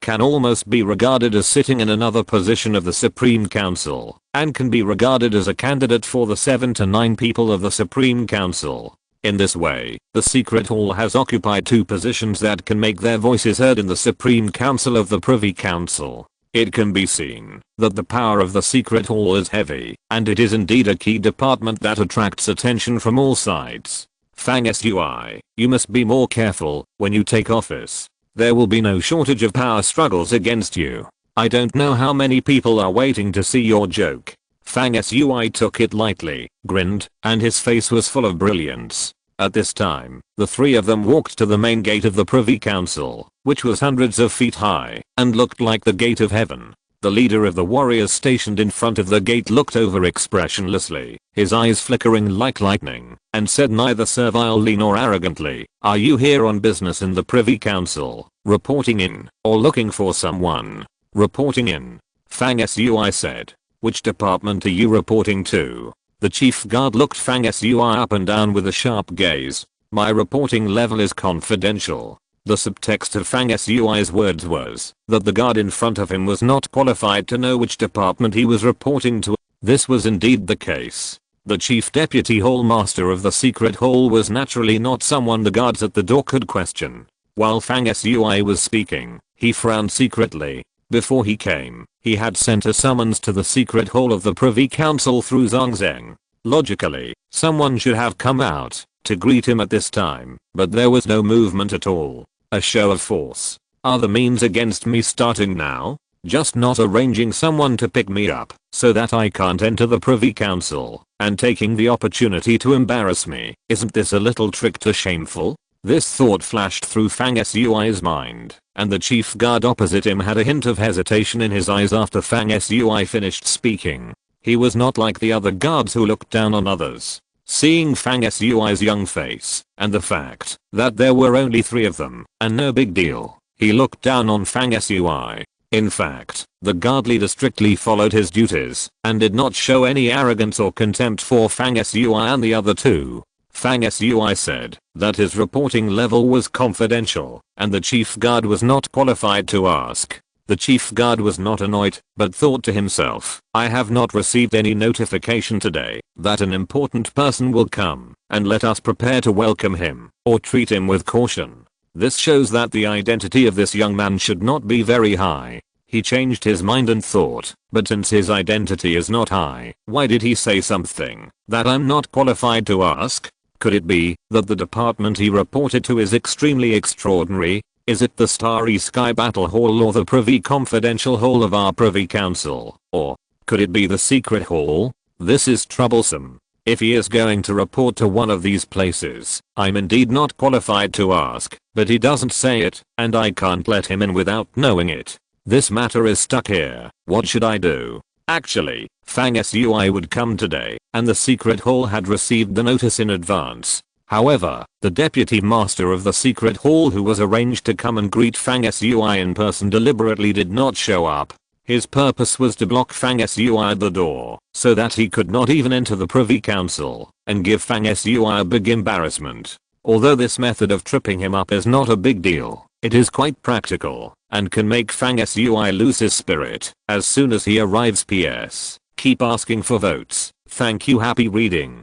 Chapter 518, a very unexpected voice transmission. From Fang Sui's own perspective, he was not without any preparation and expectation for the difficulties he might encounter after coming to the Privy Council. Fang Sui naturally could not accurately predict the situation in front of him, that he would be blocked outside the gate, but it was impossible for him to come to the Privy Council without even bringing something to prove his identity. In fact, before Fang Sui came, he had asked Zhang Zheng for something to enter and leave the Privy Council. Fang Sui was thinking at this time, among the several deputy hall masters of the secret hall, some are dissatisfied with my high position as soon as I arrived. This is certain. There will be no less means to secretly target me in the future. If I choose to confront these people everywhere when I first arrived, it is not the best strategy. For now, I should still deal with them and wait and see what happens. Fang Sui decided on the next way to act in his mind, and then touched the identity nameplate on his finger and saw a cold silver light suddenly spread in the void. The cold silver light was like a cluster of flames burning, and a token flashed in the flames. This token is a pass that can be used to enter and exit most places in the Privy Council. It is bound to the bloodline of the holder. If the bloodline does not match, even if the token is obtained, it cannot be activated. Therefore, when the guard leader saw the token, he knew that Fang Sui's identity was not only true, but also unexpectedly high. This token is called the Silver Flame Token, which can only be possessed by elders of major forces or people of the same level. Therefore, when Fang Sui took out this token, the guard leader and the guards lined up around him were all extremely surprised. The young man in front of him actually had such a high status. Who is he? The token triggered by Fang Sui was put away as soon as it appeared. Seeing the guards bowing in greeting, Fang Sui did not say much and prepared to formally enter the Privy Council. At this moment, a hearty laugh suddenly sounded in the void. Someone said, this must be Fang Sui, who is famous all over the world and is known as the best young man. It is a great honor to work with you in the same hall in the future. I'm Wei Wujiang, the 7th Deputy Hall Master of the Secret Hall. I meet Mr. Fang. I was delayed by some things before and was unable to greet you in time.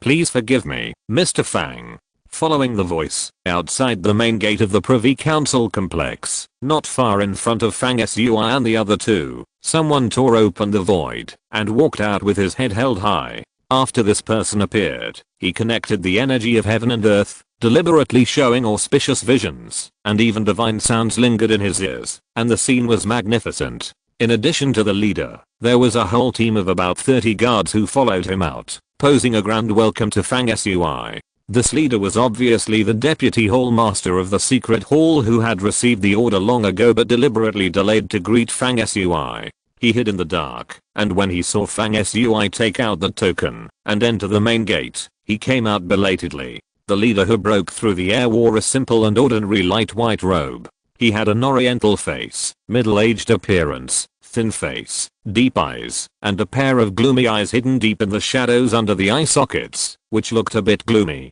His nose was thin and fleshless, with prominent bones, and his lips were as thin as a blade. He tied his long hair with a headband, which was neat and powerful. In terms of physiognomy, this person was the kind of person who was decisive, brave, and resourceful, and never showed mercy. Fang Sui frowned secretly when he saw it, thinking, there is no simple character in the Privy Council. This Wei Wujiang had deliberately used some tricks before to stop me at the door. It stands to reason that people who can use such tricks to disgust others are not people who can accomplish great things, but now it seems that Wei Wujiang is not simple. He probably deliberately used such tricks to confuse me and make me look down on him. In this way, he can protect himself to some extent and watch me fight to the death with several other Deputy Hall Masters in the process of taking over the Secret Hall, while he sits on the mountain and watches the fight. If an ordinary person were in Fang Sui's position, once he observed that Wei Wujiang of the Secret Hall was like a hungry wolf, with unpredictable thoughts, and would be lurking by the side from time to time in the future, waiting for an opportunity to act, he would probably be very awe-inspiring in his heart, and feel cautious to move forward step by step. Fang Sui was different. His mentality at this time was actually a mixture of excitement and expectation, just like a tiger that encounters a pack of wolves on the road. Not only is it not afraid, but it also has the idea of fighting the wolves alone and then killing them all. From this point, we can see that Fang Sui's courage is rare in the world.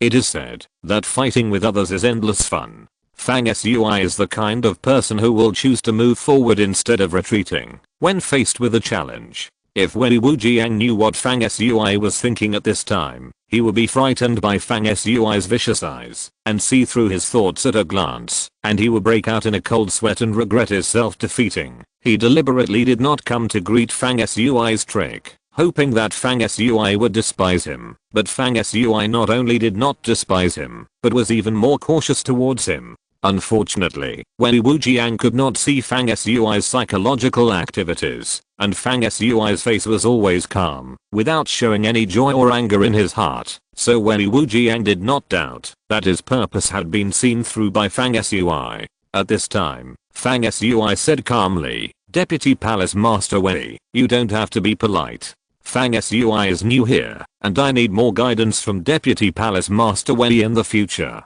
Wei Wujiang laughed sincerely and said, Palace Master Fang is visiting our Privy Council for the first time. I wonder if you want to walk to our secret palace and see the scenery inside the Privy Council along the way, or break through the void directly and go to the secret palace to report on your work first. After Wei Wujiang appeared, he brought a lot of fanfare. Behind him stood a welcoming team of 30 people, all of whom were elite troops with great military power. The leader was a young general, who was obviously someone Wei Wujiang relied on.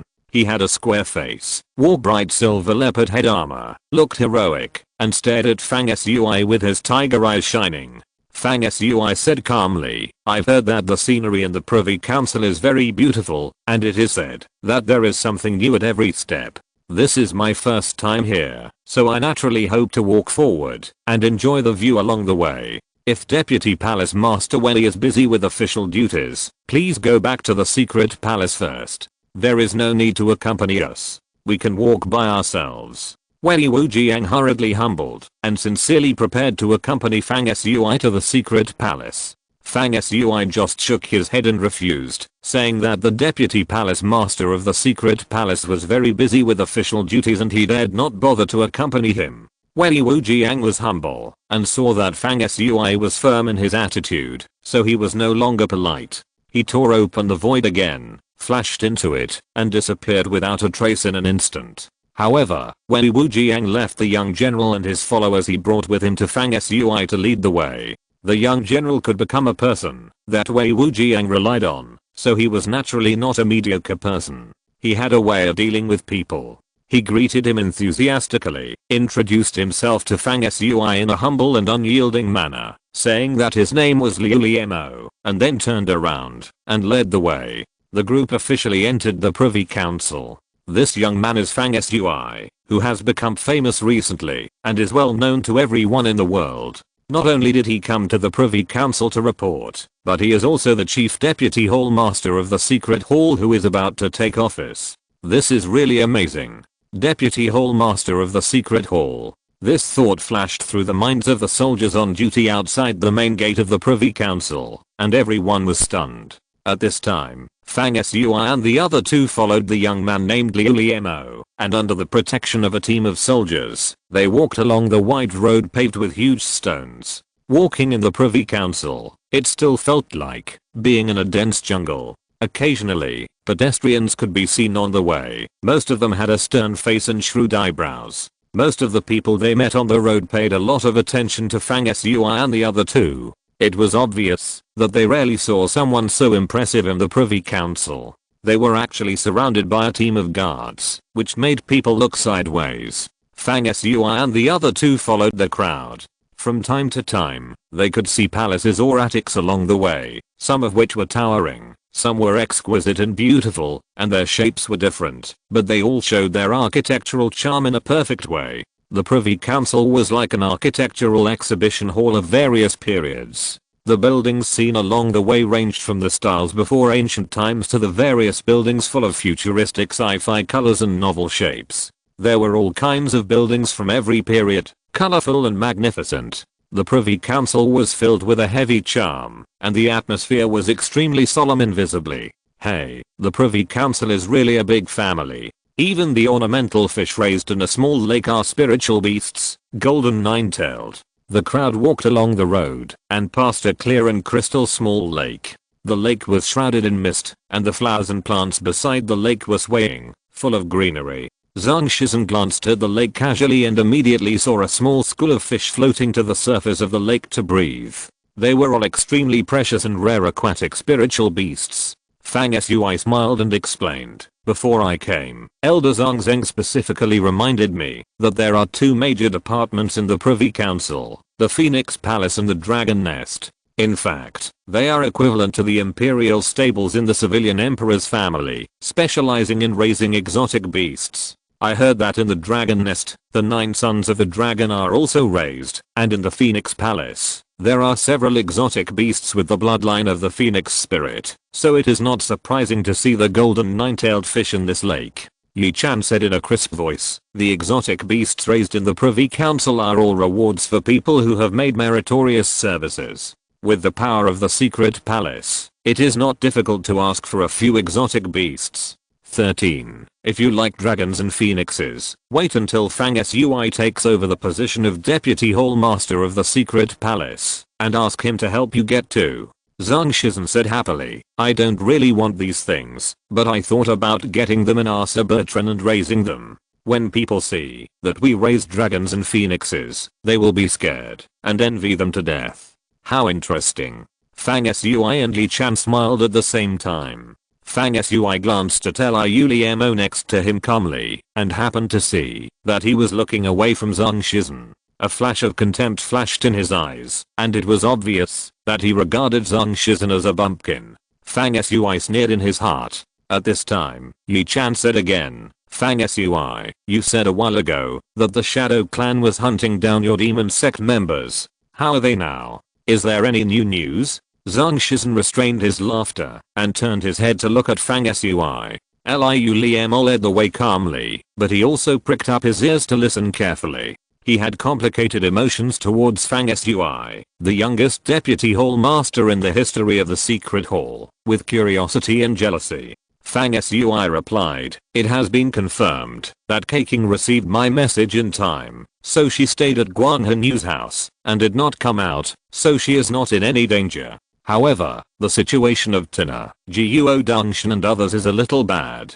They seem to have disappeared. According to the feedback I sensed from the Cybertron magic crystal, they seem to have accidentally entered a secret realm of the universe, while chasing and fighting with the Shadow Clan along the way. The rules of time and space there are chaotic, which has caused my contact with the Cybertron magic crystal to be intermittent. At present, I can no longer grasp whether they are safe or not. When Yi Chan and Zhang Shizhen heard this, a trace of worry flashed between their brows. As their team continued to move forward, the atmosphere became a little silent, and the speed of movement also accelerated a lot intentionally or unintentionally. After a whole hour, everyone was getting closer to the central area of the Privy Council. As they moved forward, Fang Sui and the other two couldn't help but admire it. The Privy Council is indeed full of wonders. The person who designed the Privy Council building complex must be a master of architecture. Here, people feel that there is a scene every 3 steps and a view every 5 steps, and every step is different. In a limited space, an infinite artistic conception is cleverly created. Every building and landscape is perfectly integrated with the surrounding grass, trees, mountains, and stones, without any abruptness.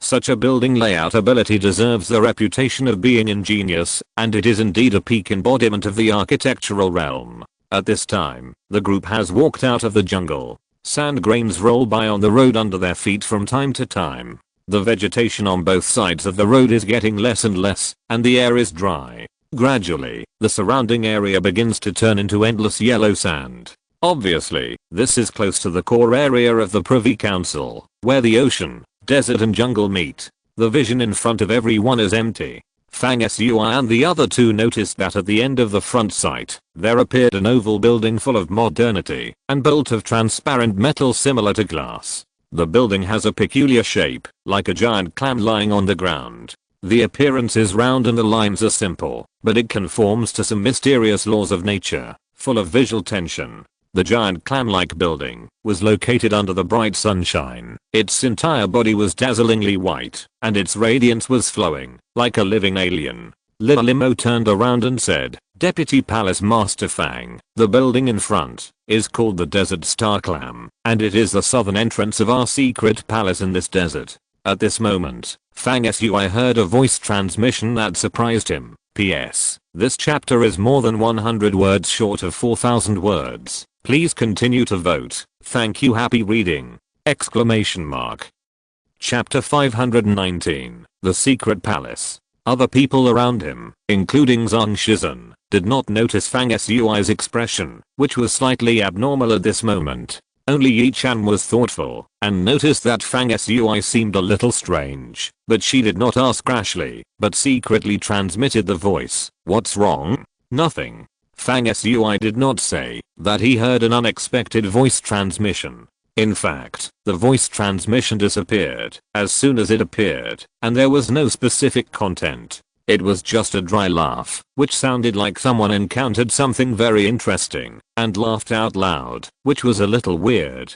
The key is that Fang Sui had heard that voice before, and he never thought that he would hear it again in the Privy Council. Therefore, when this voice suddenly sounded in his ears, Fang Sui, with his shrewdness, could not help but reveal a trace of strangeness, which was noticed by Yi Chan. However, since Fang Sui did not explain more, Yi Chan did not continue to ask. Then Fang Sui suppressed the hesitation in his heart after hearing the voice transmission, followed Liu Liemo, and walked into the interior of the Desert Star Clam. It's so beautiful here. Yi Chan was still wearing a veil, hiding her beautiful face, that could amaze anyone. but her beautiful eyes revealed outside the veil blossomed with joy after entering the Desert Star Clam. The interior of the Desert Star Clam was unexpectedly gorgeous. The four walls here were made of glass-like transparent metal. Entering it was like walking into a transparent crystal world. What was even more crucial was that under the transparent metal under everyone's feet, there was actually an ocean sealed, where various fish swam happily, waves surged, and the bright sunlight above was shining through the transparent metal ceiling, reflecting in the deep ocean sealed underground, making the scene in front of everyone bizarre, colorful, and beautiful like a legendary dreamland.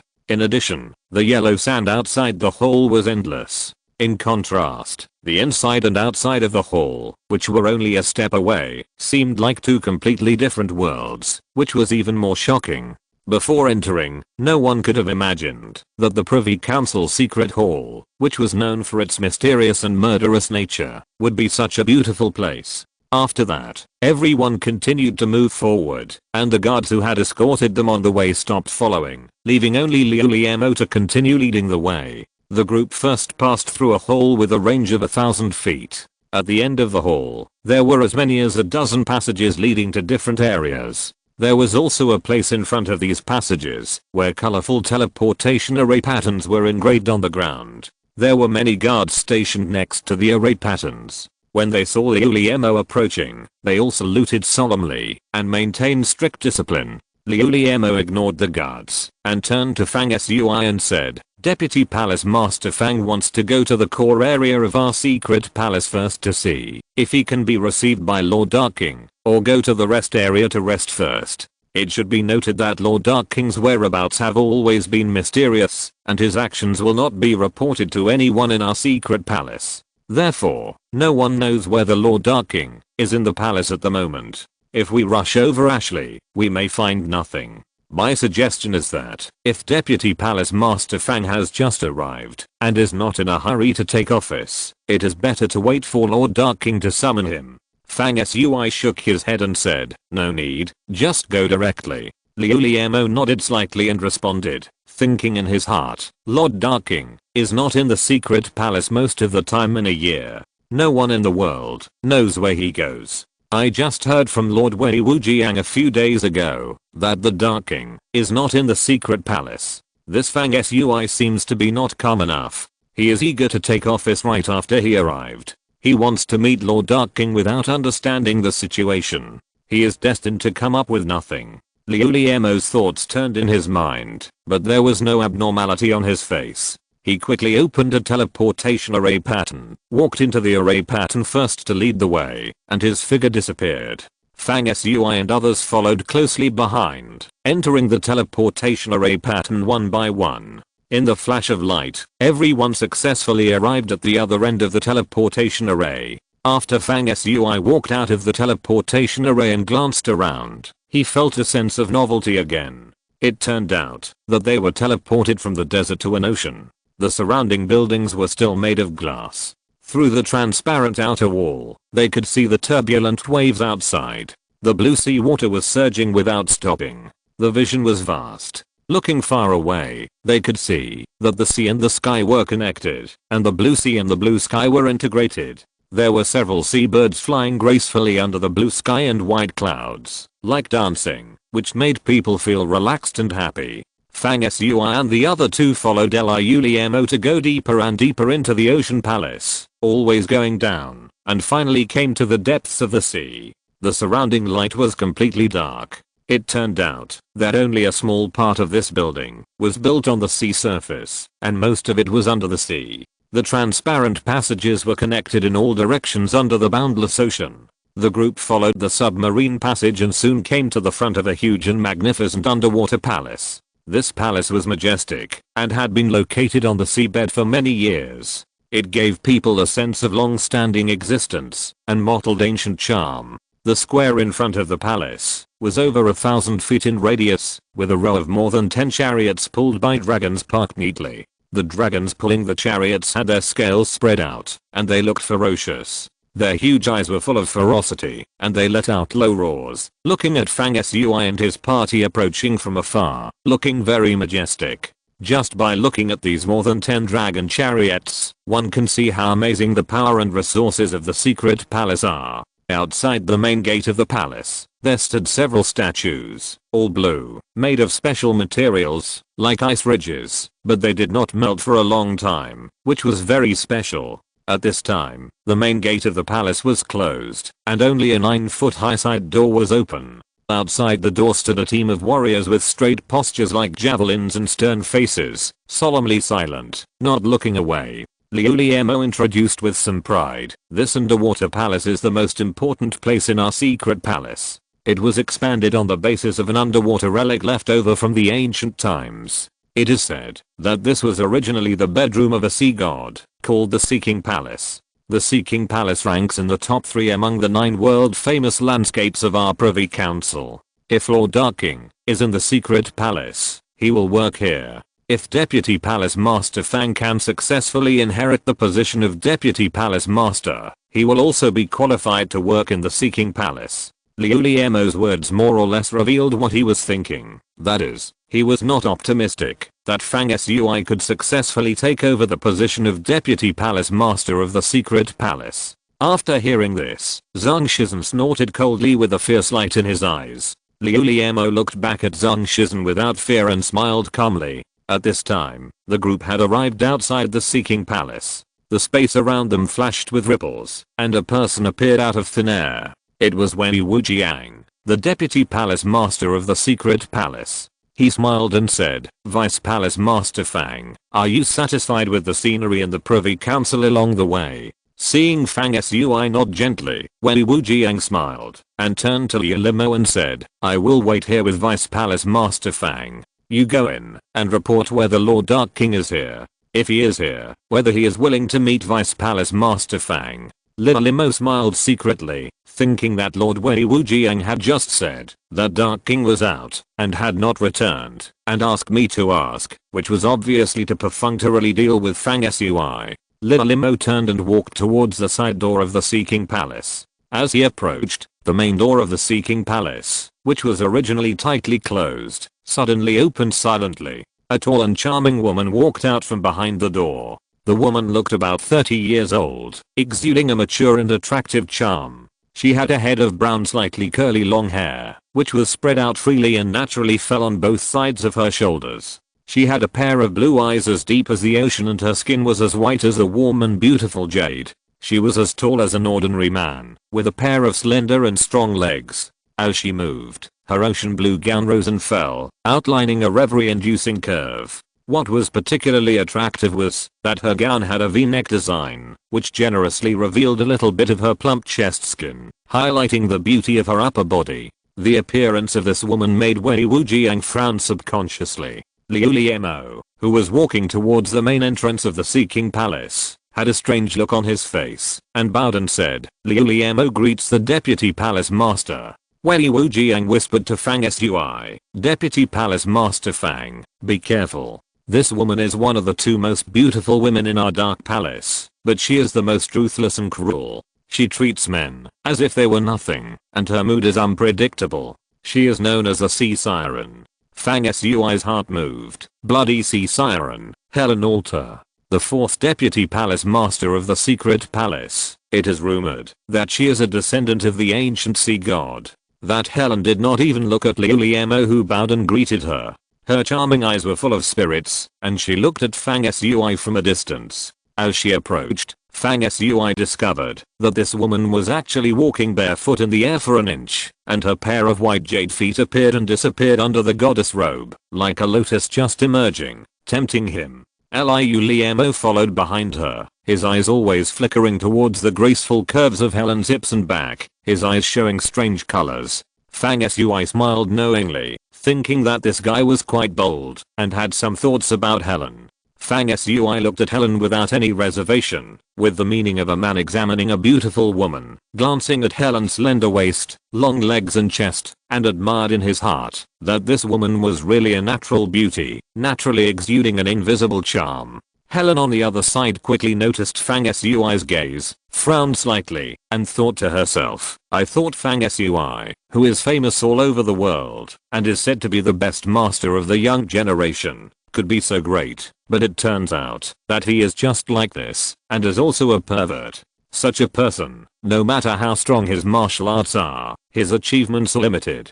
Is this the man that Gao from the Immortal Realm loves? It's really better to meet him in person than to hear about him. It seems that Gao's vision is also limited. Helen walked in front of Fang Sui in a blink of an eye and said coldly, "Come with me. Lord Darking has just returned and asked to see you." After saying that, she turned around and walked back without waiting for Fang Sui to agree, and even forgot to introduce herself. Wei Wujiang and Liu Limo on this side were stunned and extremely surprised because Fang Sui was the first person who could be immediately received by the Dark King after taking office as the deputy hall master of the secret hall over the years. This was in great contrast to what they expected in advance, so both of them were stunned. Fang Sui asked Ji Chan and Zhang Shizhen to wait there and then followed Helen into the Seeking Palace. Soon, Fang Sui will meet the Dark King, who is famous in the 5 regions, but extremely mysterious and rarely seen. That will be a person who will surprise him. PS. Some holes will be filled in these chapters. Can anyone guess what the holes are? Thank you for your support. Please vote and have fun reading. If you're listening to this novel on a channel other than Fanfic World, it means they downloaded and uploaded it without effort. We cordially invite you to visit our channel, Mundo Fanfic Novelos. There you'll find the original version of this story and you can explore many other novels of various genres. We're waiting for you to immerse yourself in a world of incredible novels. Chapter 520, Dark King, The Cycle of Events. Fang Sui followed Helen and went deep into the Seeking Palace. The palace was spacious and luxurious. The material used to build the entire palace was like a kind of stone condensed from the vast ocean water. It was dark blue with water ripples on it. This kind of stone with dynamic water ripples was the first time Fang Sui had seen it, and he found it quite strange. The ground under his feet seemed to be condensed from the essence of the deep sea.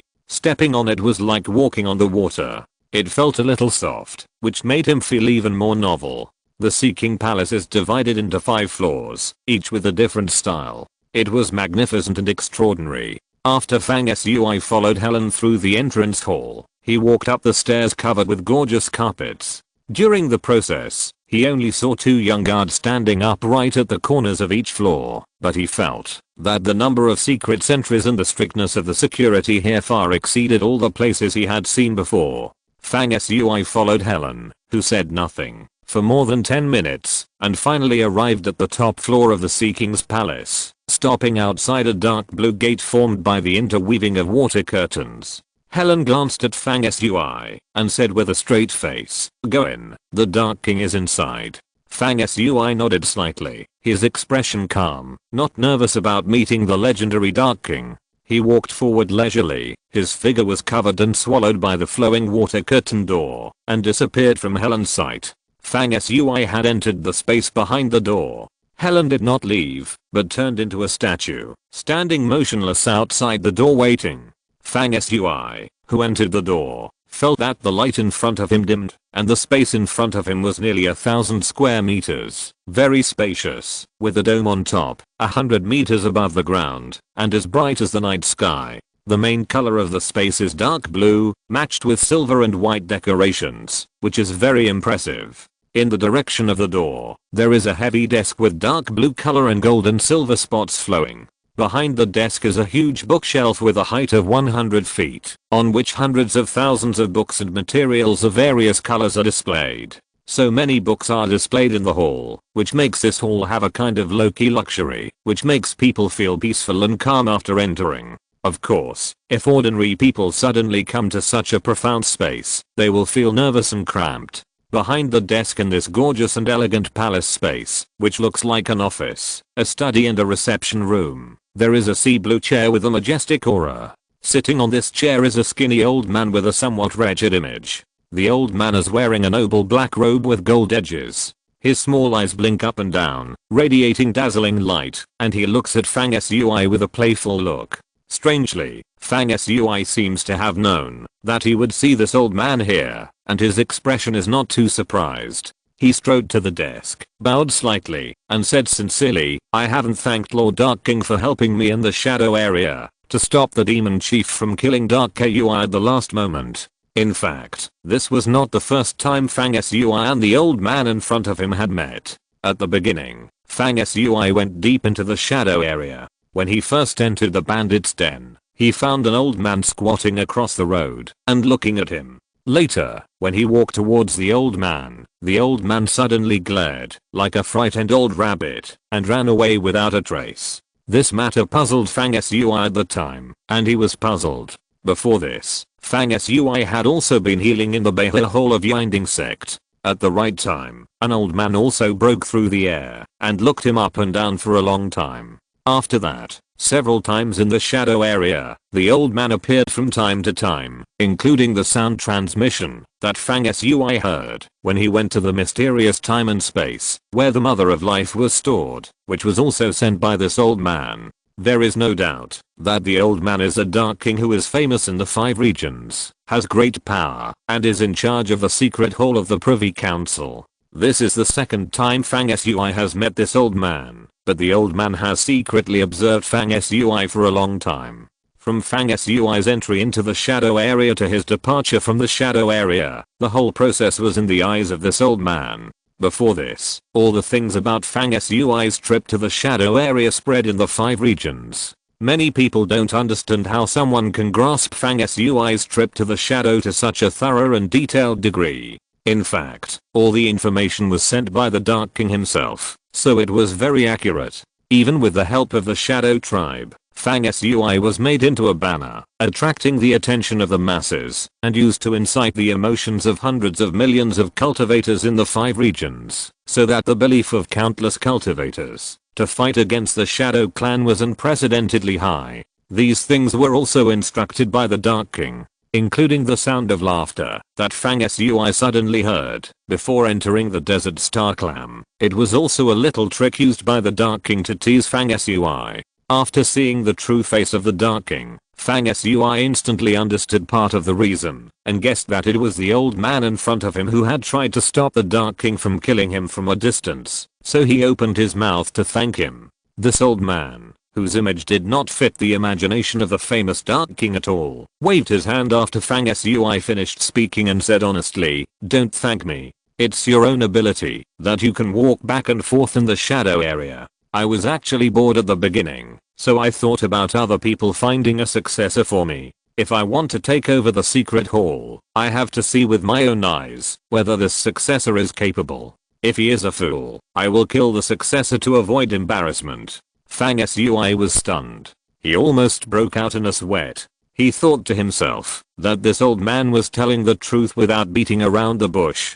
He was really tough. Then the old man said again, "I'm telling you the truth. You're so young, but you don't know how to keep a low profile. You're so arrogant and insist on going to the shadow area. When I first found out, I was very disgusted. So since you entered the shadow area, I've been hiding in the dark and have really messed you up several times. In fact, those idiot pursuers have been shaken off by you a few times, but I used some tricks to make them find you again and hunt you down. But it's a pity that you just won't die. But don't get me wrong, I'm not trying to hurt you, but if you want to take my position, you have to show your real ability. If you can't even handle the hunt, then you die, and I don't care." Fang Sui smiled bitterly and thought, what a weird old man. The Dark King crossed his legs behind the desk, not looking like a superior at all. His legs were still swinging up and down, left and right, and he continued leisurely, "Until now, I can't say I appreciate you. Your style of doing things is nothing like mine. I really look down on you." When the old man said this, he glanced at Fang Sui, who remained calm and said, "But I have to admit that although you and I are not the same type of people and you like to show off, your abilities are not bad. In fact, you are not much worse than me. Well, just a little bit worse." As the old man spoke, he stretched out a dry and thin hand and made a small gesture. Then, the unexpected Dark King continued, "So I thought about it carefully and felt that, since you are capable, although you do things differently from me, I still agreed to your coming to the secret hall as the chief deputy hall master." Fang Sui was about to speak, but the old man rushed to say, "Don't talk nonsense, get out of here quickly, and work hard in our secret hall in the future. However, you have to figure out how many of the deputy hall masters will obey you. I won't help you to subdue them. When you reach the 7th level, I will retire gloriously and give you the position of hall master. I can travel around the universe and play around, and I won't care about these things anymore. The old man talked endlessly until here, and suddenly stood up and said, I just remembered that I was wrong before. It's me who should get out, not you. This office is for you. Before the old man finished speaking, he disappeared without a trace. Fang Sui stood there, dumbfounded. He didn't even have a chance to speak from beginning to end. In fact, he still had a lot of questions in his mind. For example, did the middle-aged man holding the bronze halberd that he had seen in the mysterious time and space where the Mother of Life was parked in the shadow area destroy the mysterious time and space? And how did the Dark King stop the chief of the demons? Who knew that the old man was so eccentric that he ran away without even giving him a chance to speak after meeting him? The next moment, things suddenly took a turn for the better. The voice of the old man who didn't know where he went suddenly came back and said, by the way, there is one more thing to explain. I know you have many questions, so I left you a person to answer your questions. Ask him if you have any questions. The old man sent back a sentence without thinking, and then he really fell silent. Fang Sui was wondering who the person the old man left for him was, and he saw the void in front of him crack, and a person walked out silently. Fang Sui's heart was shaken when he saw him. The man who appeared was wearing bronze armor, holding a halberd, with a cold face, giving people a taciturn impression. His aura was ancient and fierce, like a resurrected ancient corpse. This man turned out to be the bronze general Fang Sui saw in the mysterious time and space where the Mother of Life was parked, the middle-aged man with amazing combat power. Fang Sui was still surprised, and the bronze-armored general said in a deep voice, I'm Guyan Huang, the personal guard of the Lord Dark King of the Secret Hall. As soon as this name came out, Fang Sui's heart was suddenly filled with turbulent waves, and a thought kept repeating in his mind, no wonder I felt like I had seen him somewhere when I saw him from afar in the mysterious time and space of the shadow area. So that's it. At this moment, Fang Sui's memory moved forward like a tide, and he remembered a scene more than 10 years ago when he had just left the earth and entered the Mother of Life. At that time, he had seen a corpse on the 8th floor of the Mother of Life. It was a human man, lying quietly on an ancient corpse platform in the 8th layer of the Mother of Life. The corpse was middle-aged, wearing an imperial robe, with a heroic face and an ancient image. Although he was dead, he still had a strong momentum. Even the starlight barrier on the Mother of Life's corpse platform could not completely block it. The faint pressure was so magnificent that Fang Sui had difficulty breathing at the time. The most important thing was that his name was recorded in the words of gods on the corpse platform,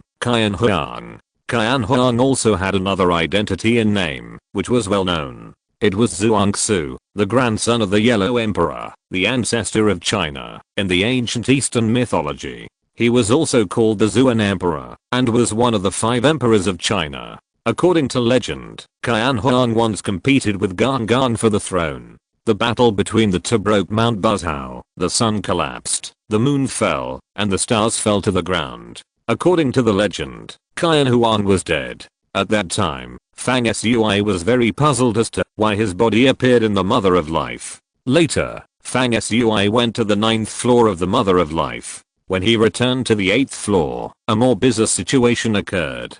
Guyan Huang's body mysteriously disappeared. At that time, Fang Sui was shocked and repeatedly pondered over and over again. Who would have thought that at this moment, things seemed to have gone through a reincarnation, and finally he met Guyan Huang alive in front of him. What is going on? What kind of secret is hidden behind it? Fang Sui calmed down his agitated emotions slightly. He had too many questions. Fang Sui organized his words and then slowly asked, Guyan Huang, have you ever been to Earth? Have you ever died and resurrected in a Mother of Life? P.S. Let me tell you something, that is, the light of the great god. In fact, that thing has no practical effect. It is purely for psychological comfort, but it is always pleasing to the eye and makes people feel refreshed. So I try my best to ask for it. Anyone who has subscribed to more than 1/3 of the chapters of this book can get it for free. Please trouble everyone. Thank you very much. Happy reading. Chapter 521, The Veins and Color Embryos of the Past.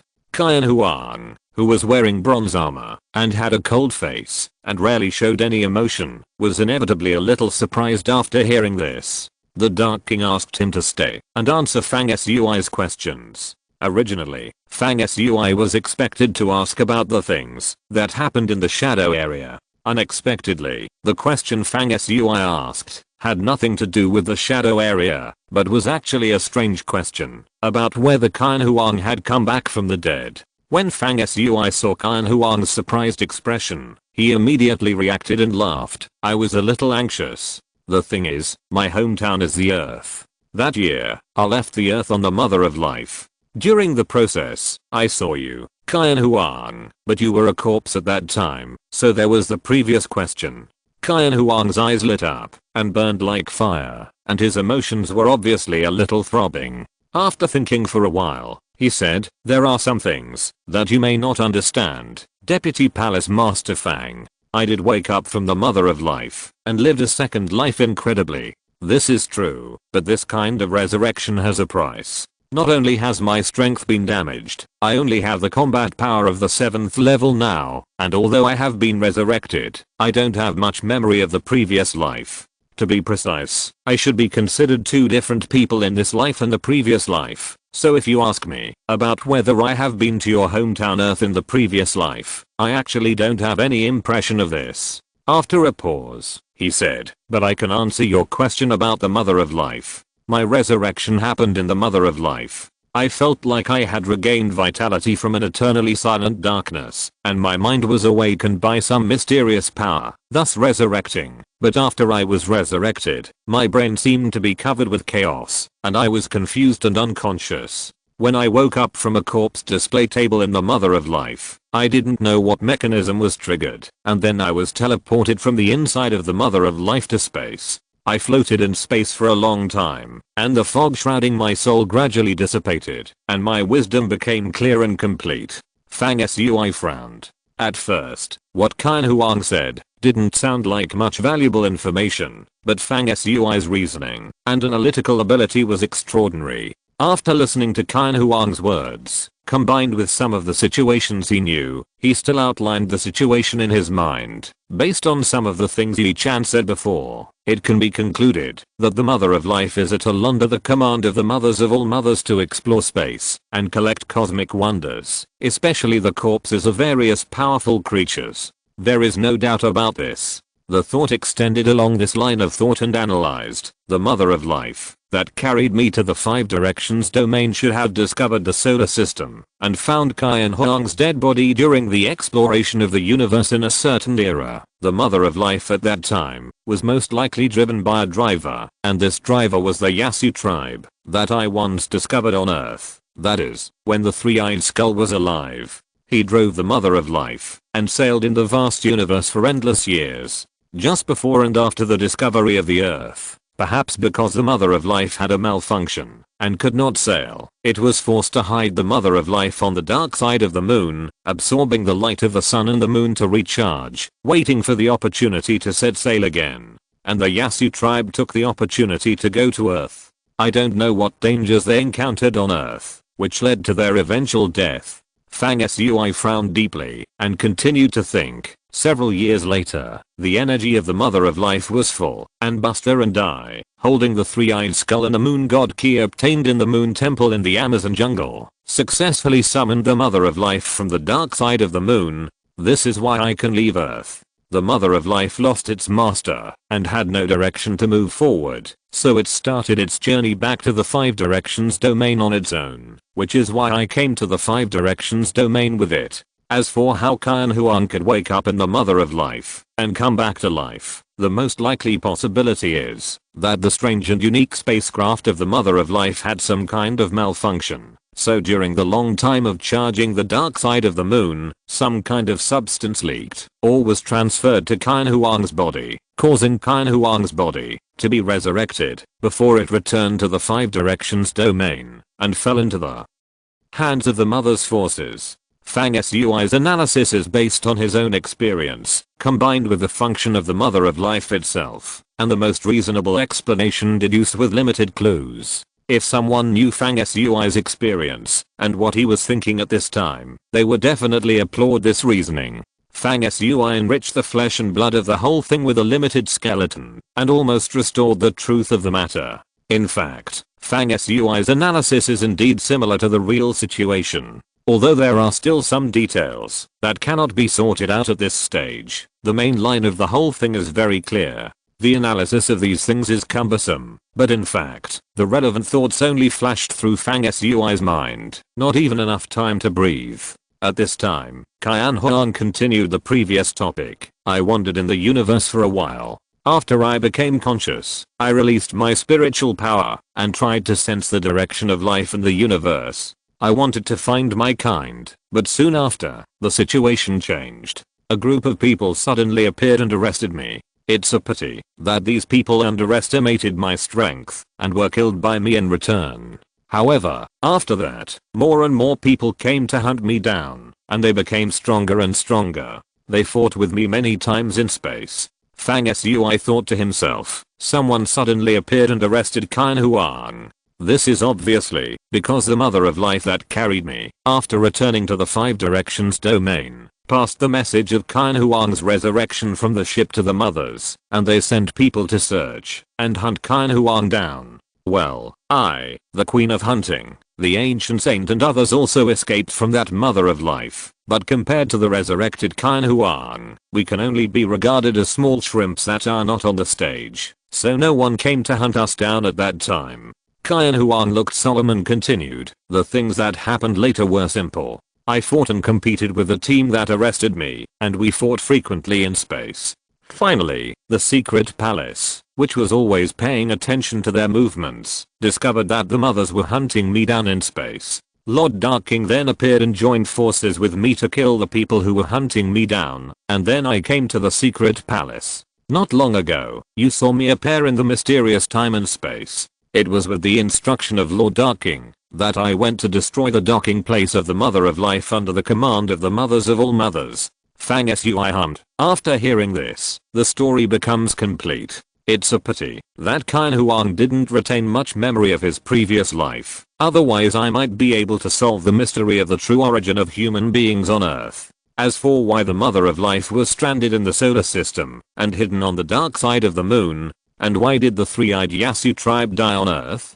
If I have a chance to return to Earth in the future, I can check it out. By the way, Fang Sui and Qian Huang still have things to talk about, but thinking that Zhang Shizhen and Yi Chan are still waiting outside, and Yi Chan also knows a lot of secrets about the mothers of all mothers, this topic should obviously let her participate. Fang Sui then came to the place where the old man sat before and sat down. He examined the desk in front of him, then touched an array symbol on the table, and said, come in, I have something to tell you. Since Fang Sui has been recognized by the Darking, it means that he will take office immediately and become the youngest Deputy Hall Master in the history of the Secret Hall. The relevant work team serving him as the Deputy Hall Master has been on standby the moment the Darking left the room. After Fang Sui's voice fell, the high efficiency of the Secret Hall staff was revealed. The dark blue water curtain door that Fang Sui had walked in earlier rippled, and someone walked in from outside. The efficiency of the secret hall is extremely high. After touching the sound transmission symbol on the table, someone immediately came in to listen to the instructions. This was not unexpected by Fang Sui, but he did not expect that the person who came in would be Helen.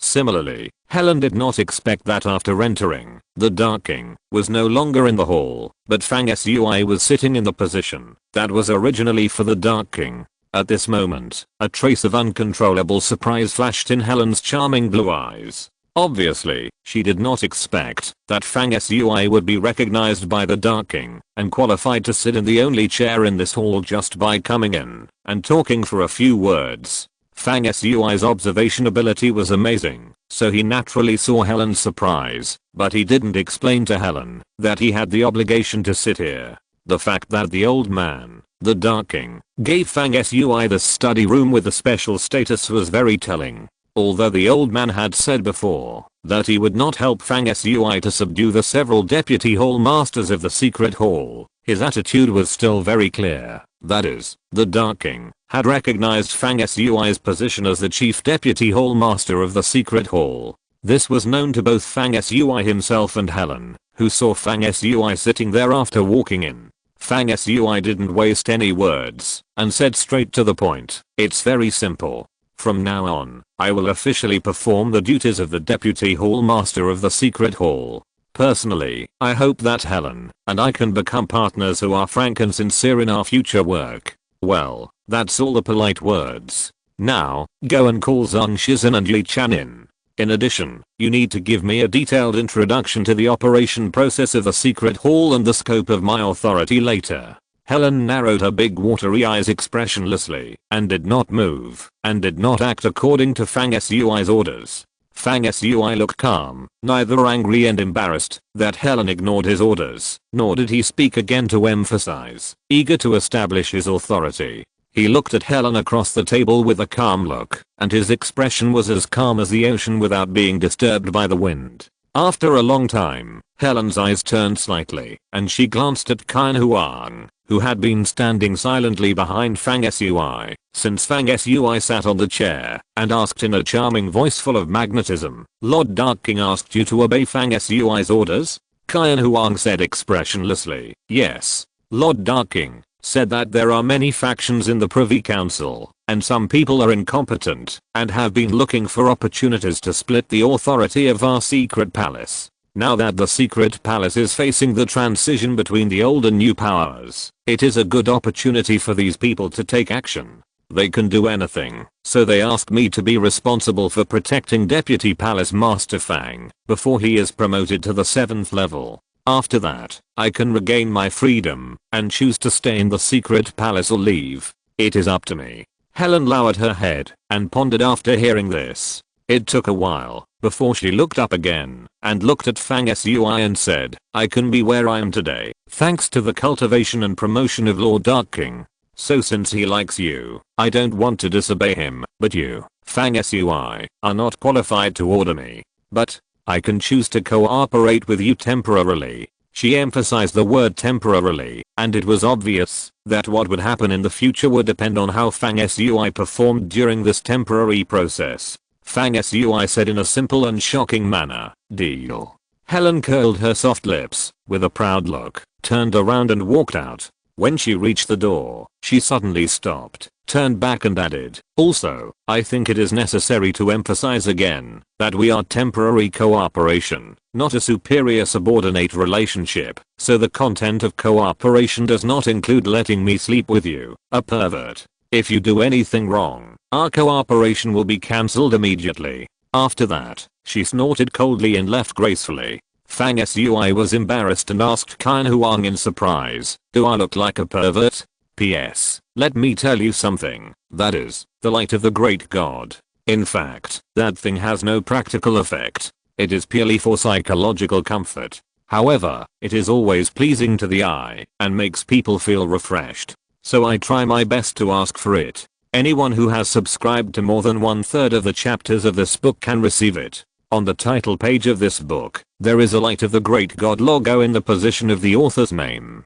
Click to enter it, and there will be a reminder to receive it. It is very simple. Please trouble everyone.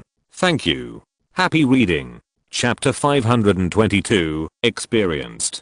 Qian Huang looked Fang Sui up and down and said seriously, "I don't know much about what a pervert looks like, so I can't tell." Fang Sui touched his face in a self-deprecating manner and changed the subject. "Qian Huang, what do you know about the personnel structure of the secret palace and the Privy Council? Tell me." Qian Huang said coolly, "I don't care much about these." Fang Sui rolled his eyes helplessly and said, "Then what was the final result of your last war with others in the mysterious time and space in the shadow area?"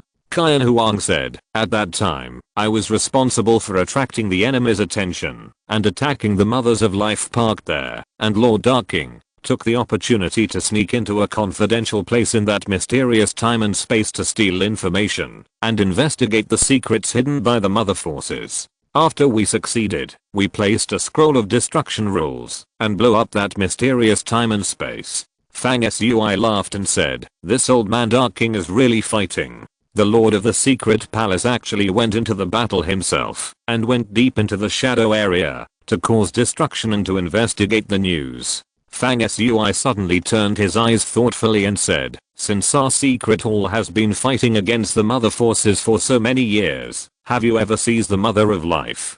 Qian Huang shook his head and said, "I don't care about these things." Fang Sui was immediately discouraged. This guy didn't care about anything and didn't know anything. How could this conversation go on? For a moment, this elegant study room became a little quiet. Fang Sui was deep in thought and silent, while Qian Huang closed his eyes to rest, as if he had merged into the rules of time and space, motionless and without any signs of life. Not long after, Fang Sui asked again, "Qian Huang, do you still remember that your other name is Zhuangzi, the grandson of the first ancestor of China, Zuanian Huangdi, also known as Emperor Zuan, one of the 5 emperors of China? And you once competed with Gan Gan for the throne, and the battle between the two caused Mount Buzhou to break, the sun to collapse, the moon to fall, and the stars to fall?"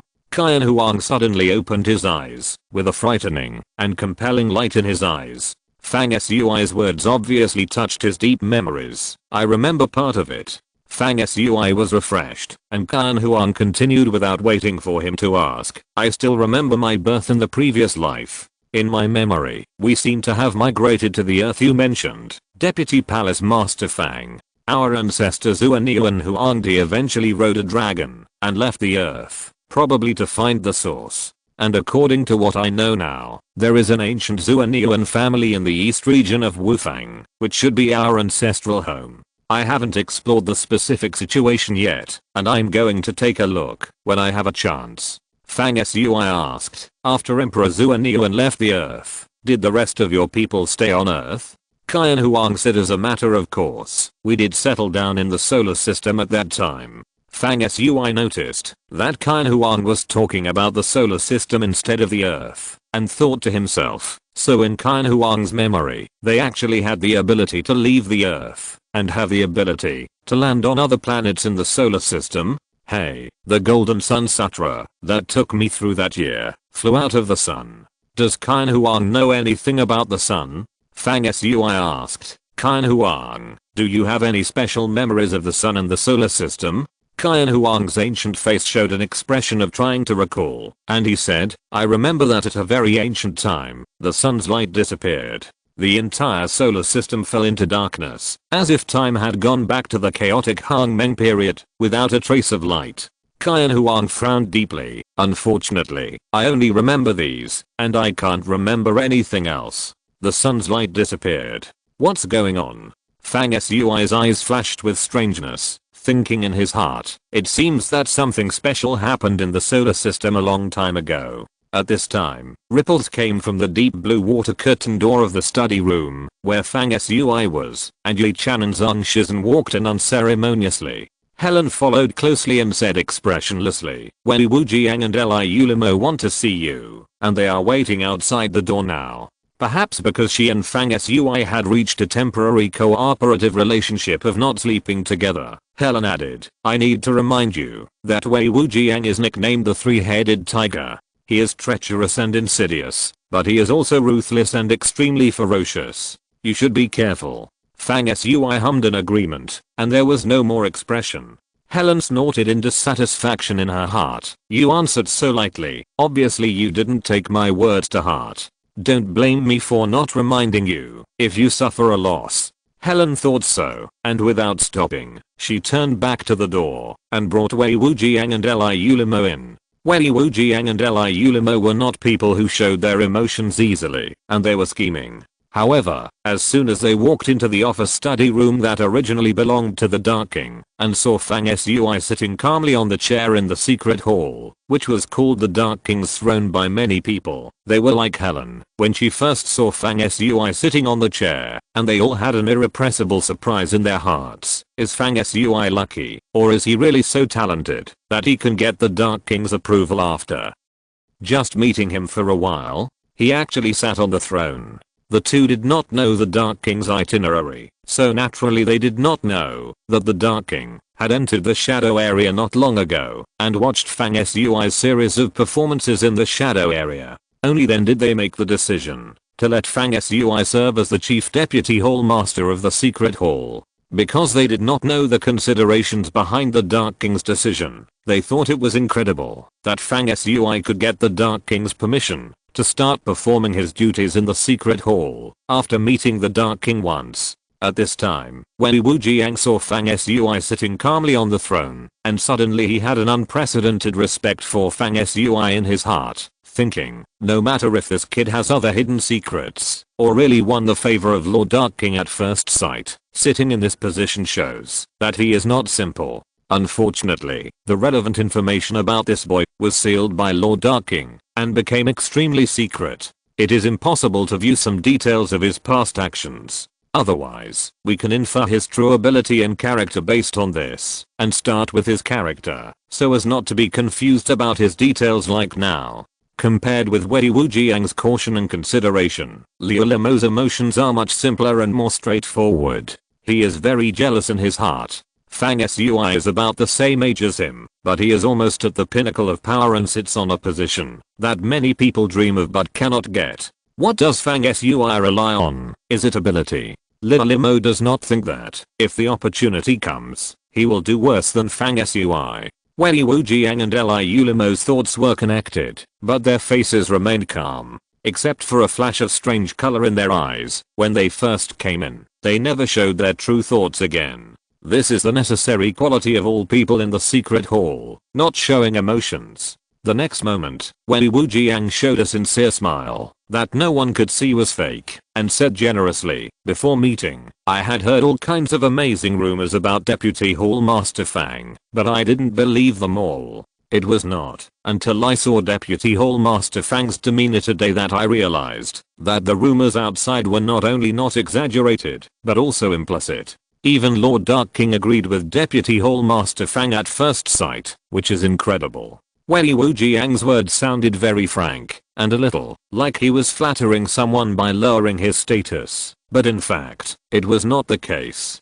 He was tentatively asking about the truth with words, and what he wanted to test was whether there was any hidden secret between Fang Sui and the Dark King that he didn't know. Since Zhang Shizhen and Yi Chan were both his own people and were so familiar with each other that they didn't need to be polite on the surface, Fang Sui didn't even greet them after they came in and let them wander around the room. In order to show mutual respect, when Wei Wujiang, the deputy hall master, walked in, Fang Sui stood up from his seat symbolically. He naturally saw Wei Wujiang's tentative intention and responded frankly, in fact, Lord Dark King and I are not meeting for the first time. Lord Dark King has been watching my shadow journey from the side throughout the whole process. This should be regarded as a disguised assessment. Fang Sui's words are very knowledgeable. In fact, there is nothing false in what he said, but there is a mystery hidden in his words, and he didn't say it clearly. In this way, as soon as he said this, his relationship with Dark King suddenly became confusing. It seems that the two reached a consensus during the shadow journey, and what kind of consensus they reached is difficult for others to guess. At this moment, not only did Wei Wujiang's heart skip a beat, but even Helen, who had been standing by with an expressionless face, raised her eyebrows slightly and felt that it was necessary to re-examine the relationship between Fang Sui and the Dark King. After hearing Fang Sui's words, Wei Wujiang's thoughts became more complicated. He came here to pretend to be close to Fang Sui and pretend to surrender to Fang Sui, the chief deputy hall master of the secret hall. In fact, he wanted to withdraw from the sidelines and wait for an opportunity to protect himself in the next power change in the secret hall, hoping to get closer. But once he knew that the Dark King had already contacted Fang Sui and the two had reached a consensus, he immediately changed his original intention and dared not express his position to Fang Sui so rashly. Wei Wujiang's heart was slightly confused. He thought that there was no need for him to stay here for a long time. The most urgent thing now was to go back and consider his next move, and at the same time temporarily avoid Fang Sui's edge, which made him a little unsure. Wei Wujiang's mind was full of thoughts, and he said, I came here just to say congratulations to Deputy Hall Master Fang. If you need anything in the future, please let me know, and I will fully cooperate. Well, if Deputy Hall Master Fang has nothing else to do, I still have a lot of things to deal with, so I won't stay here any longer. Fang Sui smiled and said, the Deputy Hall Master of the Secret Hall has to deal with all kinds of information from all directions every day, so it is normal to be busy.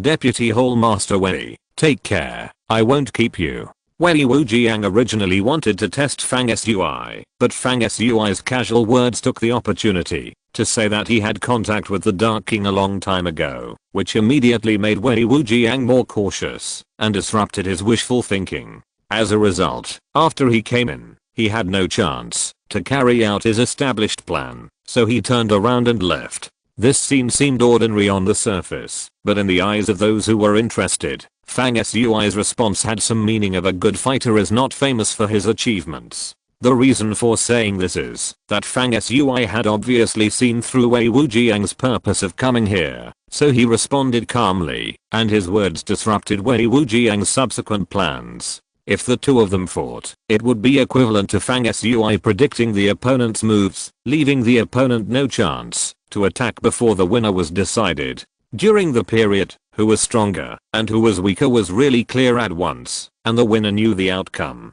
Helen was able to serve as the 4th Deputy Hall Master of the Secret Hall, so she was naturally not a beautiful vase with only appearance. She had already seen how cleverly Fang Sui dealt with Wei Wujiang. A clear look suddenly flashed in her eyes. She thought uncertainly. Fang Sui anticipated the enemy's moves and easily dealt with the test that Wei Wujiang wanted to launch. He made Wei Wujiang leave in disgrace with just 1 or 2 words. Is this a coincidence? Or does Fang Sui know people's hearts and do it intentionally? Is he so experienced that he can understand such human nature? Helen's thoughts were in turmoil. For the first time, she looked Fang Sui up and down carefully. At this time, Wei Wujiang and Liu Limo, who had already walked out of Fang Sui's study, saw a secret hall follower leading a middle-aged man in the corridor opposite them, walking towards them, obviously preparing to ask for an audience with Fang Sui. Wei Wujiang glanced at the middle-aged man with extraordinary bearing following behind his followers, and his heart moved. Why is the head of the Lion family of the All Heavens Alliance here? P.S. Seeking the light of the great god. Anyone who has subscribed to more than 1/3 of the chapters of this book can easily receive it. On the title page of this book, there is a great god's light logo in the position of the author's name. Click to enter it, and there will be a reminder to receive it. It is very simple. Please help everyone. Thank you very much. Happy reading. Chapter 523 Fresh Heads. P.S. The editor has reported the duplicate chapters yesterday to the technical staff, and they replied that the duplicate subscription points will be returned. You can check it out. If you have any questions, you can leave a message in the book review area and they will help you get the points back. Deep in the Dongsheng Sea, the core building of the secret palace, the Seeking Palace. Fang Sui turned his eyes to Helen. How about you introduce me to the personnel and operation of the secret palace? Okay. Helen agreed readily. Let's start with the personnel structure of our secret palace. From top to bottom, there are the Palace Master, Lord Darking, and 8 Deputy Palace Masters, each with different duties. Under the Deputy Palace Masters are the leaders of various secret agents and death teams. In name, Fang Sui, you are the head of the 8 Deputy Palace Masters, and you are second only to one person in our secret palace. She emphasized the 3 words in name, obviously saying that if Fang Sui wanted the other 7 Deputy Palace Masters to truly bow down, it was impossible at this stage. Fang Sui did not comment on Helen's quibbling, and his expression was calm. Helen glanced at Fang Sui with her beautiful eyes sparkling, and continued, if Lord Darking is not here, you, the Chief Deputy Hall Master, have the right to make decisions on some matters on his behalf. However, the decisions you make must be seconded by at least 2 of the other 7 Deputy Hall Masters before they can really take effect. He added, the Chief Deputy Hall Master has great authority and is in charge of 2 major directions, internal investigation and external struggle. Internal investigation refers to the cleansing and rectification of our 5 domains.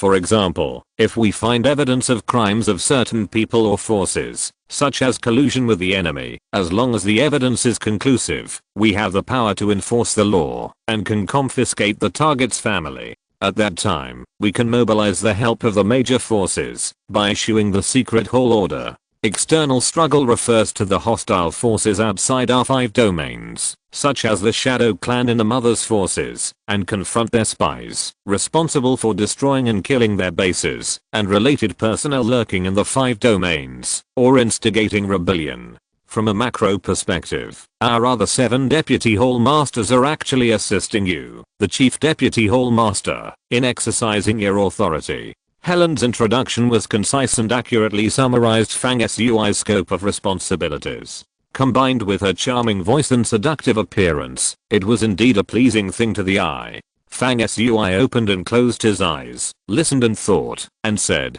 "Besides you and Wei Wujiang, who are the other Deputy Hall Masters?" Helen acted in a business-like manner, and said in a serious manner, "The 8th Deputy Hall Master is a killing madman in our secret hall. He is very powerful. Over the years, more than 5 spies from the Shadow and the Mother forces have died at his hands. He is the most hated person by both sides. His nickname is Executioner, and his real name is Emoju. You have already met the 7th Deputy Hall Master Wei Wujiang. The 6th Deputy Hall Master is a woman named Miyu. Like me, she was originally a close attendant assisting Lord Darkking, and in charge of the Seeking Palace. She is loyal to Lord Darkking. I guess since you are a newcomer, only the 2 of us will choose to temporarily cooperate with you, because Lord Darkking likes you." When Fang Sui heard this, he thought with some evil taste in his heart, the 2 close attendants and secretaries of this old man Darkking are both women. Is he an old man who never rests?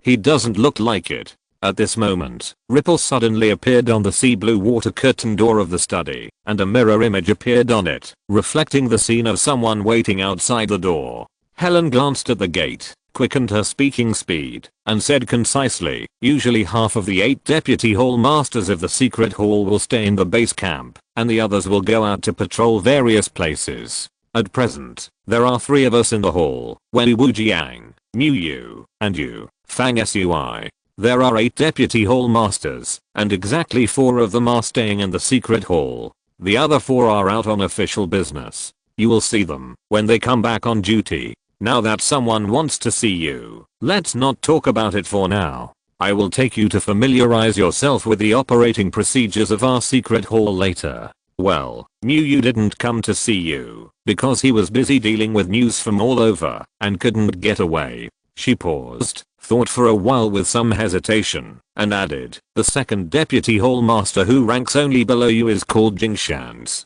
He is the most deserving genius in our secret hall, and has made countless achievements. Originally, everyone thought that the next hall master of the secret hall would be none other than Jingshans." Helen stopped talking at that point and didn't continue.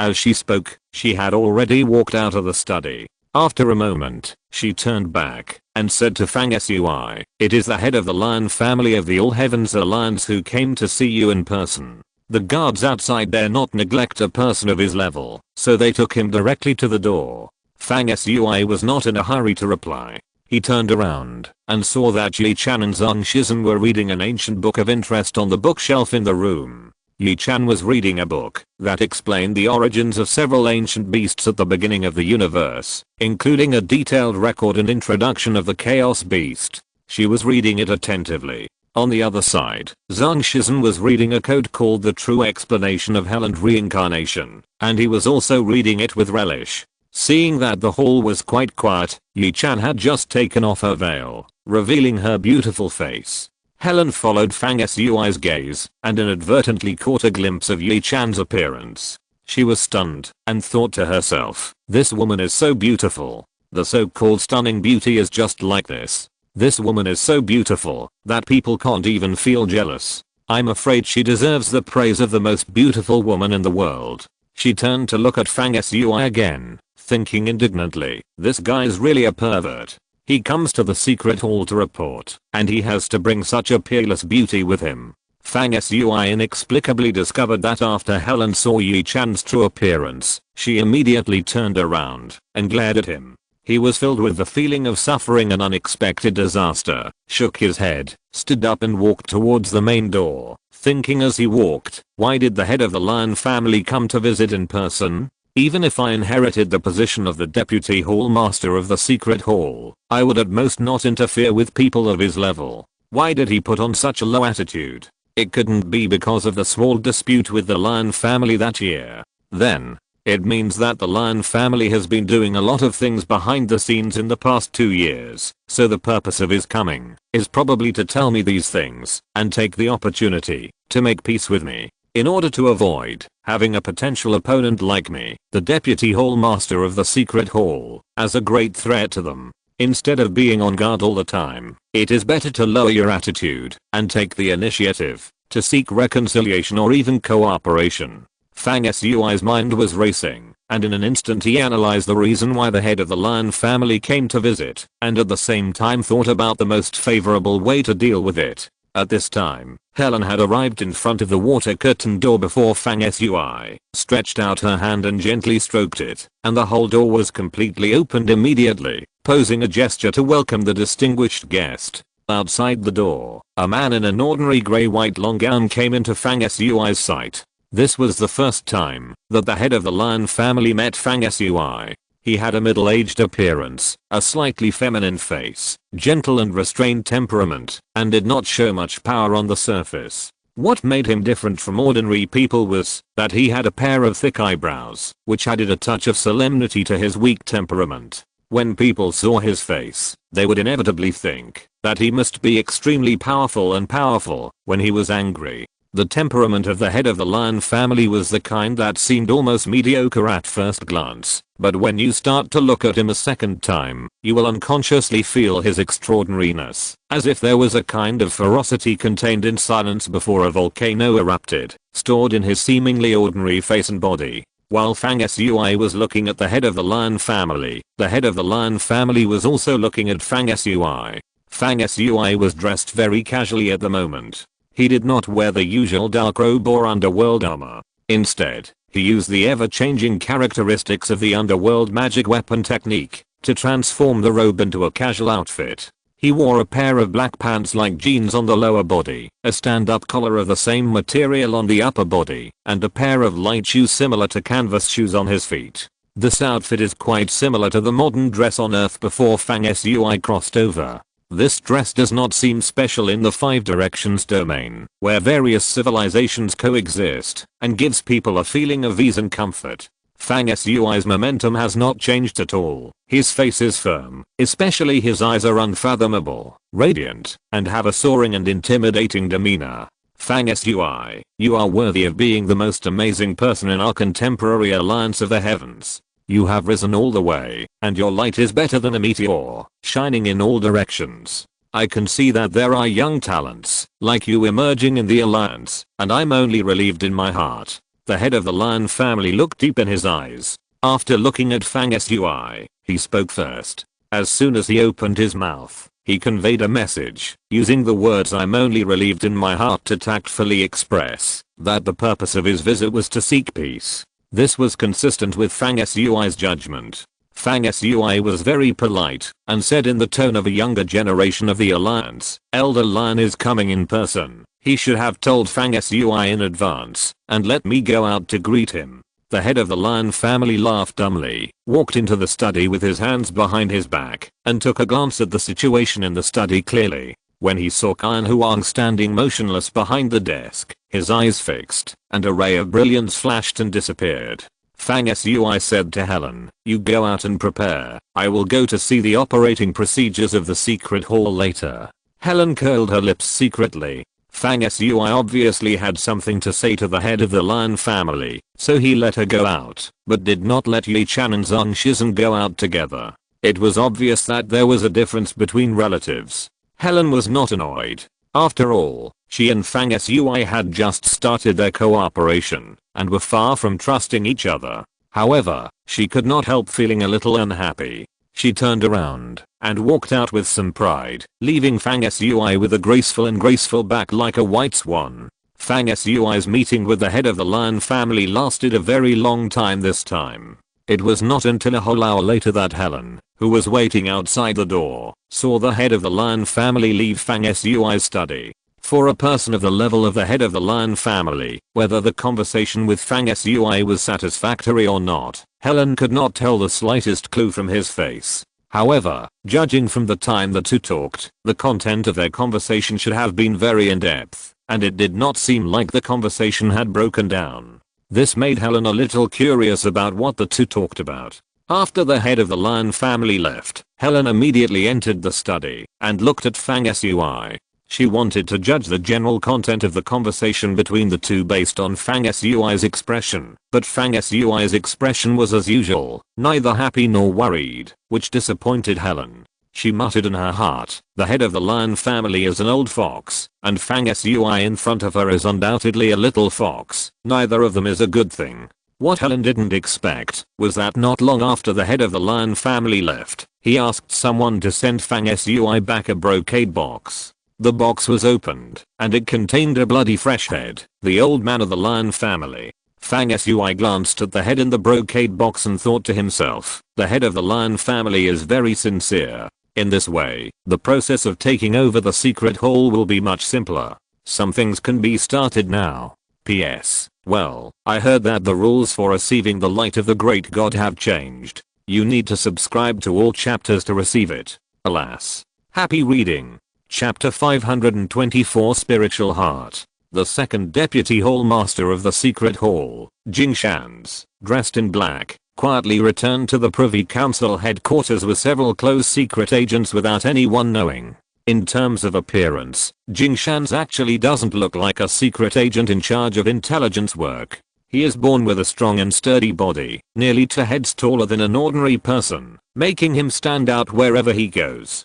Jing Shan's has a handsome face, not very handsome, but very masculine, with thick eyebrows, a high nose bone, sharp lips, and a pair of slender and bright eyes, coupled with a sharp gaze like a cold front, which makes Jing Shan's whole person full of an unspeakable oppression. His steps are steady and powerful, but they land silently, with a kind of imposing momentum like a lion sneaking. But if someone judges Jing Shan's character based on his appearance, because he is so tall and majestic, and thinks that he is a rough person, then they are wrong. In fact, everyone who knows Jing Shan's is amazed by his wisdom. Jing Shan's entered the secret hall 9 years ago and started as an ordinary spy. After only 3 months of employment, he used his incredibly keen sense of touch when carefully selecting secret reports to discover that there were discrepancies between the 2 secret reports that should have come from the same person. In the process of appearing twice a month apart, he deduced that the secret report was a false news forged by the opponent. In that battle, because of the loophole discovered by Jing Shan's, the lives of several colleagues were saved. This matter was not a big deal, but it showed Jing Shan's talent. It should be noted that every spy reviews countless secret reports every day in the process of handling secret reports, and the secret reports are all written in code, which is very complicated. Because of this, Jing Shan's could clearly remember every detail of 2 secret reports from the countless secret reports that he had seen, even though they were sent a few months apart, so as to find the difference and see through the opponent's forgery. The difficulty of this is probably the same as throwing a grain of sand on the beach and letting someone find it. This shows that Jing Shan's is extraordinary. His photographic memory is secondary. The key is his sharp and terrifying ability to analyze and judge, which is really incredible. After this incident, Jing Shan's was reused and became a middle-level leader among the tens of millions of secret agents under the secret palace. After that, Jing Shan's made great achievements and rose at an incredible speed. He used 6 years to purge the Shadow Clan secret agents in the entire Wufang South region, almost uprooting them. How brilliant this record is. You can hear it. In the 9 years since joining the secret palace, Jing Shan's has made numerous merits and countless victories. He has reached his current position step by step. When everyone thought that Jing Shan's would be the next master of the secret hall, Fang Sui suddenly appeared. With Jing Shan's extraordinary and conceited personality, how could he accept the fact that a young man who appeared out of nowhere would lead him?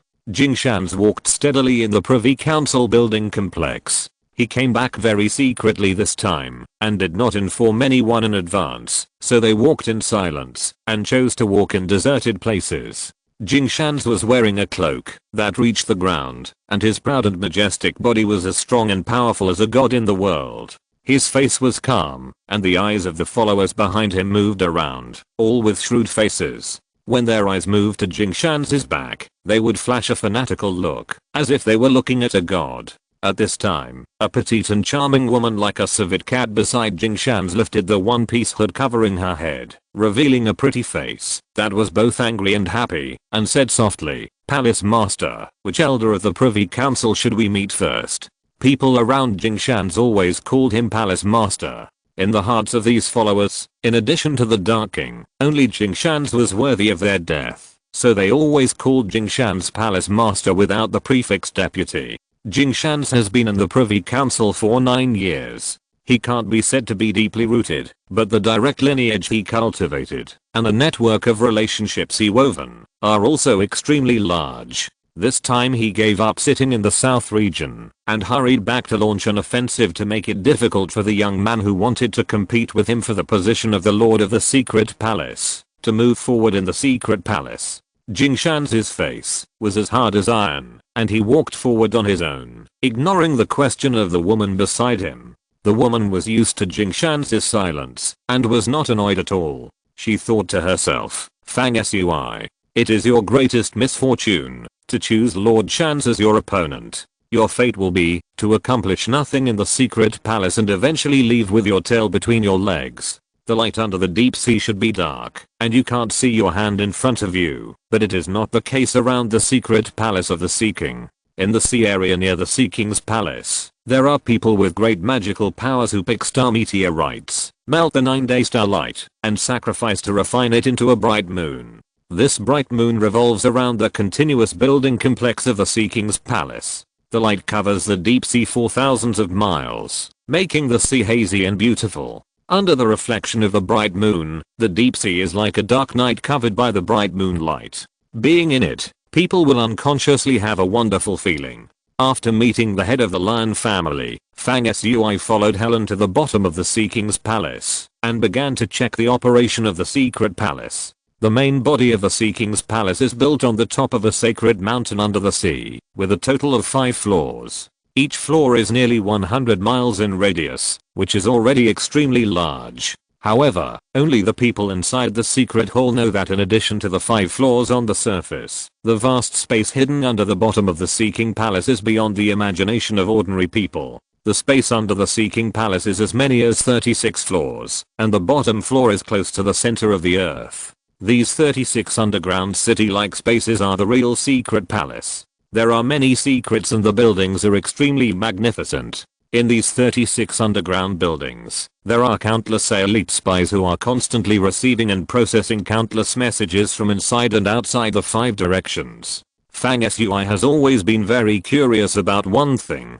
The space in the universe is too vast. For example, in the 5 directions, just from the central domain to the south domain, no matter how fast you shuttle through the positive and negative spaces, even those with amazing magic power will take several days to reach. With such a long distance, what means should be used to transmit messages, so that the secret hall headquarters can receive messages as soon as emergency problems arise, and respond in time, so as not to delay many fleeting opportunities? It is obvious that this method of rapid communication in space is definitely not something like light waves or wire communication. First, ordinary light communication requires laying cables, which is impossible in the vast space. In addition, methods such as light communication are still too slow compared to the 5-direction domain and even the entire vast universe. If this form is used to transmit secret reports, it is ridiculously slow. By the time the message comes and goes, the things that should happen have already happened, and it is too late.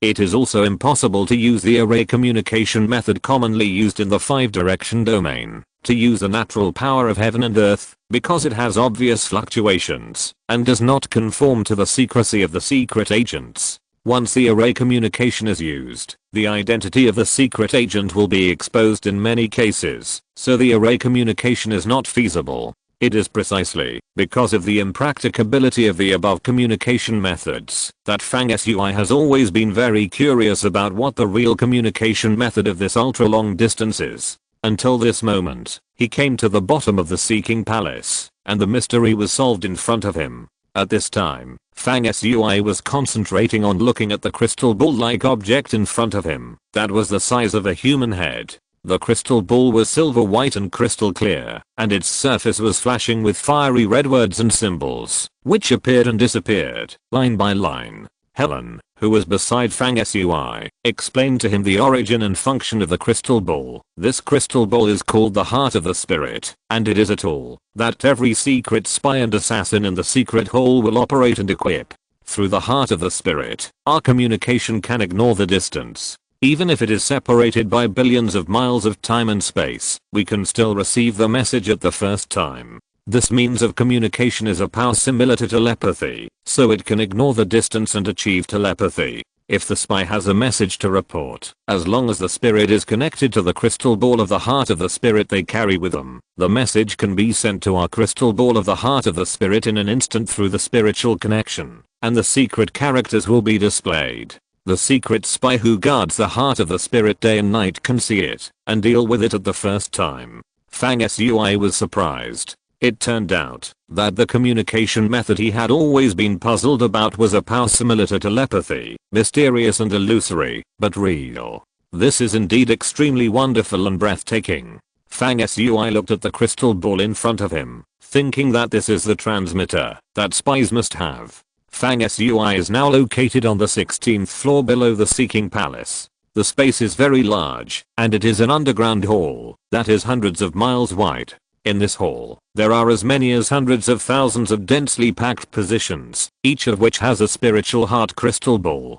Next to each crystal ball, there is a secret hall staff member who is always paying attention to the crystal ball. They are always waiting to receive news from the secret agent corresponding to the crystal ball they are waiting for. This scene is spectacular. Countless crystal balls, countless people, sitting neatly, stretching endlessly at a glance. Fang Sui has never been a sentimental person, but seeing these people sitting here, it is still inevitable that his heart is throbbing, and he has a lot of feelings. It is the unknown efforts and hard work of these secret agents that benefit countless cultivators living in the Five Directions domain. They are nameless heroes, and no one is destined to know their names and efforts until they die. Then Fang Sui began to walk around the 16th floor of the Seeking's Palace. While walking, Fang Sui suddenly saw a crystal ball suddenly cracked and shattered not far from him. A delicate woman was guarding the crystal ball. As the crystal ball shattered, a shocking crack immediately appeared on the woman's forehead,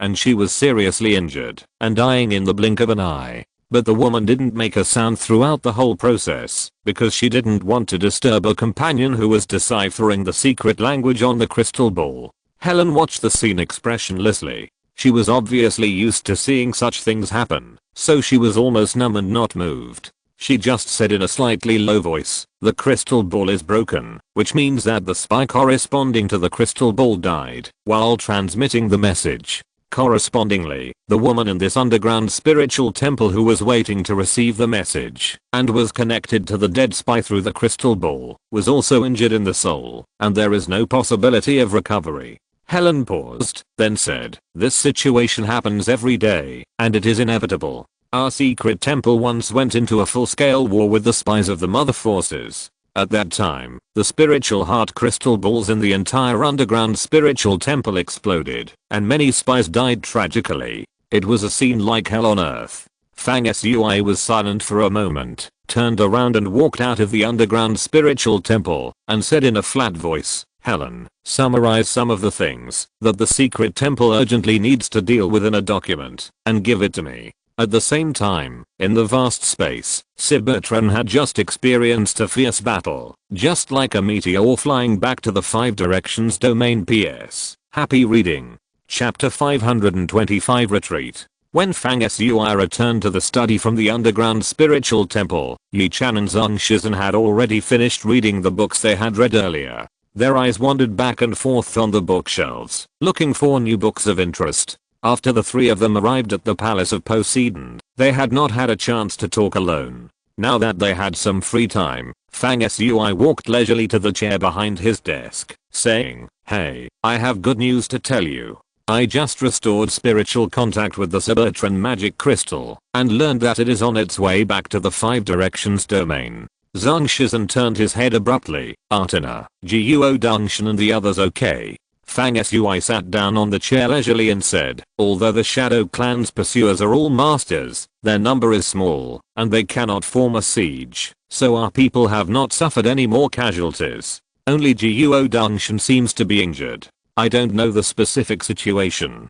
Tina is fine. Wu Yanbo and Zhao Xianzhao have been seriously injured since the initial attack and are still in a state of slow recovery. On the contrary, Cybertron itself suffered the most serious damage. I heard that some parts of the hull have been pierced. Zhang Shizhen said, then I'll go to pick them up. At this time Helen poked her head out at the door of the study. Fang Sui indicated that he would be fine in the short term, and Helen turned around and walked out again. Fang Sui said to Zhang Shizhen, no need. Cybertron lost contact with me before because it broke into a natural secret space where the rules of time and space were reversed and disordered, and the pursuers followed in. At present, only Cybertron has rushed out of the secret space. With Cybertron's speed, the pursuers are still trapped in the secret space. Even if they can get out soon, they will be one step too late and can no longer catch up with Cybertron, so you don't need to go. Fang Sui reached out and touched it. On the gorgeous dark blue desk with silver edges in front of him, symbols suddenly burst out and wonderfully stretched into 2 high back chairs with dark blue patterns. Zhang Shizhen and Yi Chan came over at the same time and sat down on their chairs. What are we going to do in the next stage? Zhang Shizhen asked. Fang Sui had already made a plan and said, after I sort out the affairs of the secret palace, we will go back to my hometown. Yi Chan recalled the past and said, when we first met through the formation pattern, it was when you had just left your hometown on the Mother of Life, right? Fang Sui smiled and nodded, then changed the subject and said, Yi Chan, your family has an omnipresent intelligence system spread all over the place. Is it possible for you to have a certain degree of contact or even cooperation with the secret palace, share resources with each other, and deal with the forces of the mothers together? Yi Chan bit her moist lips slightly and pretended to think coquettishly. After thinking for a while, she said, this seems unlikely. My family and some related forces moved here from the outer universe, and the first generation leader gave a death order. If it were not for the critical moment of the survival of the race, the power that the tribe had painstakingly built up would never be exposed to the people in your universe. This is an irreversible way of self-preservation. Fang Sui asked casually. He didn't have much hope for this plan, so he was naturally not disappointed, but some regrets were inevitable. If they could successfully cooperate with the Echan family, the resources in the hands of the secret palace would at least double. That would form an unimaginable force, enough to create an overwhelming advantage when facing the various mother forces. Yi Chan raised his eyes slightly with a smile on his face, and the next moment he suddenly changed his mind and said, our family's power cannot cooperate with the secret palace, but we can cooperate through me and you personally. Fang Sui understood immediately and said happily, you mean you can be the bridge and only reveal to me some secrets and resources that your family possesses? Yi Chan hummed and half-jokingly reminded, but you have to promise not to disclose our family's secrets and power details to anyone. If the news is leaked, you will be responsible for killing and silencing the witnesses, and help us maintain the secret forever. Zhang Shizhen muttered on the side, I heard your secrets, will I be silenced? Fang Sui turned his gaze to Zhang Shizhen and teased, Shizhen, you have entered the 5th level. Since you have challenged King Zhang Liu, it is impossible that you have not thought about returning to the Teiku tribe to see your little sister before. Fang Sui's words were extremely lethal to Zhang Shizhen. Under Yi Chan's slightly puzzled gaze, Zhang Shizhen stammered awkwardly, I've been to see her. She's fine. She's now at the peak of the 4th level of cultivation, and is a top figure of the younger generation in the tribe.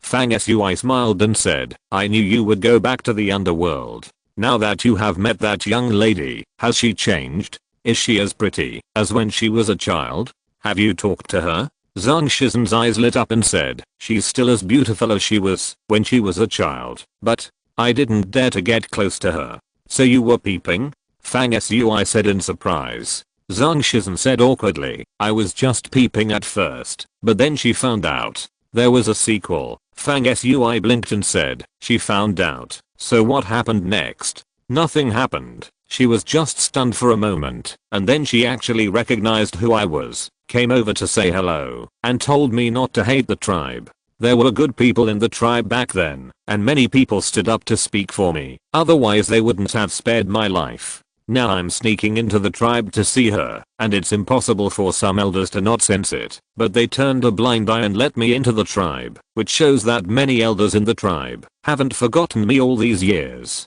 Well, that's all. Fang Sui immediately put on an expert's posture and pressed on. Didn't you take the opportunity to set a date with her to meet again? Didn't you tell her that you've been thinking about her all these years, and that you would marry no one else but her? Zhang Shizen's pale face suddenly turned red, like a prawn just caught, and hesitantly said, I haven't seen her for many years. It's not good to say that you would marry no one else but her. As soon as we met, I didn't dare to say anything. Yi Chan was laughing on the side, while Fang Sui had a look of contempt on his face. Zhang Shizen glanced at the two of them, his face turned redder, and hesitantly said, Fang Tao, do you think she likes me? Fang Sui said without hesitation, no. Zhang Shizen's face was full of disappointment and he looked heartbroken. Fang Sui smiled and said, but there is still a chance for you two. This turn of events was too big, and Zhang Shizen's heart almost couldn't bear it. He immediately put on a look of joy and asked repeatedly, tell me quickly, how come there is a chance again? Fang Sui patiently explained, it's like this, think about it, if she hadn't been so impressed with you, and remembered you all these years, how could she recognize who you are, as soon as she saw you, and come over to talk to you? Zhang Shizen smiled and said happily, yes, that's the case. It's because I've been thinking about her all these years, so even though she has grown up, I still recognized her at a glance. It turns out that she was thinking about me too, so she could recognize me at a glance. Yi Chan's big eyes curved into crescents, and she tried hard to hold back her smile. A hint of delicate blush appeared on her pretty face, which was gorgeous and compelling. Fang Sui looked serious as he analyzed. Moreover, women are soft-hearted and have a natural maternal instinct to take care of others. You were persecuted, and your blood was extracted and deprived back then. Your experience was really miserable. But this kind of thing is not necessarily a bad thing for a girl who pays attention to you. On the contrary, it can inspire her to protect you. This should be the reason why that young lady has remembered you from time to time over the years. The thing about feelings is that you should not think about them too often. Even if you don't like someone at first, if you keep thinking about the other person in your mind, you will gradually develop a good impression of them. So the fact that the young lady recognized you at a glance when she saw you after many years shows that she must have been impressed by you and thinks about you often. He finally concluded, so you, Shizen, have a great chance. Zhang Shizen looked overjoyed, but after thinking about it, he became a little confused. Then why did you say before, Fang Tao, that she didn't like me? Fang Sui sneered, I liked you at first, but when I saw how cowardly you were, and how you didn't dare to fart after meeting, it was natural that I didn't like you anymore. Zhang Shizen regretted it greatly and said, what should I do? If I had known, I shouldn't have gone to the tribe to see her first. I should have asked Fang Tao for advice before going. Yi Chan finally couldn't help laughing so hard that her body shook with laughter. Fang Sui was still serious and meticulous, and comforted her kindly. It's okay, you guys will meet next time. You can make up for it, be braver, and restore the image you had when we met last time. Zhang Shizen nodded fiercely and encouraged himself, as if he had made a great determination. I will be braver next time we meet. Then he began to mutter, obviously thinking about what he should do to be brave the next time they meet. Fang Sui glanced at Zhang Shizen with a half smile, turned to Yi Chan, who was smiling sweetly, and said, do you know anything about this mirror? As he spoke, a hunting mirror appeared in his hand, and he shook it in front of Yi Chan. Yi Chan took a glance, and said with a curled lip, isn't this the hunting mirror that is said to be able to hunt gods and demons? It is a rare treasure with ancient origins. This thing is powerful, but it is not necessarily a good thing. Its previous owners either disappeared inexplicably, or died a miserable death. It is very ominous. You should be careful too. Hey, your mirror is incomplete and the damage is so serious. Who has the ability to break the hunting mirror? Fang Sui then talked about the weirdness of the mirror and suspected that there was someone hiding behind it, using the broken lenses of the mirror to steal the owner's origin and build his own foundation. Finally, he asked, as far as you know, Yi-chan, is there anyone in the Five Directions domain or the Mother's Forces who is extremely talented and whose cultivation speed is so fast that it cannot even be described as 1,000 miles a day, but who deliberately keeps a low profile, hides himself, and never easily reveals his strength in front of others? Yi-chan said thoughtfully, if there really is such a person, he must be hiding very deeply, and it is not easy to judge. Looking back, there are many people who are worthy of suspicion, but after careful analysis, they are not very likely. We can identify a few targets, and I will let our family's forces pay special attention to them. Fang Sui said, in fact, I now have the ability to extend my thoughts to the other side of the mirror and trace the source, but I'm afraid of alerting the enemy, so I have never used it. Checking the person hiding behind this mirror is not an urgent matter, so there is no need to rush for now. Fang Sui put away the mirror in his hand as he spoke, and said, I have some actions that will be launched soon. Now that I have just arrived at the secret hall, I will be relatively free. I want to take this opportunity to do a short retreat and transform the experience and training of Shadow and his party into strength. What are your plans? Yi-chan said boredly, I don't know anyone here, and I don't have anything to do. I'll practice with you. The practice room that the Seeking Hall configured for Fang Sui, the chief deputy hall master, was very special. It actually opened the passage to the anti-void through a symbol on the desk. When Fang Sui led Yi-chan and Zhang Shizhen into the passage and walked into the anti-void, they came directly to a practice room, suspended in the anti-void. This practice room was built on a floating island-like building in the anti-void, and the design was exquisite. The practice room itself was inside a high tower on the floating island. By opening the passage, it was fixedly connected to Fang Sui's office study, making it convenient for him, the deputy hall master, to come in and practice anytime and anywhere. Undoubtedly, practicing in the practice room and the anti-void would be extremely beneficial to the perception of the power of space rules. A few minutes later, Fang Sui, Yi-chan, and Zhang Shizhen successively chose a place in the practice room where they would not disturb each other and began to retreat for a short time. After Fang Sui reached the 5th level, it was the first time that he had time to practice in depth. When he closed his eyes and let his consciousness sink into his body disappeared completely, replaced by a golden sun with overwhelming light. At the same time, the golden scripture of the sun in Fang Sui's sea of consciousness opened, and the remains of Horus inside it vibrated all over, as if they were about to revive. P.S. Happy reading. End of this chapter. Thank you very much for reaching the end. Don't forget to like. Looking for more exclusive content and immediate access? Subscribe to our Patreon. Remember, every like, subscription, or donation encourages us to continue. Thanks to everyone. See you in the next video.